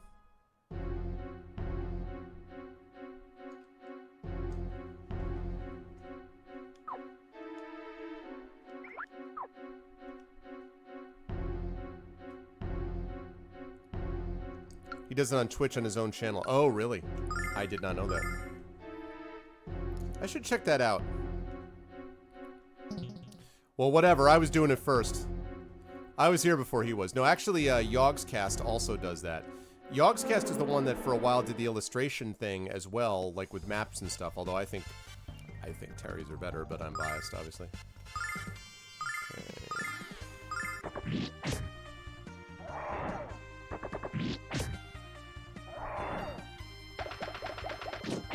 Ow.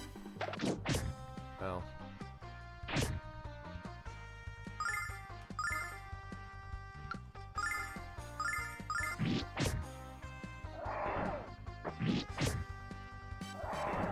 He only does choose your own adventure. Does he do it like with chat? Does he do it with where chat has to make the decision or whatever?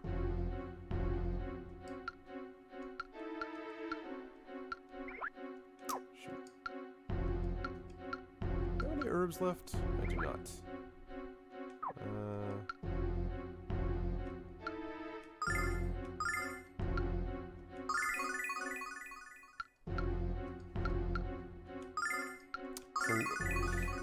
Excuse me.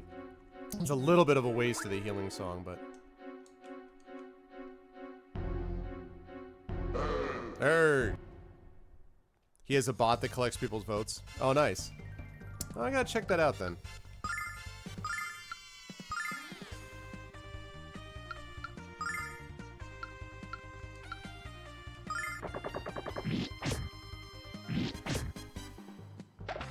Damn it.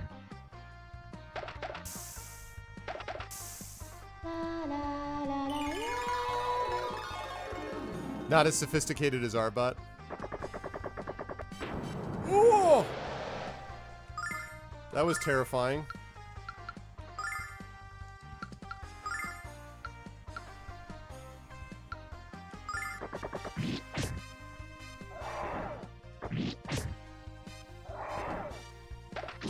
Ow.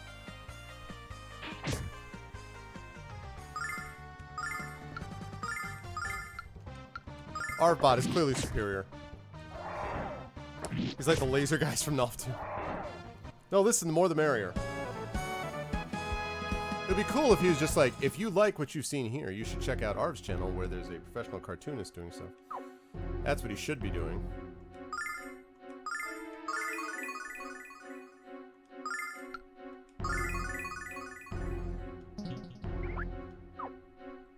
Oh, that's right. I'm not supposed to use items, right?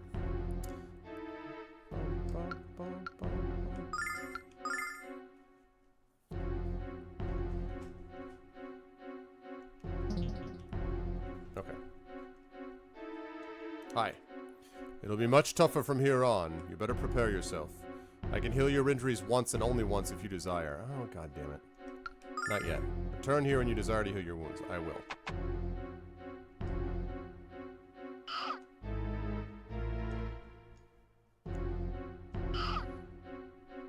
Alright, let's go this way. Chat was going by way too fast. How many people did he have there? Did he just have a ton of people?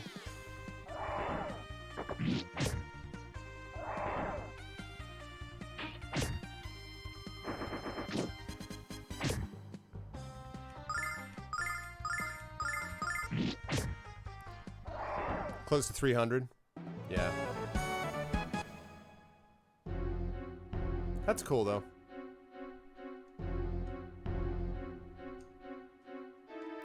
Alright, I gotta go that way. If I need to, I can get healed. I think it was that I'm not supposed to use healing items, Shadowed.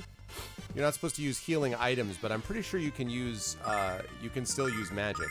Because they said use your own abilities. So I assume that just means not, you know,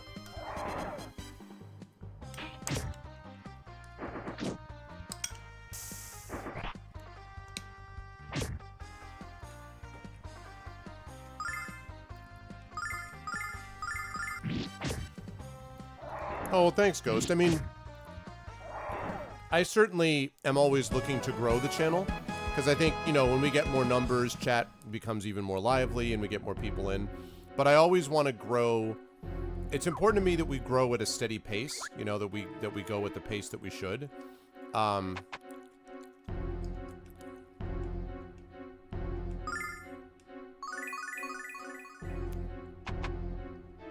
right, good. I was worried about them coming back. So, I always wanted to grow at the proper pace, which is what I've tried to do. And I feel like we've done a pretty good job of that. I feel like we're you know, we're growing at the right pace. So.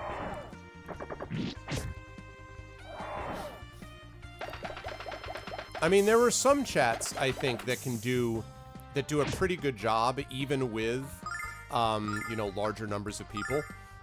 So it just depends on how it's handled. But certainly, when you're dealing with something where you've got thousands, I mean, it would require slow mode and stuff like that. So, yeah, and it kind of depends on how it's done.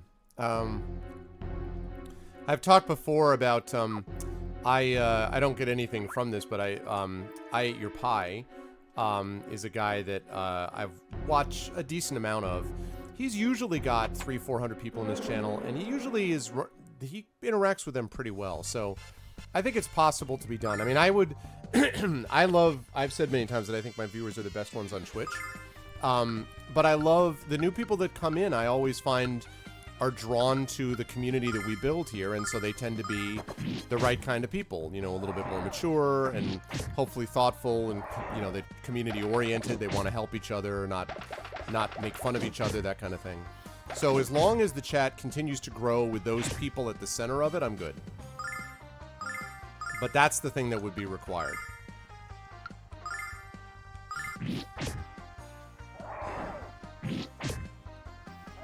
Oh, I've said many times that I have the best mods. I think I really do. I mean, I think we have really.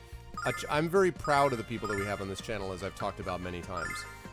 But certainly, I think it would be a good thing to get, you know, when we have more people here, that improves a lot. That also helps, you know, as long as it's the right kind of people who are, you know, here to help each other out and not tear each other down. So. All right, Alex gained a level, endurance by 2. Luna gained a level, hit points 3, magic 7, attack 1, defense 1, agility 1, wisdom 2, magic endurance 1. Learned a new spell? Yeah, I want to chat. Right, exactly. I want AGDQ chat. Abusive backseat gaming internet trolls. That is precisely what I need.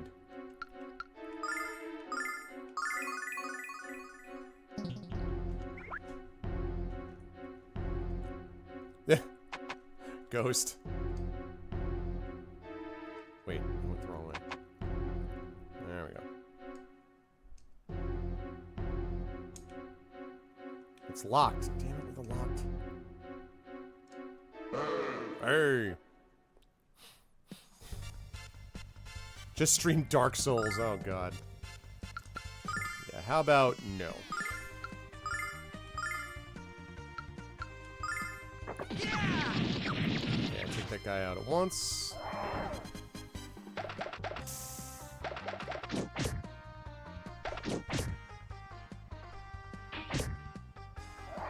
Nice.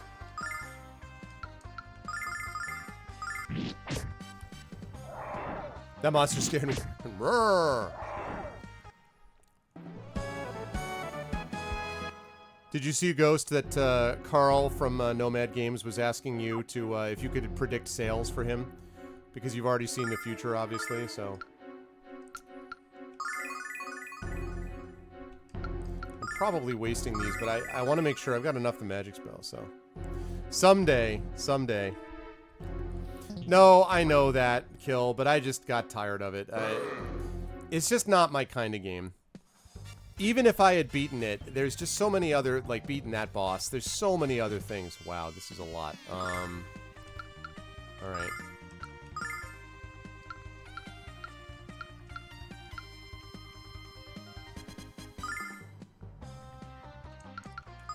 Let's try to get some of these people hypnotized. I was silent in character. No, I saw the ... I know. I appreciated that. I made it farther than Kilgore did. He's still getting unfollows. Yeah, I don't know why. I mean, I don't remember why Kilgore did that. Oh god.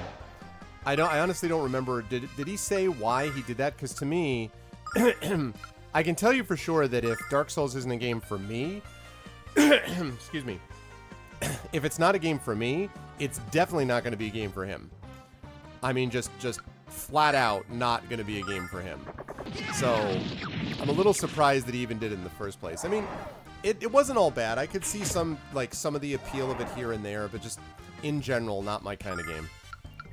Way too slow and frustrating, and most importantly, the constant redoing is like the just not so much. Oh, it was to raise money for Armcat. Okay, well, I mean, you know, he did manage to, you know, did manage to do that, right? I mean, he managed to get Armcat, did manage to get Spade as a result of it, so I think it was probably worth it. Yeah. Who are you? Hey, you guys must be newcomers. I can help you get out of the caves. All you have to do is ask me how. Alex, if he's such a genius, why is he still down here? Don't trust him. Take my advice and I'll have you out of here in an instant. It's like I said before, this guy is full of it. Alright.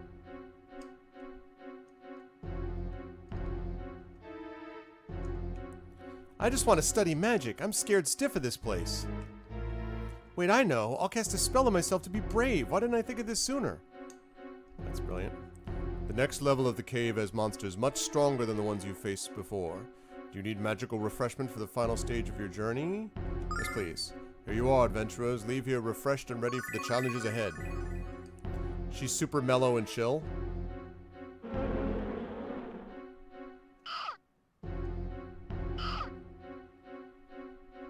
Well, yeah, I mean, that's, you know, I'm glad that he got her spade, because that makes a big difference. I've been told about how confusing the cave was, but I won't give up now. I'm going to become a great wizard and make my parents proud of me. I'm sure they already are. You're an inspiration.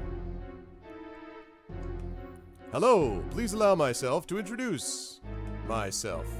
This cave's not my bag, baby. Would you swinging cats know the way out? Please allow myself to correct yourself. I am not a cat. God blimey, your cat flies and talks. Smashing, baby. Little Austin Powers. Allow myself to introduce myself. Yeah, I mean... Oh, hey. Jeez. Alright, how about that? Is that gonna work? Oh, nice. There we go.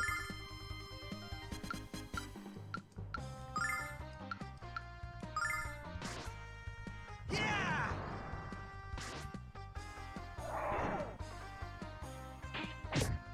It did not do a lot of damage. Damn it with the sorcery light.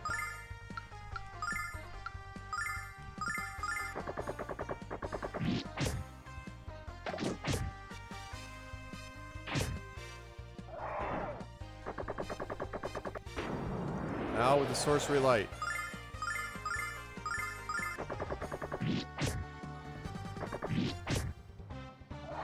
There we go.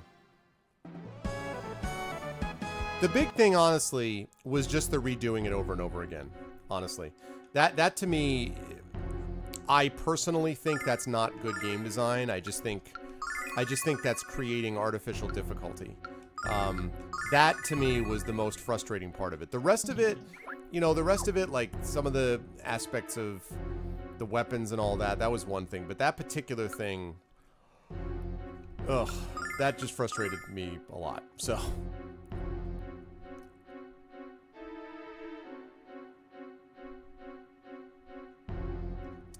Rigged. Exactly. Hey, what's up, Takanjia?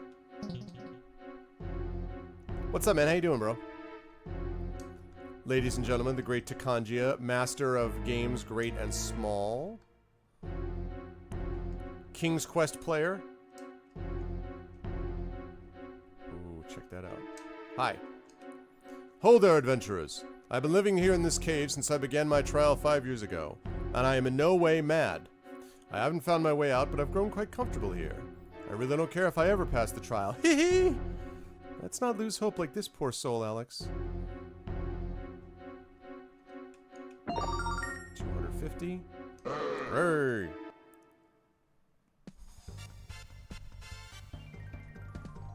Alright, let's see. Let's get rid of this sword dance guy.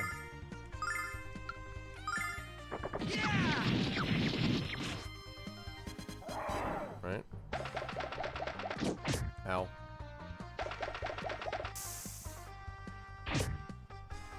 Nice.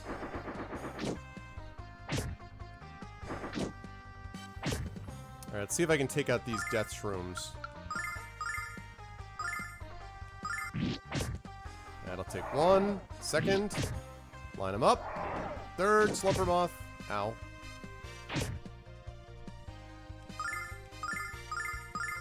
There we go. Defeat enemies Mega Man beam out of the fight. Broop. Dr. Wily is the true boss of this game.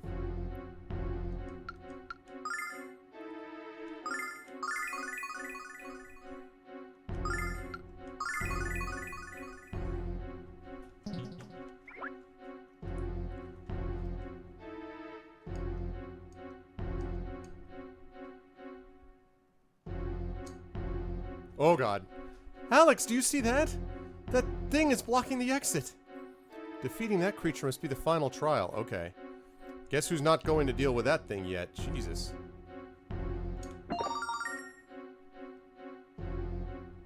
Alright.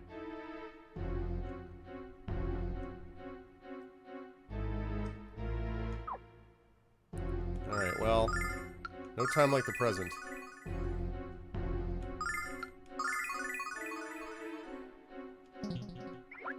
Alright, so let's save it.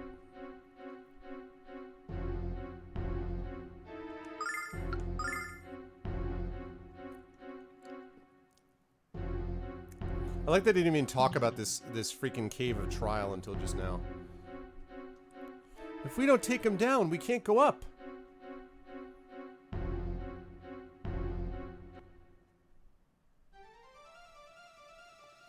Truffle Troubler, huh? Alright.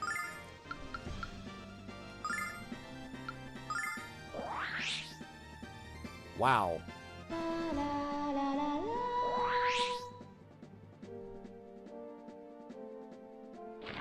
Mad Spark.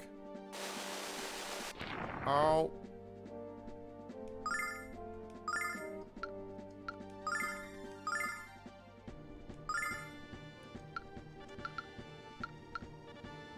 Alright, let's see. Cascade Song. Yeah! 275 damage. Wow. Oh, I thought... Okay, the defense went up. Good. Ow, again. Okay, now I need her to heal.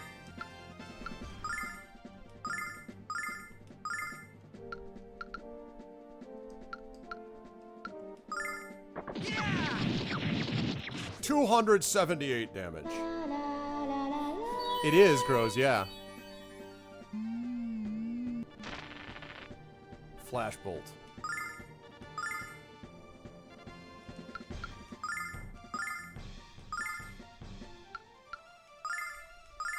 Yeah!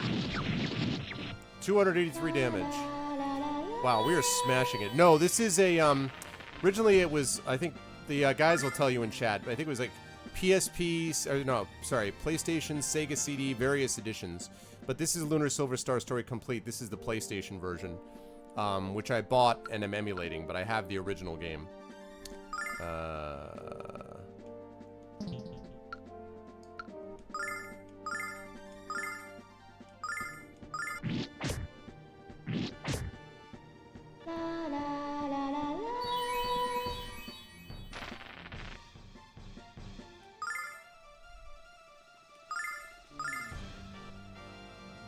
Okay.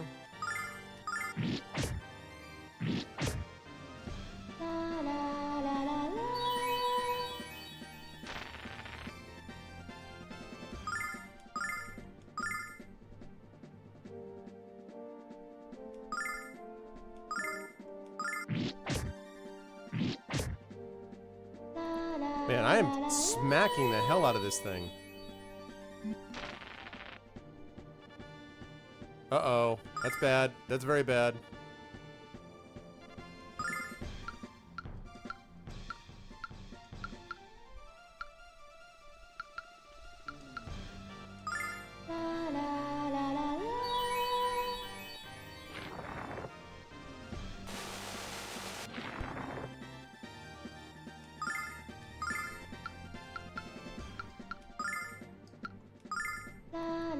Problem is he's gonna be dead.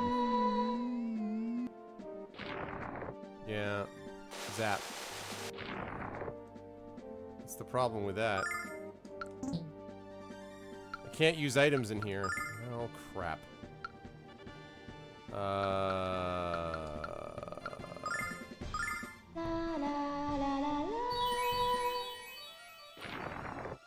Yeah, because the bottom left was getting in the way of something, but I can switch it up again. I forget why. The bottom left, I think, was getting in the way of something, but actually, you're right. This makes more sense. I don't know why I was still there. I was getting in the way of something else. Maybe for the game, maybe for Final Fantasy. I mean, Fighting Fantasy Legends. Thank you for reminding me. I am in trouble in this fight.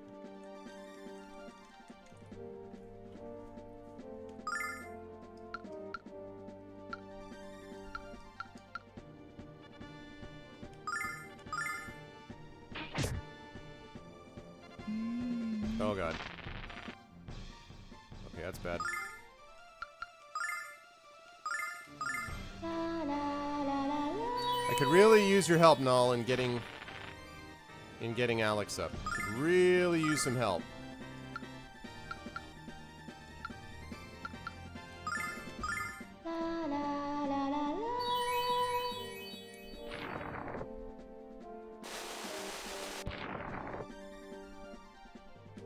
No, I could really use some help.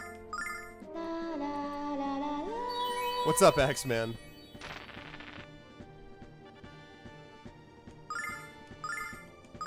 This is it. This is all I can do. I need help here, no. I need help, no. No.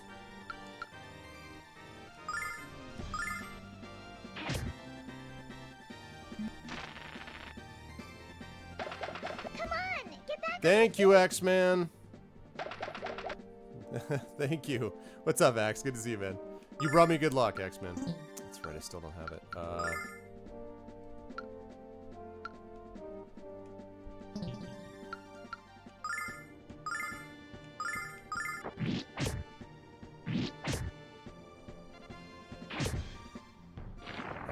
Come on. How much did I hit this guy a bunch? Damn it. Wow. I thought I did pretty well in that fight, and apparently I didn't.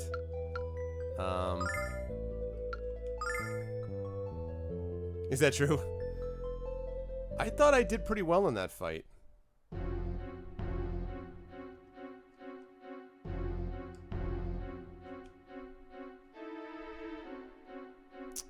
Yeah, this is tough. I mean, I thought... I don't know. Let me see what Explosion Staff does, and I'm gonna... Oh, wait, whoa, no. Vigor. And...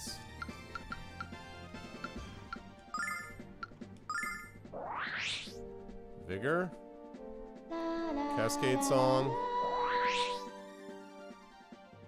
Yeah, the paralysis. The problem was that by healing the paralysis, I also couldn't heal him at the same time. Oh, crap. Crap.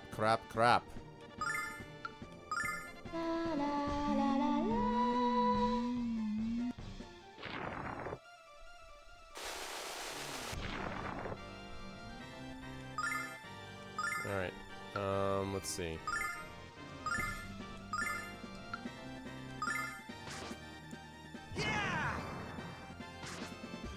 How much damage did that do? Did anyone see how much damage that did? Did that do any damage to him? I don't think that did any damage to him just then. Did anyone see? Did that do damage to him or not?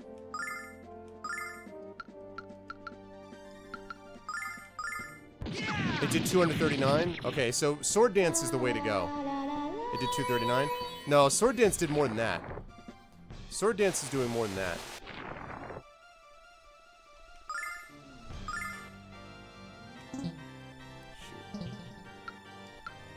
Yeah, I need to be doing Sword Dance.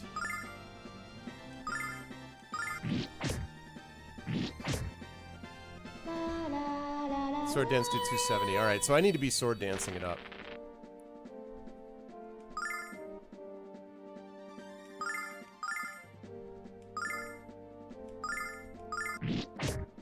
The problem is I can't get another cascade up because if I get the cascade up, he's gonna kill Alex.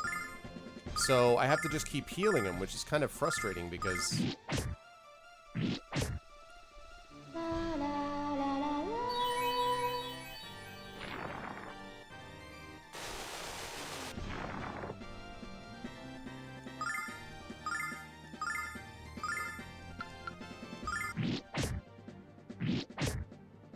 I mean, at least she's getting off the heals before they attack, but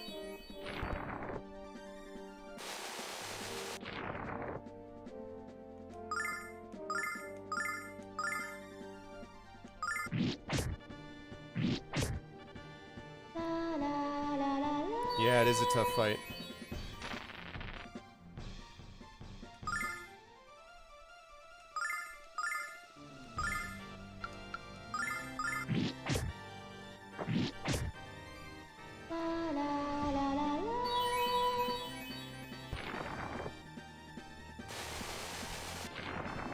Okay.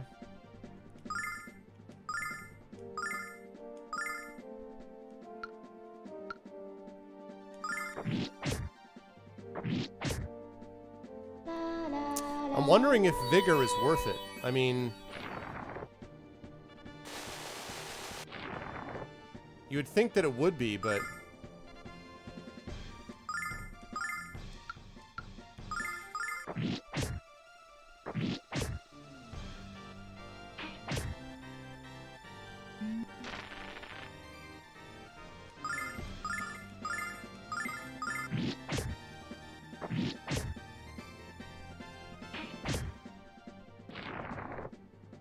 dead.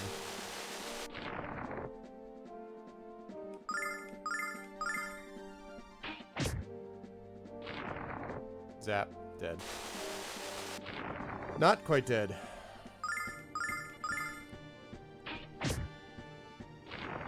No. If you could do Silver Light, is that another level thing that I don't have yet?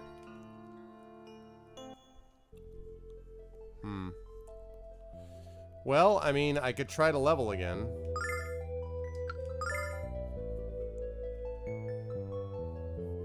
I haven't been avoiding fights, you know. There were like 2 fights that I avoided, but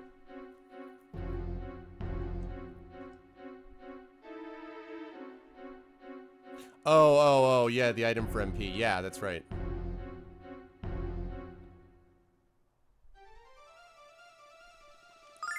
I feel like I can't take a chance on waiting for Vigor to take place, so I'm going to try Cascade instead. Or 58.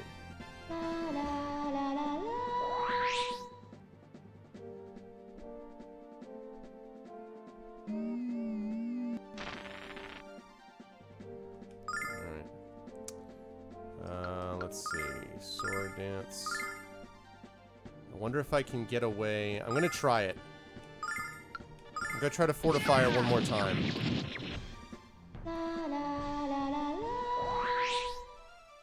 Attack 25, defense 22. Stay alive, stay alive, stay alive, stay alive, stay alive. He stayed alive. Alright, he stayed alive. That's good. Alright. That was big.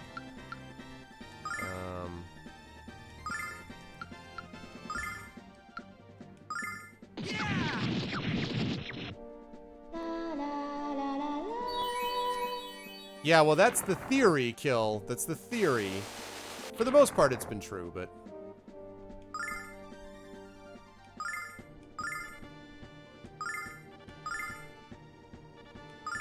$100 hit points per level? Oh, Jesus. So 1,400 hit points, you're saying?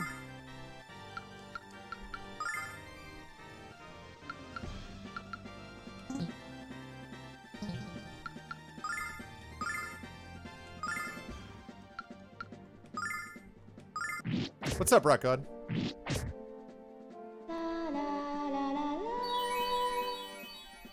I'll tell you this, when he gets locked on to Alex, he does not let him go, like, at all. I mean, he's doing about 100 points of damage per hit. So he did like the first 3 or 4 rounds. He did like 200 each. So 600. He's got to be up to like 850 experience now. 850, I would guess.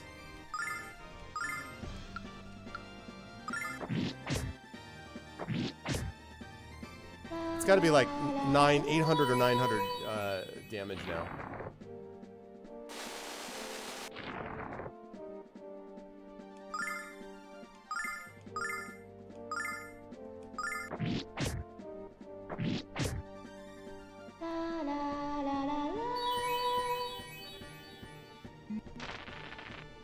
Okay.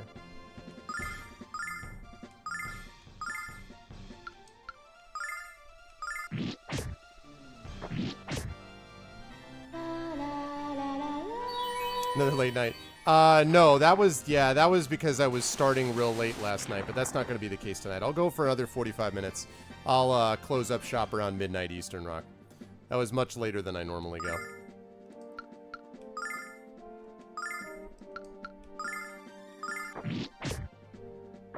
Hope we did enough damage.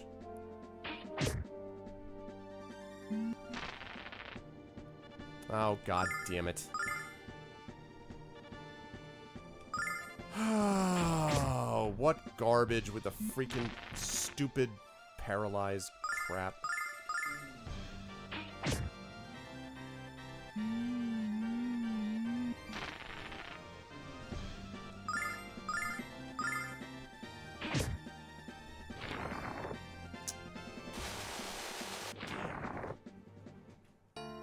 What's up, Windsor? Great game. Yeah, it is, although I'm having a tough time with this fight.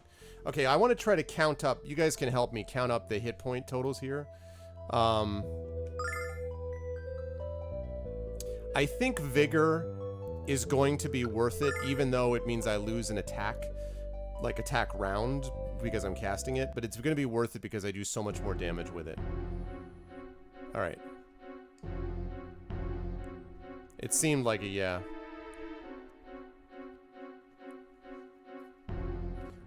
Sylvester Stallone is Cobra. Yeah, Cliffhanger. I saw Cliffhanger in a drive-through theater, like a outdoor theater. This is Lunar Silver Story complete for PlayStation. Normal attack while double cascade is put on Alex.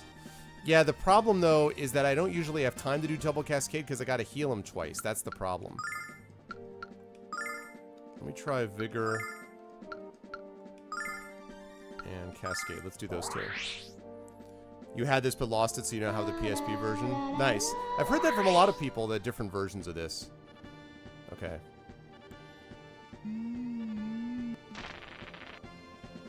Okay. Let's see. So, does anybody know if Vigor stacks? Vigor probably does not stack, right?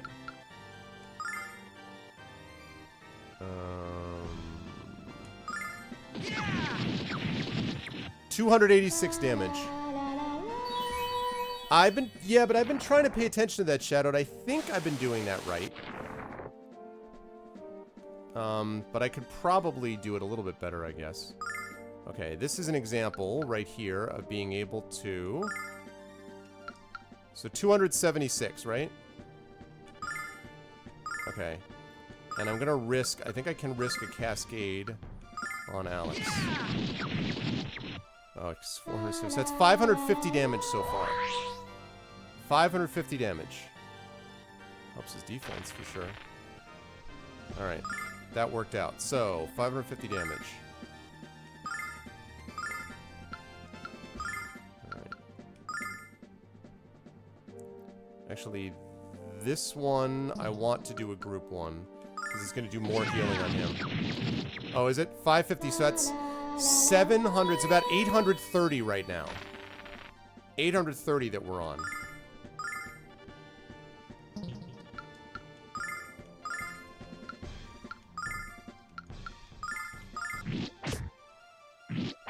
Alright, it's about 930. God damn it, that thing. Will he ever come out of the paralyze on his own? Will he ever come out of it on his own or not? Because otherwise, this sucks. Because I can keep him alive, but... God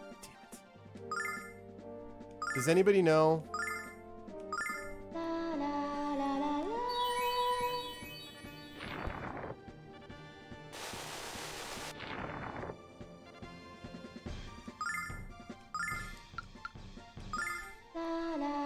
It's RNG. So he can come out of it on his own, theoretically. Oh, he did. He did come out of it on his own. Nice. Okay, cool. All right.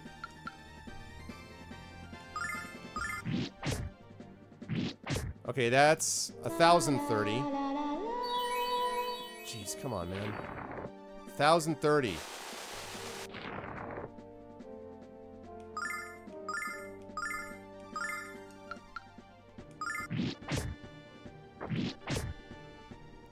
That's 1,130 damage so far. 1,130.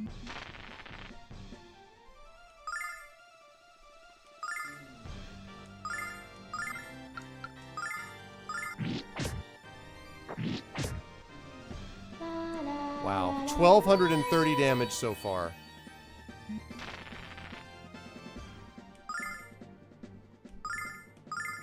Alright, this is her last healing on him.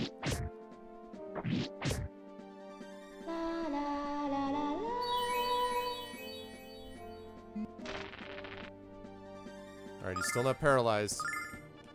Alright, unleash the gates of hell.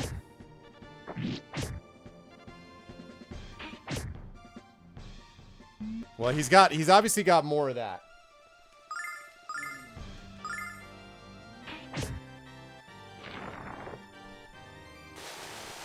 So he's got to have more than that. We've done like 1,500 points of damage to him so far.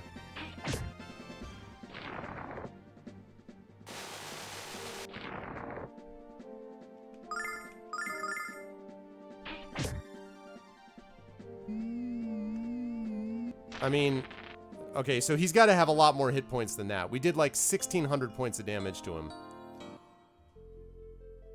I mean, that fight couldn't have gone much better than it did, except for the fact that he got paralyzed, but... Well, that can't be right. The FAQ has got to be out of date then. That can't be right. Because that would mean that he has... 063. That would mean that he'd have about 1,300 hit points, and we did like 1,600.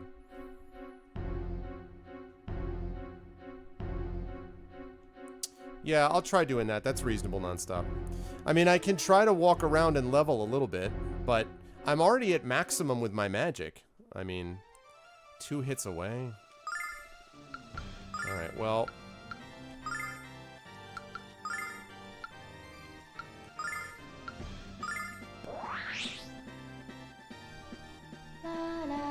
So I don't think I'm going to waste a second cascade on him because the attack is already maxed. So I don't think I'm going to waste more time on that, I don't think. You counted 1,476? Alright, thanks, Rock God. So still... Alright. I wonder if Vigor stacks. Does anybody know if Vigor stacks?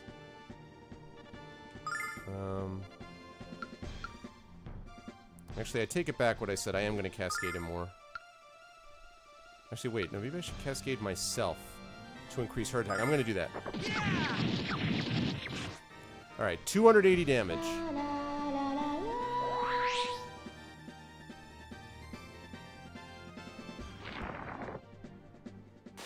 I'd rather he do the Mad Spark, because it doesn't do as much damage. Alright, 280 damage. See, here I have to do the Tranquil Song, because... It does a little bit, yeah. I think that's 560, right? Yeah, I was seeing that nonstop. I saw that. 560?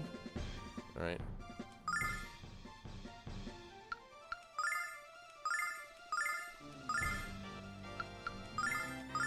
At least they always get off their hits first. Okay. So that's 760. That's about 830. No, it's more than that, Axe. That was 830 right there, I'm pretty sure.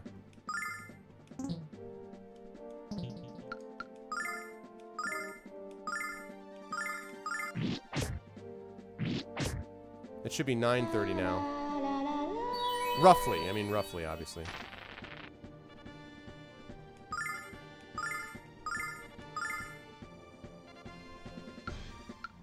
831 now? Okay.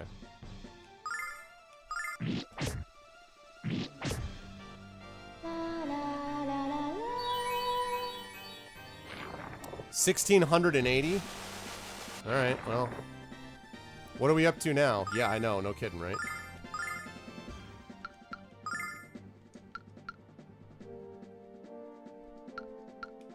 I think I can take a chance on not having her. He's getting pushed back, which should suggest, if you're right, that there's more damage being done. Okay, now she's got to do a tranquil.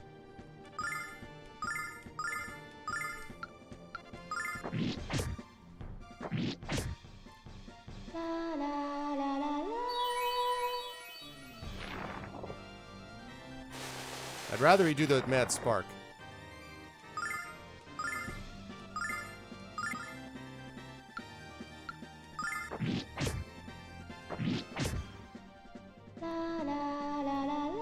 It's 120 times? Whoa.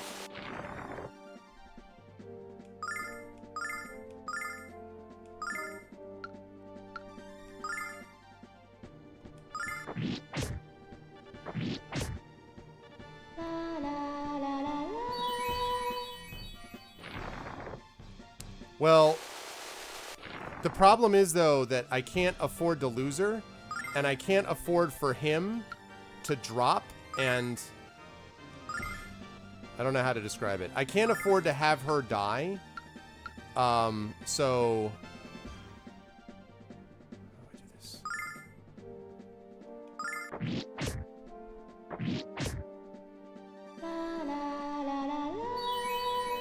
And she's got one more heal coming up. Alright.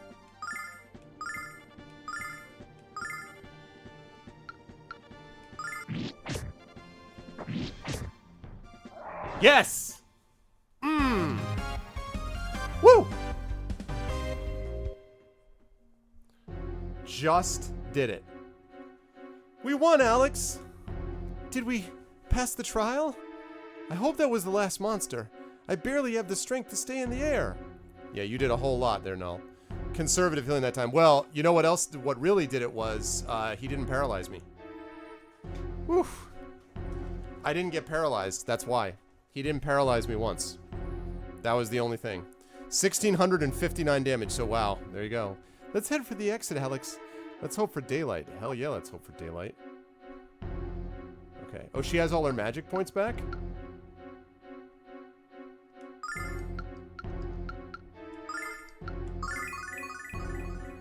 Alright. Just enough to do it. Right, before we do all that walking around thing...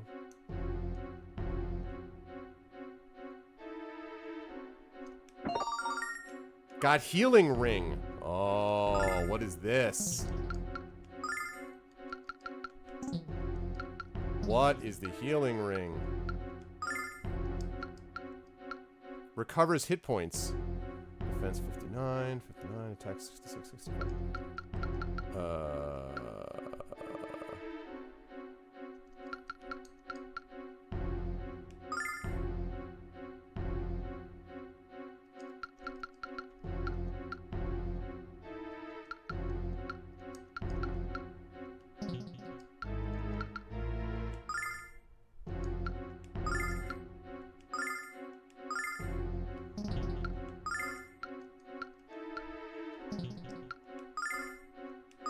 Okay.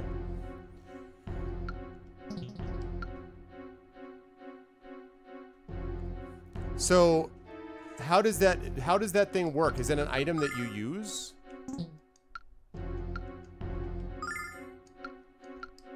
Is that an item that you use in combat or something?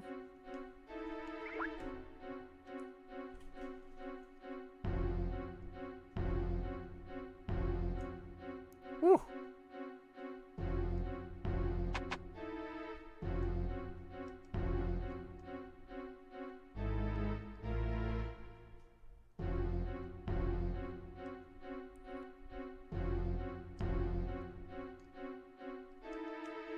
Hello and welcome. You've reached the end of the Cave of Trial. As new members of the Magic Guild, you may begin your studies in vain. You may also use items again. Good luck to you and go with the blessing of the goddess. Thanks.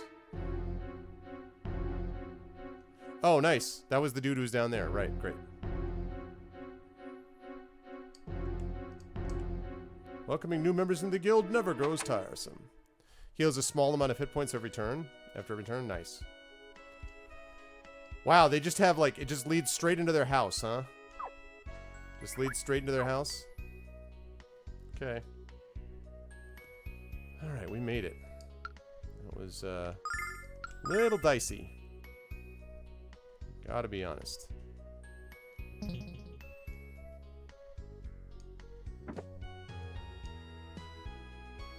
Wow, here we are, Alex, the magical city of Vane. It's beautiful, Alex. Nash said we could find him at the Magic Guild. All we have to do now is find it. Excuse me, sir. 2 of the 4 heroes, Lemia, Asa, and Master Gerleon, are residents of the Magic Guild. We've never had trouble attracting new recruits to the ranks of the guild with them on the staff. Alex, you admire them almost as much as Dine, don't you? Hey, I just realized that means we're going to meet 2 of your heroes in one day. My armor isn't just tough, it's magically reinforced for your protection.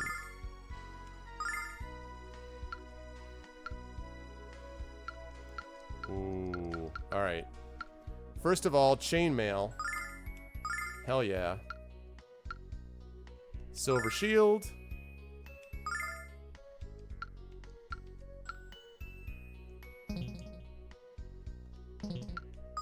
Alright.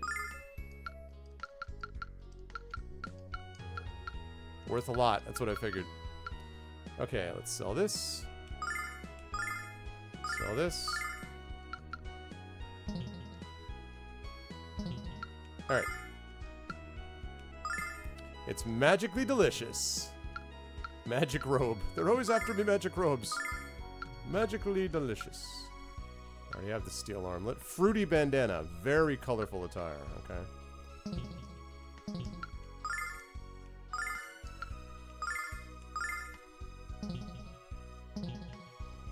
Alright. Thanks a bunch, kids. When you have more money to spend, drop it here. Alright.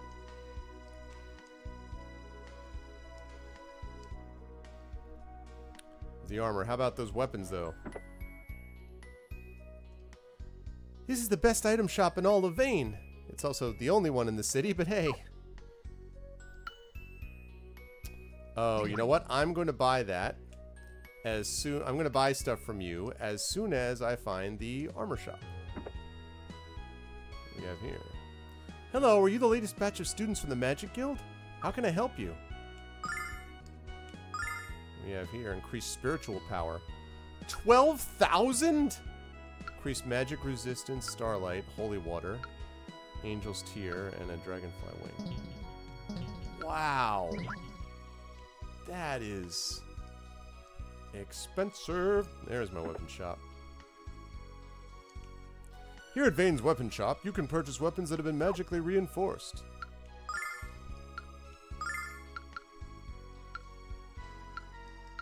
Saber, a dueling sword. Ha-cha-cha! I have not sold the soap. I am determined, Rock God. That soap is going to be useful for something. Everyone tells me that, and they better be right. Or there will be pain. No, just kidding. Dream Cane. An REM rod? So if I equip it, does it start going, shiny, happy people holding hands, shiny, happy people?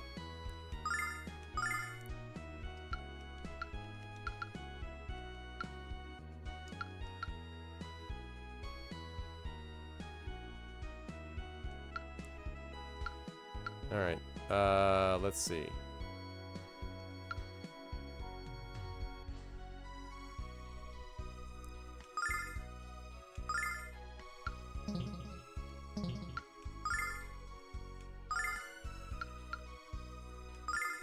Whew, just enough. What's the frequency, Kenneth? Yeah, exactly. Thank you very much. Come again.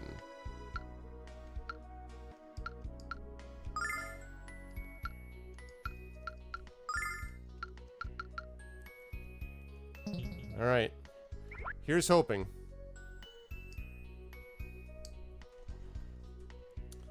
I got me a lot of weapons and very little money now. Have you heard of Black Rose Street? It's the most famous section of Arabia. It's the home of many graduates and business associates of the Magic Guild. Just about all the items sold there are actually made here in Vane. Yeah, I've been there.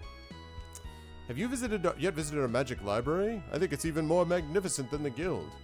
Maybe they have some books about dragons, Alex. Mia Asa is the only daughter of Lemia Asa, leader of the guild. She's quiet and shy, but also very graceful and beautiful. She has no lack of suitors. I hope we get to meet this girl soon, Alex. Me too! Alex, don't forget the reason we came to Vane.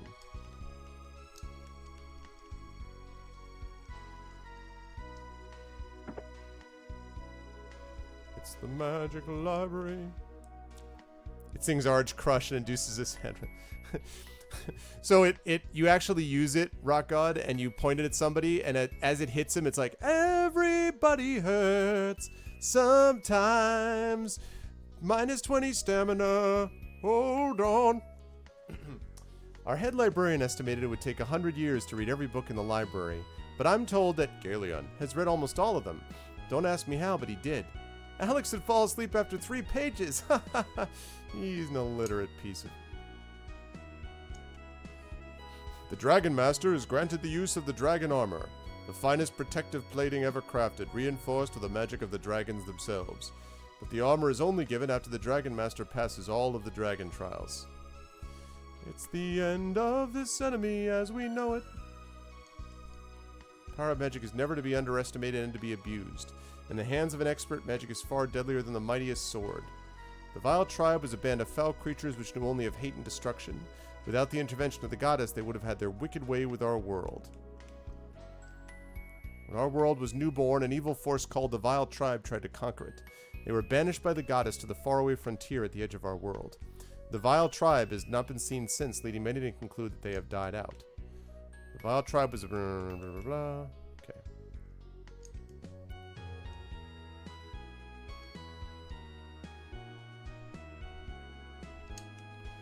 Oh man, this book is great! It says that the Dragon Master commands the power of 4 enormous dragons. You become the Dragon Master by entering each dragon's cave and passing their trials. But the catch is that no one knows where the dragons are. Good way to screen out the pretenders, huh? I guess that means you're a contender, Alex.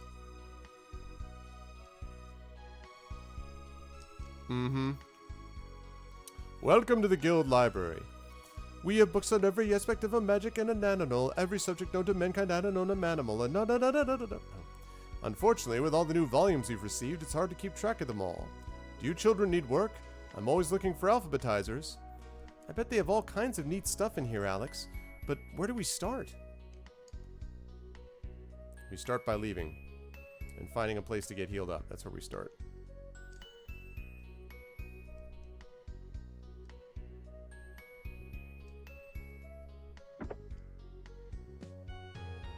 What's up, kid? I could have been a contender, Alex. Hey, I bet you've heard of the Magic Emperor, haven't you? He's the bad man in charge of the Vile Tribe. I'm gonna punch him in the head until he's my friend. Bam, pow, whack. Someone fell asleep during half of the moral lessons that his parents were teaching. He was like, don't ever hit anyone. And he's like, don't ever hit anyone. Bad man, punch in the head. Punch in the head and he'll be my friend. Got it. He's a feisty one, just like you were, Alex. Yeah, I've been hearing all about this here Vile Tribe. But ain't Althena supposed to have banished them buggers when she came to our world? Sounds to me like she done messed up. Make Vane great again. I've heard all these stories about the Vile Tribe, but I'm not worried. Why? Because of the goddess Althena will protect us as always. You're delusional, lady. Alright.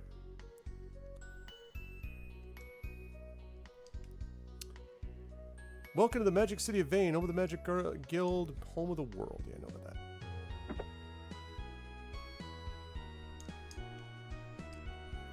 Galeon and Lemia started learning magic when they were children, and look at where they are today. Oh man, Kilobyte. That's what I want for my boy, and that's why he's here.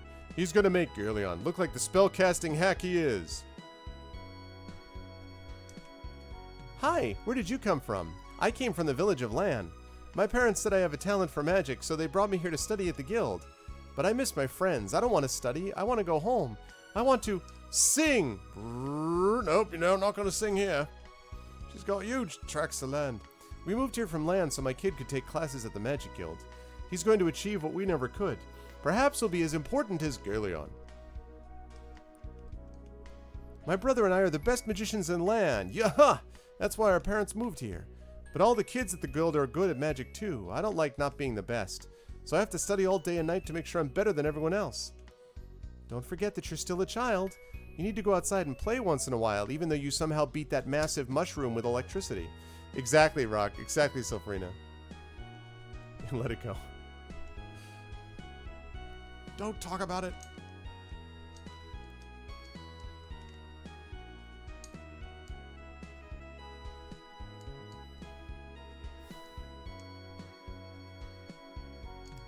Okay, I already went there. What I'm looking for is one of those healing statues. Hey, you kids! Your little brats hijacked my magic wand, didn't you? I've had that thing since I was 2 years old, and if I don't get it back, you're all gonna get a spanking. Hey, you little kids. Bert, come back here. All Dragon Masters are masters of magic, but Dine was the best of the best. His spells were as dangerous as his sword. He was a total hunk. Yeah, he was. I heard that Gerleon was one of Dragon Master Dine's best friends. Now he works for Lemia as the Premier of Vane, experimenting with magic and helping Lemia run the city. Let's play Magic Warriors. Here comes my thunder spell. Zap! Ooh, you got me. I'm hit. Don't patronize her, Null. Alright. So, I think we got all of that. Did we get this already? Yeah, we got that already. Okay.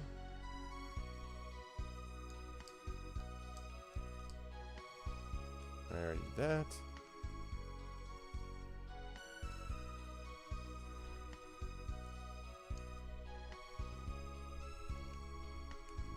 Okay, we did the item shop already. Alright. Welcome to Vane. This magnificent structure is the Magic Guild. The guild is the heart of the magical force that binds all of Vane's people together. The Magic Guild is framed by two magnificent structures. On the left is the Silver Spire, on the right the Crystal Tower. Entry into either building is allowed only with the permission of the Magic Guild. Ooh, Alex, you just know there's something cool inside. Yep, silver and crystal. Move it! Get out of the way! I overslept again, and if I'm late to one more class, I'll be held back a year. I am. Listen, punk. Ooh. It's another chest that's locked. Yes, that's what I needed. Haha, that's the stuff. That Gerleon puppet. You don't know why Vane circles around Althena's tower? It's because Vane has a duty to protect the goddess from harm. I thought I'd get dizzy up here, but I feel okay. Hey kids, see the Crystal Tower over there? I hear the Magic Guild holds secret rituals inside it. Cool, huh? That other building is the Silver Spire. No one seems to know what it's for, except the highest ranking members of the guild. Spooky, huh? Very spooky. Very spooky.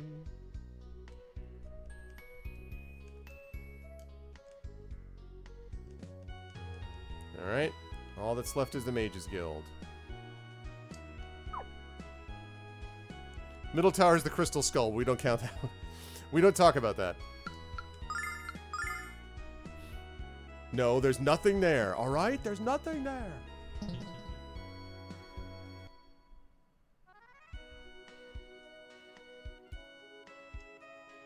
Hello, Alex. I'm glad you finally made it. What do you think of Vane? Breathtaking, isn't it? Gerleon is occupied at the moment, so I'll escort you to the parlor. Actually, we'd rather look around the Magic Guild, wouldn't we, Alex? Actually, yes. Alright then, suit yourselves. Luna, would you also care to wander the guild's halls? Perhaps later, but right now sitting down and getting off my feet sounds wonderful. Then I'll just have to give you a private tour of the Magic Guild sometime, Luna. Alex, come on upstairs whenever you're ready to meet with Gerleon. Wait, hey! Alex, this place is huge! I hope we don't get lost. No, you're missing the point. We lost Luna is going with Luna. I'll come for you when Galeon's ready. If you need anything in the meantime, Luna, please let me know. Thank you, Nash. I will.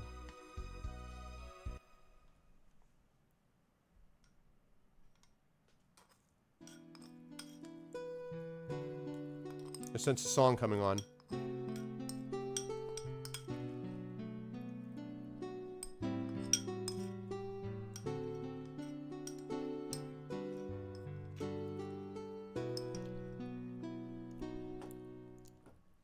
That song. It's Alex?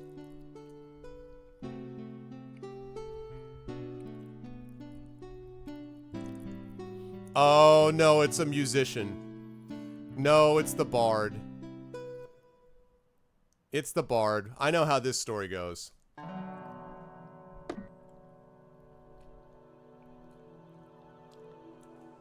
Oh, they ended on a power chord. Yep, I know how this story goes. Oh, I'm so sorry I interrupted. You see, I heard the music, and I thought it was Alex that was playing. It's no bother. What is that voice?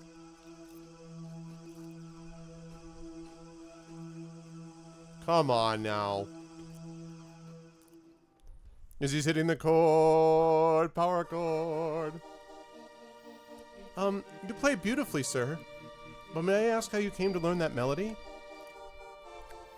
Dine composed that melody when he was a boy, before he became the Dragon Master. Dragon Master Dine wrote that? Alex never told me. Why am I always the last person to know these things? Now, I'm certain this Alex probably was just unaware of the piece. No need to get unnecessarily upset. It doesn't become you. You must be a new student here at the guild, and quite a fetching one at that. What? Oh no, I don't have any magical abilities. I've traveled here with Alex. He's on a quest to become the Dragon Master.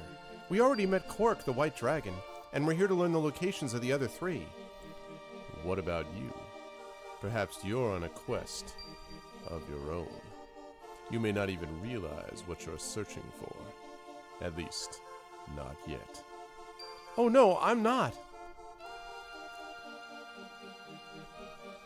Wait, the dream, the dream!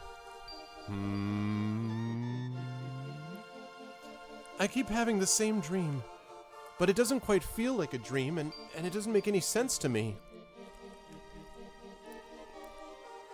Oh really, Blood of the Gods? Oh, I'm so sorry. I don't mean to ramble on with someone I just met. Don't apologize. Everyone wants to understand themselves and to know who they are. Everybody hurts sometimes.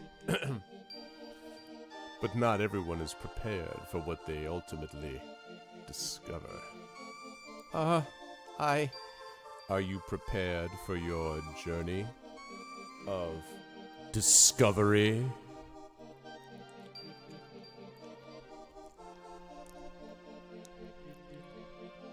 I'm going to leave you now with your thoughts. I think I need to sit down. I feel weak. That's right. Cold 45 works every time. Where should we go first, Alex? Well, let's go before our girlfriend gets stolen.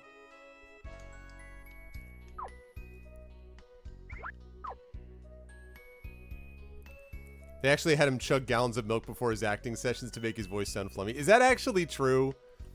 Blood of the Gods. I don't think it's true, but I wish it were true. Didn't I know Barry White is an elf? My love, Legolas, my everything. Hi, I'm here to barge in your class. Hi. You doing anything? Settle down, children. I have to take attendance. Excuse me? You must be looking for another classroom. Although you certainly aren't properly dressed for school. What? You aren't students? Then why are you interrupting me and disrupting my class? I bet this teacher's so evil that her students bring her puppies to eat instead of apples. I got it made, got it made, got it made. I'm hot for teacher.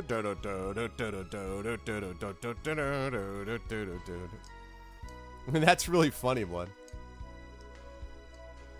The students in this class were chosen by an elite committee which included Master Galeon himself. The strongest wizards of tomorrow are being molded here today. You become a dragon master? That could be the funniest thing I've ever heard.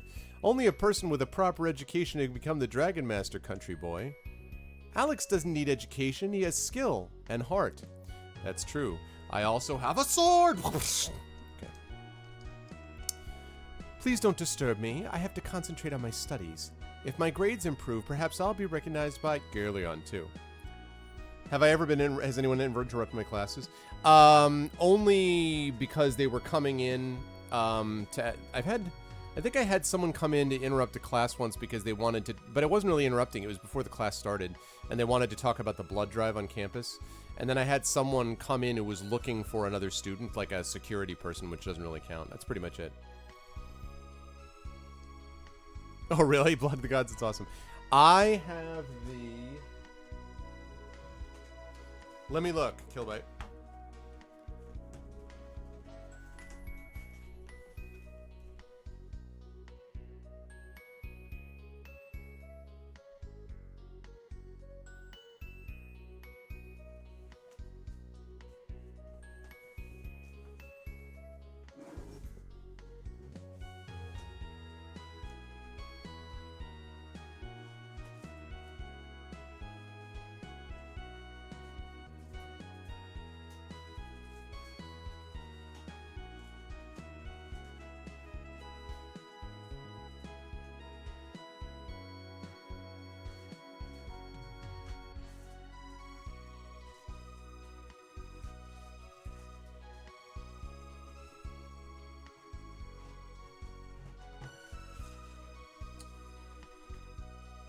No, I'm not. The original CD is downstairs in the TV thing, so I don't want to go get it. I'm pretty sure it's the 2 CD version though.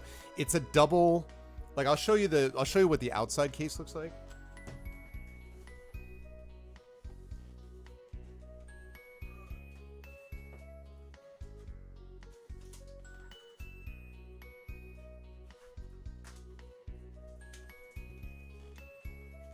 I found it.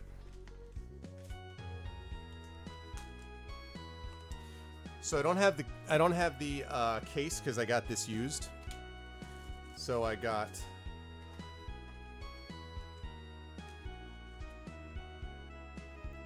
two CDs.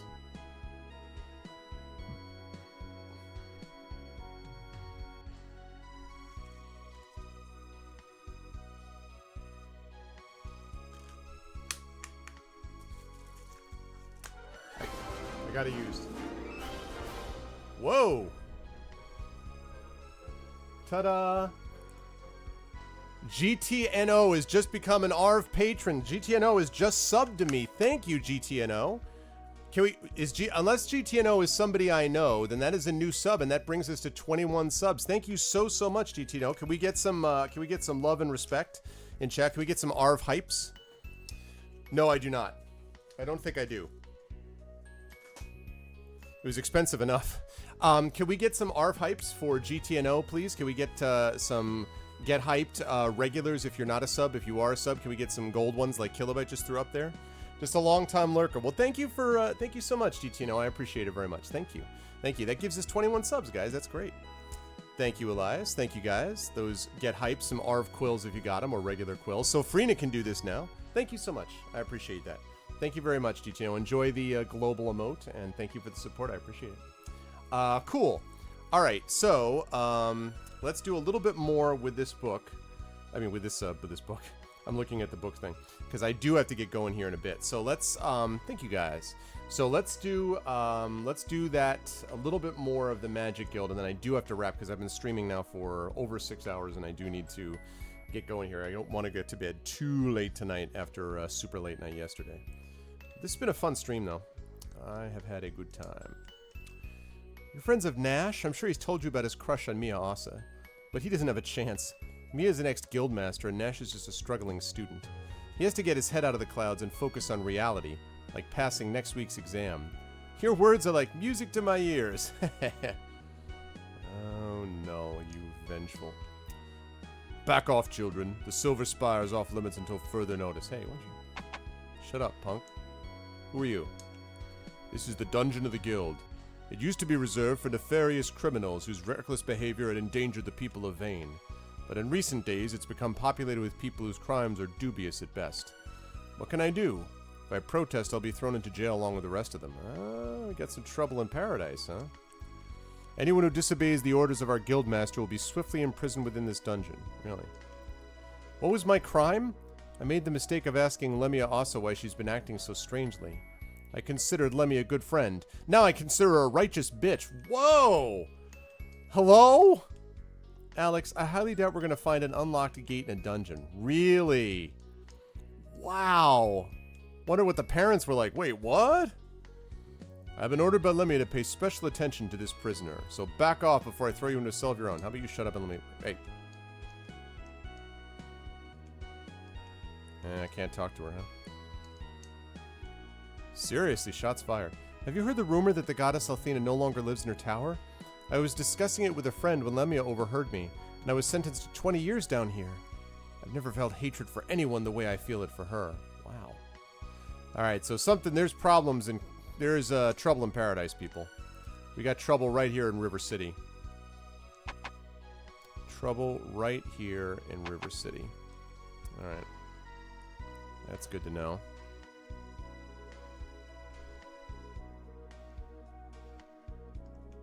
Crystal Tower and the Star Shrine are two of the most sacred places in all of Vane. Absolutely no one is allowed inside the tower without permission from Lemia Asa herself. Besides, don't you kids have classes to attend? Truancy is the fastest way to be expelled from the guild. But we're not students, we're tourists. Now, excuse me. Oh, shoot. That was worth a try. Oh, hey. Another classroom. What's up? Hey, what's going on? Hello there, you new to the guild? You're welcome to stay and observe the class. Yeah, River City Ransom. Thanks, but we're a little busy searching for dragons. Phew, I just made it. Hey, are you guys in this class too? Can I copy your essays on the fire spirit? Shut up, you cheating bastard. Crime doesn't pay, right? Only magicians with real talent are selected to join the ranks of Vane's Magic Corps, which is my way of saying I'm never going to be a member of the Corps. The goddess Althena has watched over our world and protected it from harm ever since she created it. As long as she's here, we never have to worry. At least that's what it says on my test. I never had any luck calling upon the fire spirit, so I'm getting really nervous about this test. Have you seen Lemia's daughter yet? Every male student in the guild relishes his first Mia sighting. Only males? Really? I've started up a Mia Asa fan club. Want to join? Hey, sign up now and I'll even throw in a free poster. I like cute girls too, but this guy seems just a little wacko. No way, Lemia's class is cancelled again today. That's why I'm in here with these imbeciles when I should be getting a real education. I would have signed up for Gerleon's class instead, but I heard he's a total weirdo. This class is definitely working really well. The class isn't like the other ones here at the guild. I let my students relax and have fun. Well, mostly because they don't listen to anything I say, but I know we're about to have a breakthrough. You keep that up.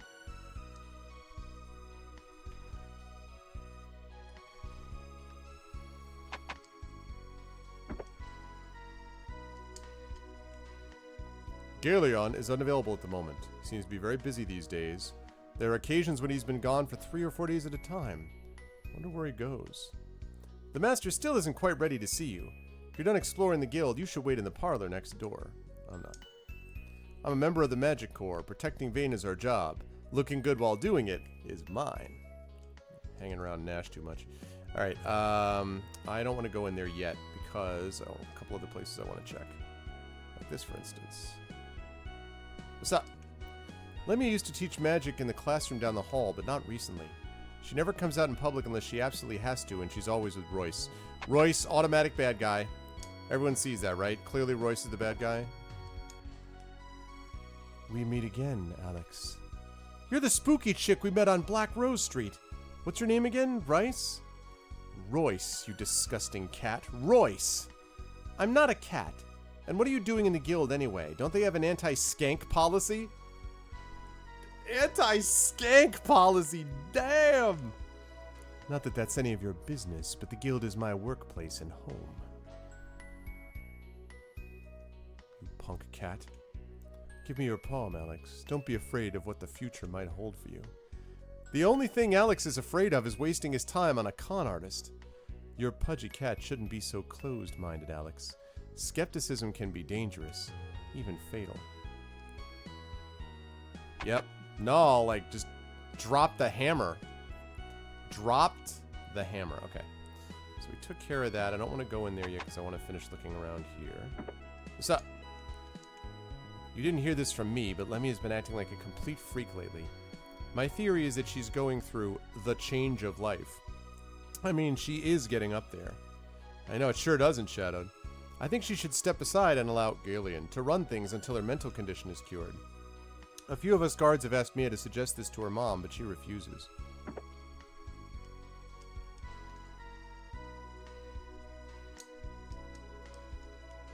Lemmy's only child is named Mia. She's an attractive and graceful young woman. Everyone in the guild admires her poise and her cheerful attitude. Cheerful attitude, huh? We like happy people. I know, seriously.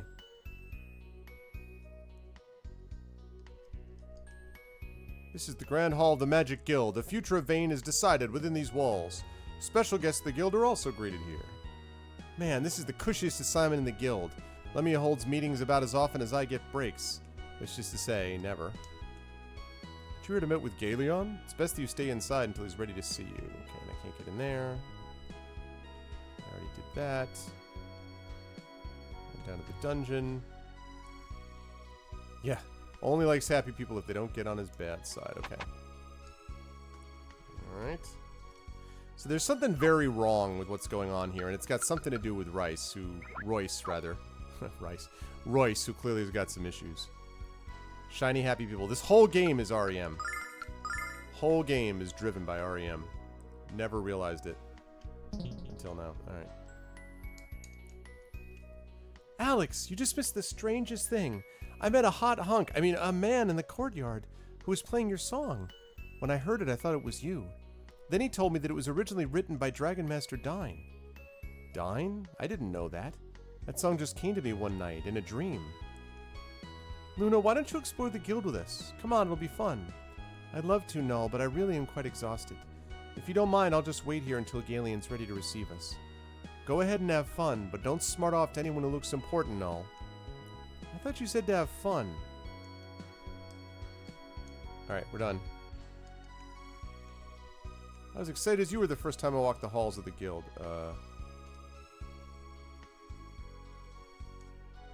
Okay, I think I'm done. Oh, wait. I can go out here. This is where the punk is trying to take my girl is. What? Alright, I've explored everything.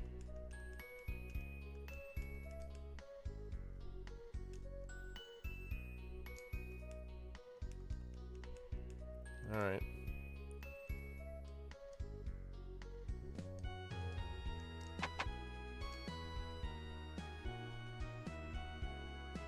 I think I've seen everything here.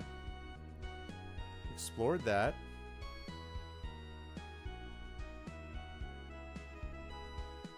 Talk to this dude. Can't get in there. I talked over there. Oh, maybe I haven't gone up here yet. Yeah, I didn't go up here. These are Mia's private quarters. No visitors allowed. At least that's what Lemmy ordered. But why don't you kids go inside and say hello? I think she could use the company right now. Wow, he might be an awful guard, but he's a pretty nice guy. Alright. Who's there? Uh-oh. Crying girl alert. Cutscene. Whoa.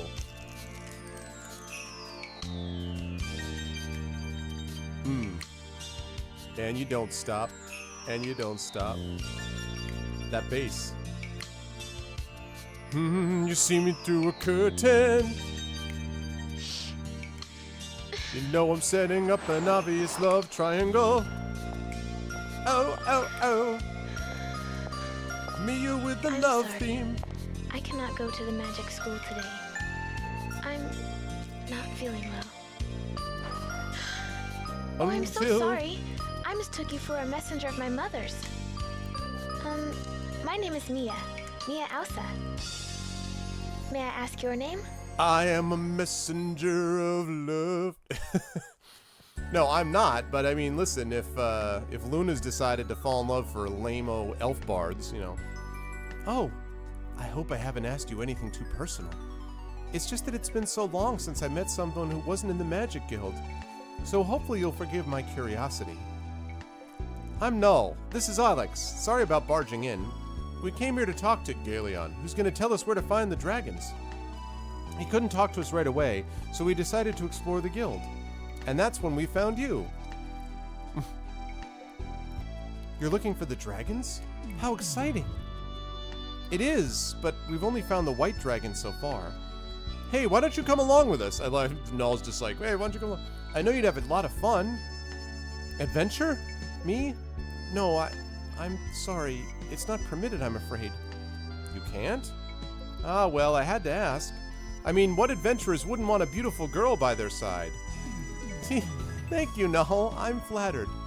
Wow, you're even cuter with a smile on your face, isn't she, Alex? No. Too strong, my dude. Too strong. Too strong. I mean, Luna is clearly better than Mia here. I'm sorry, this is not close. Luna is clearly superior. Oh, stop it. Hey, hey, hey! What are you doing in here? What's wrong, Nash? How dare you enter Mia's room without permission? Who do you think she is? Someone who's more interested in me than you, Nash. Hey-oh! You're not allowed to speak to her, much less violate the sanctity of her bedchamber. Mia is the daughter of Lemia and the future leader of the Magic Guild, and my future wife, Nash, these people aren't... I apologize for this, Mia.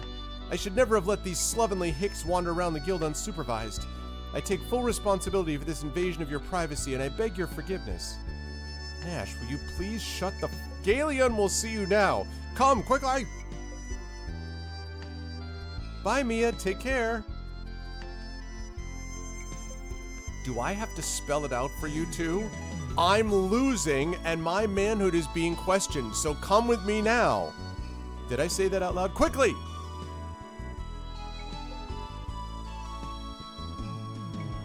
Goodbye.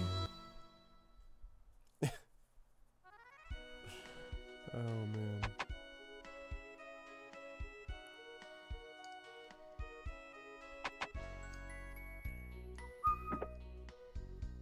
Hi. It was very nice to meet the two of you. Nash is like, what are you doing right now? Perhaps you can come back to talk to me again after your meeting with Galeon? Of course we will. You're the nicest girl we've met since we left Berg, huh, Alex? You'll be talking to Mia from the inside of a dungeon if you keep Galeon waiting. You two make me laugh. I hope you'll be staying here in vain for quite a while. Oh, they'll be here for the rest of their lives, Mia. Rotting away in prison after Galeon locks them up for wasting his valuable time. Alright, yeah, you're right. Let's get going. Let's get going. What do you think? How about this way, Vlash? Should we go this way? Should we go this way? Let's talk about this. Let's talk about this. Hey, have we looked over here? What do you think's in this wardrobe? Maybe we should look at the mirror. Ah, I think that's pretty good. I haven't had a bath in days. Really should try to address that. The most important man in Vane is waiting for us. You're selling the sheets to the Guildmaster's daughter? I'm starting to think that bringing you to Vane was a very bad idea, Alex. Yeah, I'm sorry, man. I'm sorry you're so freaked out. Here, take a look at this picture. What do you think about this? Maybe I should go over here. How about we do circles around this girl that you obviously like but can't do anything about? Perhaps you'd like to go around here in the window and perhaps make it over here. And what do you think about that?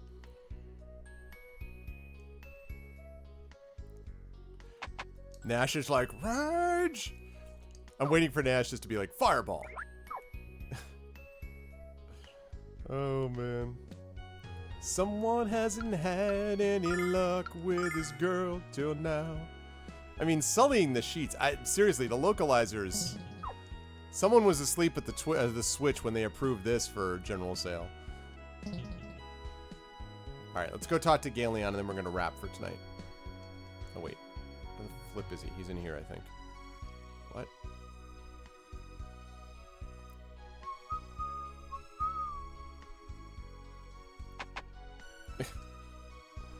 Okay. Alex, where were you? Galeon's been waiting for several minutes. They wandered into places where they most definitely should not have been, Luna, and boy am I upset about it. We made friends with a girl named Mia. We'll introduce you to her if you like. Of course, Null. You know I love meeting new people. Why don't you people focus your attention on the business at hand? You've been granted an audience with Galeon, the great sage of the Mage Guild. Why don't you meet him first? Why don't you shut up, Nash? Master Galeon, these are the adventures I mentioned to you earlier.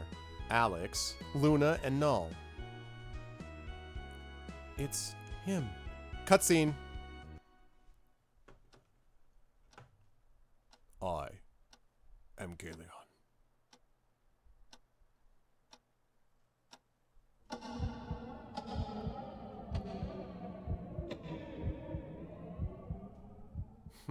This guy. Welcome to the Magic Guild of Vane, Alex of Berg. I am Galleon, premier of the guild.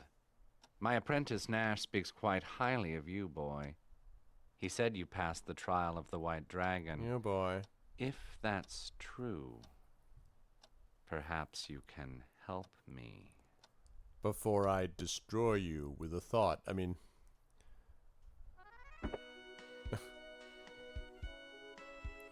Nash also has said you seek to become the next Dragon Master, boy. Looking at your frail form, I frankly cannot imagine it. What do you mean? Alex is more than strong enough. But I can sense the magical ability lurking within you, and within Luna as well. Why don't you give up your misguided quest for the dragons, and instead stay by me, and rule the galaxy as father and son? I mean, you are far better suited to taking up the study of magic here at the guild, where I can keep an eye on Luna. I mean, it might not be as exciting as roaming the land, but you shall certainly live longer. That's a kind offer, Galleon, but I haven't spent my life dreaming of being a student. Wasting my life away here, being a creepy bard and hitting on girls that are one half my age. I've dreamt of being the next Dragon Master, and now I can realize those dreams. You certainly seem to have made up your mind. I applaud your determination, but it is nothing before the power of my lightning bolt! Okay. But I've heard rumors that a Dragon Master has already been born in the town of Lan. I'd like you to investigate this Dragon Master for me and determine his legitimacy, or lack thereof. My steward will tell you the rest. Nash, you will go with Alex. Assist him any way you can. Yes, Master Galleon. When we met before, why didn't you tell me who you were? Because I was hitting on you, my dear, and that would have really killed the buzz. Because there was no need, Luna. Besides, it was a pleasure to speak to someone with an appreciation for my music. Someday, perhaps you'll allow me to hear yours. My love, my Luna, my everything. The guild has heard reports from Lan of a man claiming to be the Dragon Master. There have also been conflicting reports that the man possesses one of the dragons. Galleon requests that you travel to Lan with Nash to see if this man is who he claims to be. This looks like a diary, Alex, but I better read through it just to be sure. He's gonna take online courses. No, put that down before I slap your paw. I certainly hope you haven't been looking at my diary. Oh no, certainly not. If the Dragon Master in Lan turns out to be real, ask him to return with you to Vane. I have a great many questions for Althena's new protector, not to mention a bit of unfinished business with the previous Dragon Master. Okay. Is that everything? Lan is a tiny fishing village southwest of Vane past the Nanza barrier. I don't mind telling you that I'm excited about this rumor. This world has needed a Dragon Master ever since Dine's passing. Dine. Yeah, Null would never look at other people's diaries. It's good to hear the White Dragon is in good health. You must escort me to his cave when you return to Caldor Isle. We have much reminiscing to do, dear Quark and I. Yes, I know dragons, my dear. In case you're interested.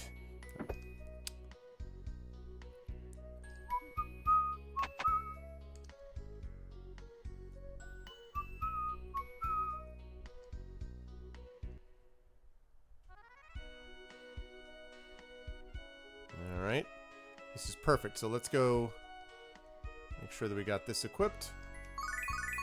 All locked in. Awesome. And down we go like this. Perfect.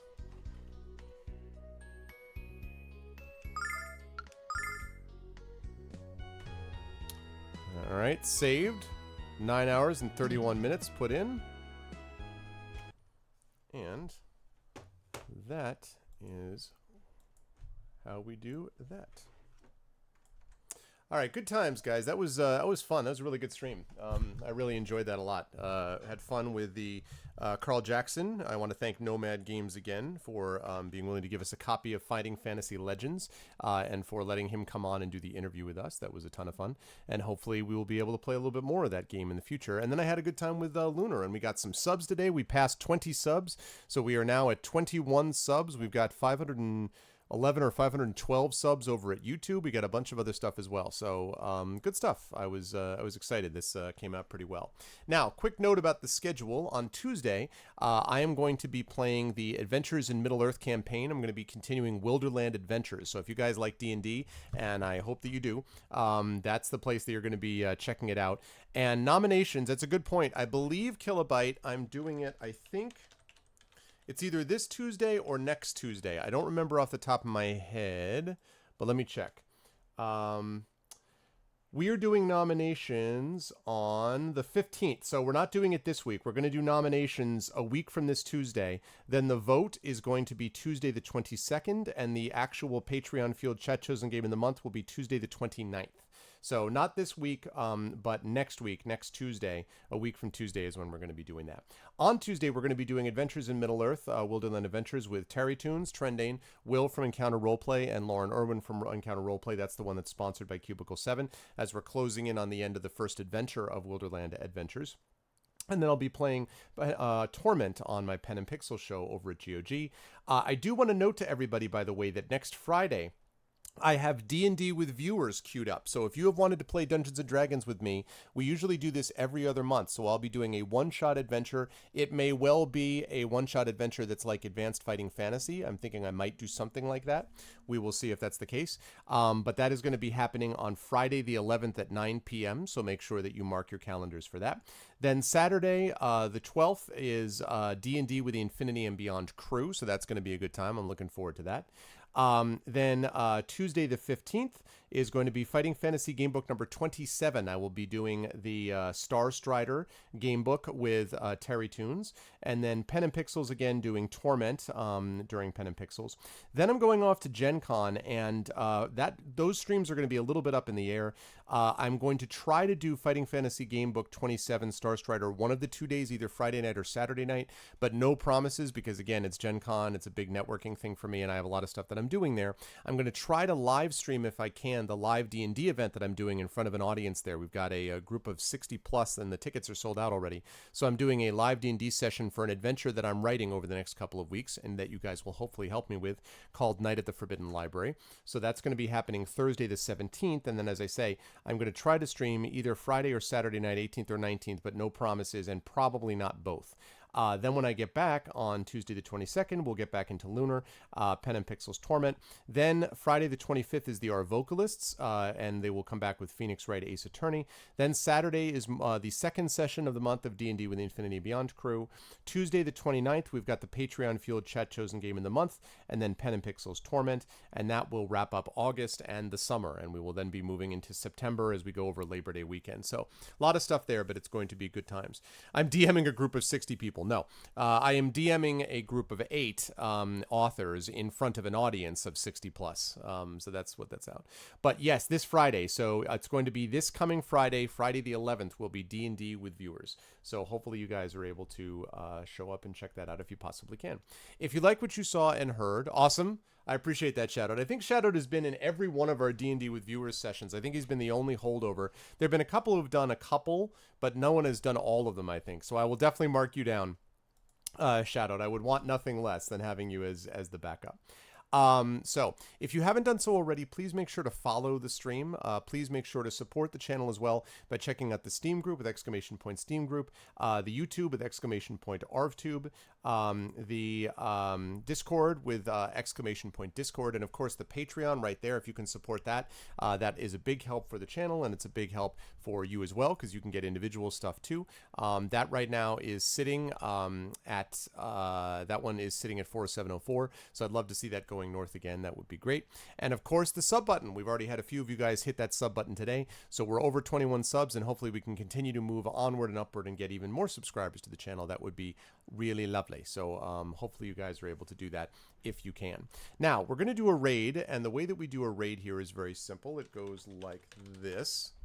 The Arvanauts have landed. Now this one though is I want to actually adjust that a little bit for those of you who are subs. Okay, for those of you who are subs, what I would love for you to do instead of doing the Twitch raid is to go the Arvanauts have landed, and then subs would go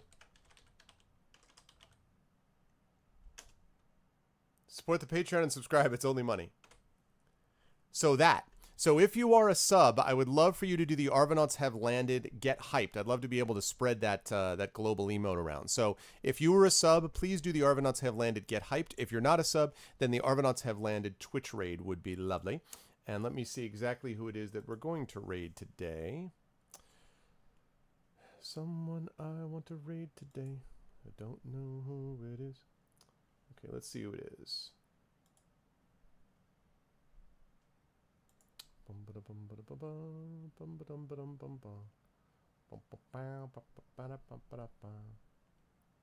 we going to raid? Who we going to raid? Let's see.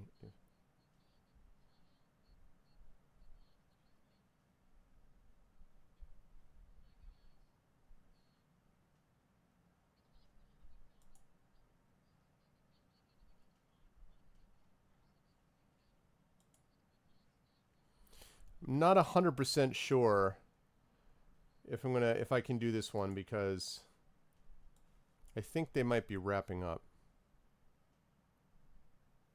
They might be wrapping up. All right, well, we will give this a try. Okay, I think they may be wrapping up, but whatever, we'll do it anyway, just because I'd like to be able to do that. So, because I don't want to miss them, let's make sure that we can do that. I want to thank everybody who made this an awesome stream tonight. This really was great. Thank you so much for the great questions and for being such awesome people, as you guys always are. Thank you so much to my wonderful mods. First of all, thank you to Kilobyte, to Shadowed Mage. Thank you to, of course, my wonderful subs, to Grey Dybbuk, to GTNO, to Hillness, Mr. Mano, and Sulfrina. And GTNO and Sulfrina, thank you guys so much for subbing tonight. I really appreciate it. Thank you to Axeman, Divinorium, Dragonrite, Echo Alpha, ECAG, Fagwin, Firesnake Aries. Thank you to Graydon TV, to Jagtress, to Jedi Knight, to JLC, to Kinesial, to Livas. What's up, Livas? Thank you to Mrs. Dunsel, the Nonstop, Poltergeist Zero, Rock God, Sir Tifi, Straumps, the Grows, the Windsor, 1983. Thank you to Varney, to Vakin, to Welfina, to West River Rat. What's up, West River? I haven't seen you in a while. Good to see you, man. Thank you to With Intent, and of course, Zergy Stardust. That is going to do it for me, guys. I hope you like what you saw and heard, and that you will follow and sub and do all those wonderful things. And now do not go here until you hear this audio outro. Once you hear the audio outro, then you can let this drop like a mighty stream. We're going to go over to here, to twitch.tv/explodingdice, twitch.tv/explodingdice, which is right now finishing up their Writhing Moon campaign session for the night. It's probably going to be a little late. We're right at the end of it, but whatever. We're going to go over there and give them some love nonetheless. That's going to do it for me. You guys are the best, and I will catch all of you wonderful people on Tuesday. Be on the lookout next week for a creative stream, because it is possible that we will be doing a creative stream, and you guys will be helping me put together this D&D adventure, Night at the Forbidden Library, which has got a little bit of an 80s music vibe. So definitely be on the lookout for that. But otherwise, I will see you guys on Tuesday. Until then, thank you all so much for being here for both of those sessions, and I'll catch all of you wonderful people very soon. Love you all. Be good to each other. Have a good night.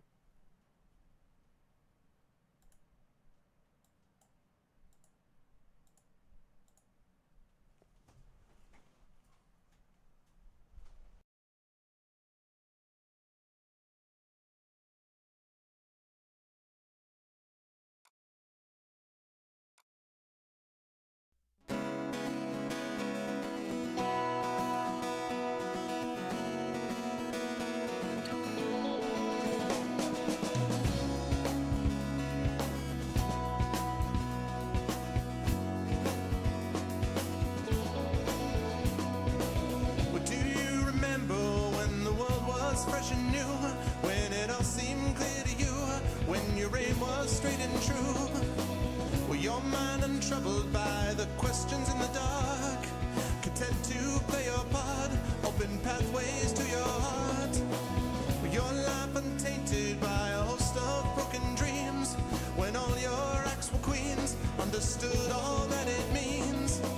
Could you have understood the way your life was bound? Did you ever wonder how you got from there to now? Oh yes, you're gonna fly away from here, where the sky grows more clear, and your problems disappear, drift away down below. Watch them go down to your friends, where the trouble never ends, and there's always just one more day left to go.